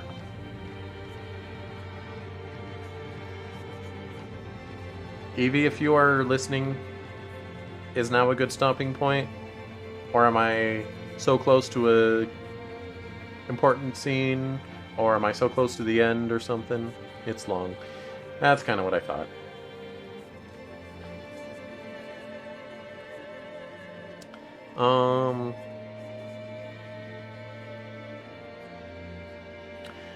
I'll keep going for a little bit. I don't want to disappoint the music, although it's kind of leaving me. I brought you some food. You have to eat something. You barely touched your food yesterday. Come on, please. Just leave it here then. Just leave it there. Her hands aren't bound. She can eat whenever she pleases. But she's not going to last much longer. The boy has a point. Okay, so who are these three men? I mean, obviously, I know who they are, but which one is which? Alright, man number one is Mel. I think man... Okay, obviously. Man number 1 is Mel, man number 2 is uh, Bestia, and man number 3 is Jacopo. I don't know if I should give him his Italian accent right now. The boy has a point. If she won't eat, we lose our supply of blood. That's not what I meant! Leave it there. Well, we'll be back. Don't act like you're on her side here, Mel. Do you really have to go? Yeah, things are pretty hectic right now. And when do you suppose you'll be back? Tomorrow, same time as today. You'll have enough time to talk then? Will you? Yeah. Are you hiding something from me? You're acting kind of funny.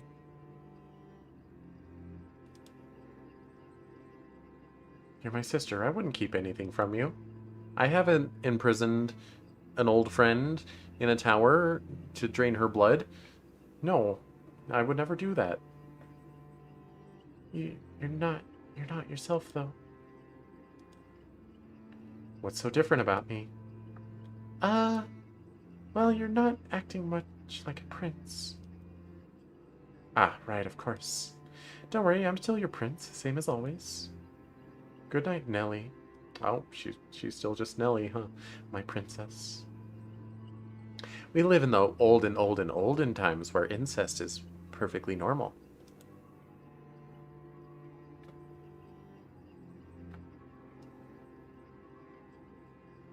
How did I end up in this mess? I never wanted this. All I wanted was a quiet life. Someone get me out of here. Take this thing somewhere far away. Alright, you said there's no narrator, but they're still just narrating and calling it internal monologues. But that's fine. I'm nitpicking. Tell me, I'm not the bad one here. Oh God, I'm begging you. Just make it all go away. Someone, anyone, get me out of here.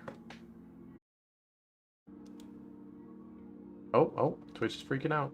Twitch, come back. You can blame it all on me. Twitch? Uh-oh.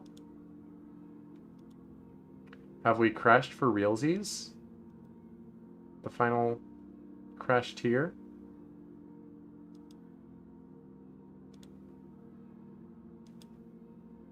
Uh-oh, spaghetters.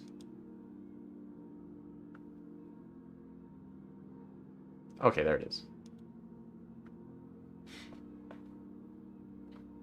Look. The stars, the moon, they have all been blown out. Wait, I mean they're beautiful. Though, with it so bright out, I worry someone might see us. Everyone's long gone. I hope so. Are you ashamed? A little, but I still want to be with you. Have you ever considered leaving the Covenant?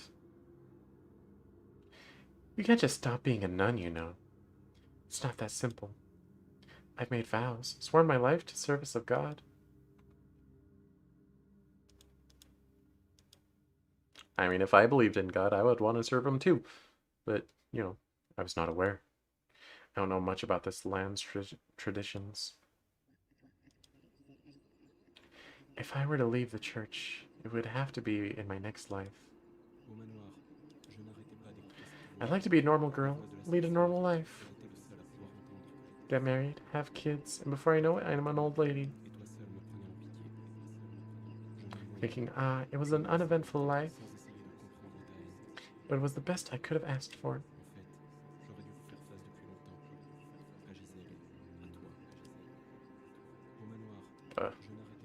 That's my dream. I don't know if it's my imagination, but this nun looks a lot like Giselle. That sounds very peaceful. I hope we can be together in our next lives too. Have a nice quiet life together. It'll be a city on the water, looking out over a beautiful glimmering emerald sea. The blue sky spreading as far as the eye can see. The sound of seabirds squalling by the port. Oh. Yeah, this is, what's her name? What is her name? Paulina? Was that what it was? Anyway, Bestia's girlfriend that he murdered.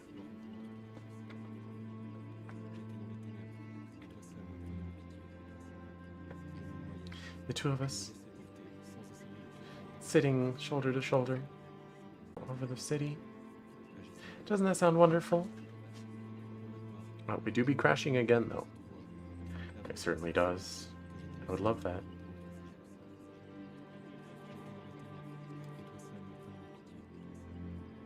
Why are you like this? Why are you like this?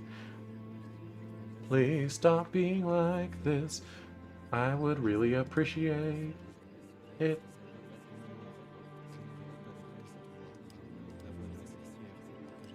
Come on. Come on.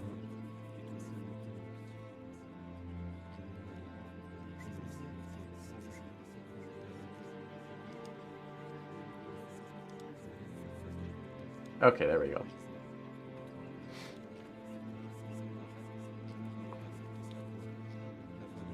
The Harvest Festival. The one day of the festival. The festival's only one day? Is that what he meant to say? Or 3 days until her death? Hmm.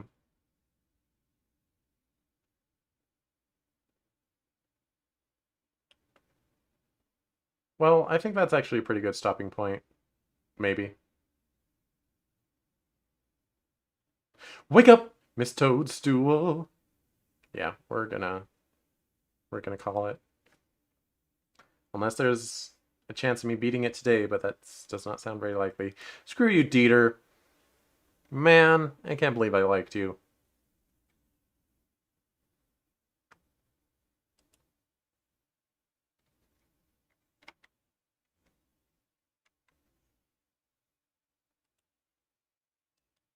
Oh, gosh dang it. I'm pressing bad buttons. Bad buttons are being pressed.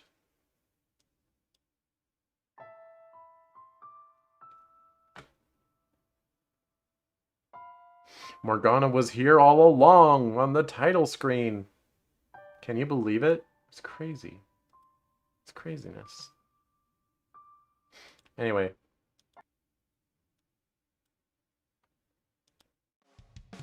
But thanks so much for watching.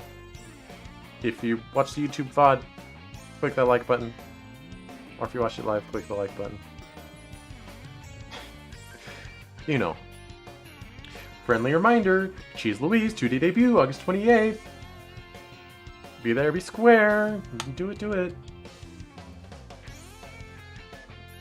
Got frames over 26% over the last 2 minutes. Yeah, I noticed, Streamlabs, thanks. Maybe we can finish this next time. I hope so. That'd be nice. But yeah. I mean, maybe we could have been finishing it today if I had streamed it last week, but you know how it goes. Anyway, before you all leave and don't join the raid, I should go to my end screen. I always do my raid at my end slates. I don't know if you've noticed, but I do that. Yeah. I don't know. I just think it's... Personally, I think it's kind of tacky to end your stream with like, alright guys, who are we gonna raid? Alright, yeah, okay. Alright, I'm gonna click the button and see you next... And then it cuts off. I don't know. I'm not judging anyone who does it, I just don't want to do it. But raids are still good, so... Until next time, my peeps, fare it out!